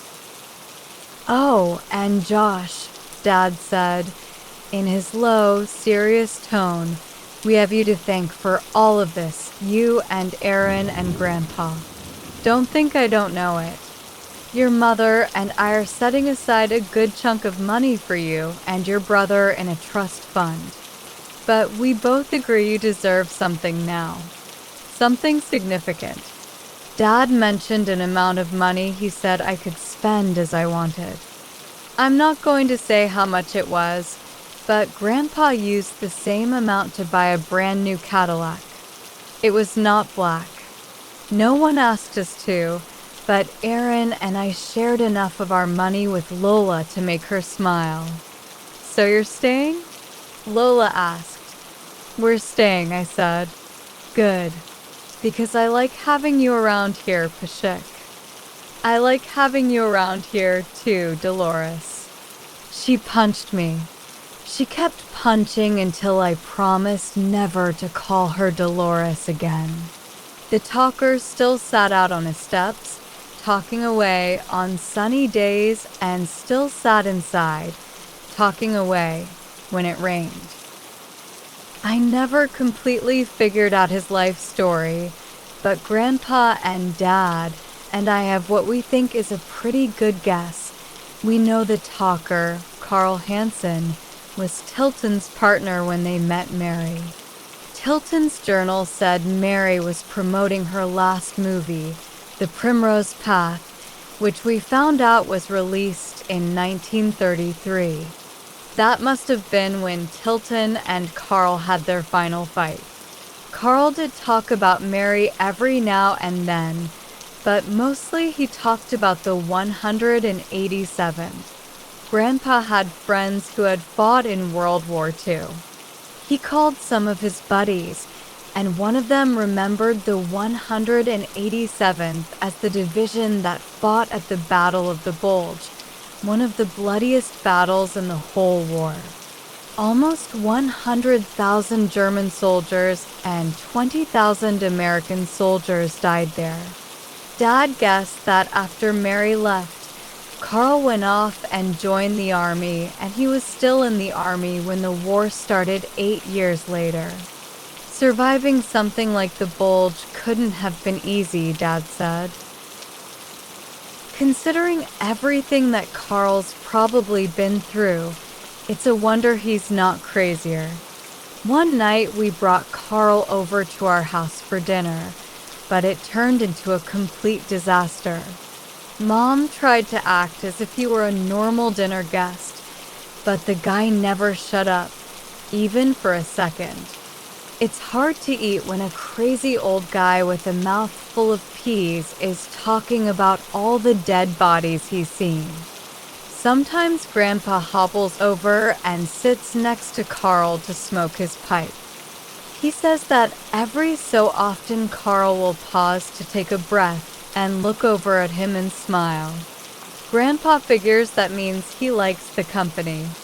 Soon after all the commotion, Aaron, Lola, and I went to visit Mr. Daga to tell him what had happened. You mean that old headless statue was worth money? You humans think the strangest things are valuable. You knew it was there? Of course I did, young Peshik. I know everything there is to know about that old house of yours. Haven't I told you that? Everything? I asked. Well, almost everything. That was all he would say. The purple doorman still yelled at us, but at least he stopped stealing our bikes. One day Lola accidentally left her bike in front of our house all through dinner, and when she went outside, it was still there. Even with Dinky around, Mrs. Natalie seemed lonely. Once she mentioned hearing strange sounds in her kitchen during the night. I wonder if Mr. Natalie's ghost is fixing himself a sandwich, she said to Dad. It was probably only Mr. Daga or one of his children raiding her garbage. Sometimes when Aaron and I work in her garden, Mrs. Natalie talks about how alone she is now that Mr. Natalie is gone, but she seems to accept this with one of those grim smiles that belong only to old people. She does have one thing to cheer her up. She and Grandpa started going out for dinner once a week a few months ago. Now it's up to twice a week. He drives because his new Cadillac is an automatic and works fine with his wooden leg. All the writing on the wall? I'm dedicated to figuring it out. I've compiled a stack of notebooks broken down by subject. So far, I haven't made sense out of anything, but I'm sure a breakthrough is not far off. And so far, Dad still managed to avoid painting over any of it. He still hasn't photographed it yet, either, but he says it's on his to-do list. One last thing. We still have that sign next to the front door that says Tilton House. After he sold the statue and paid off our home loan, Dad added a little brass plaque right below it. The plaque says home of the Peshik family.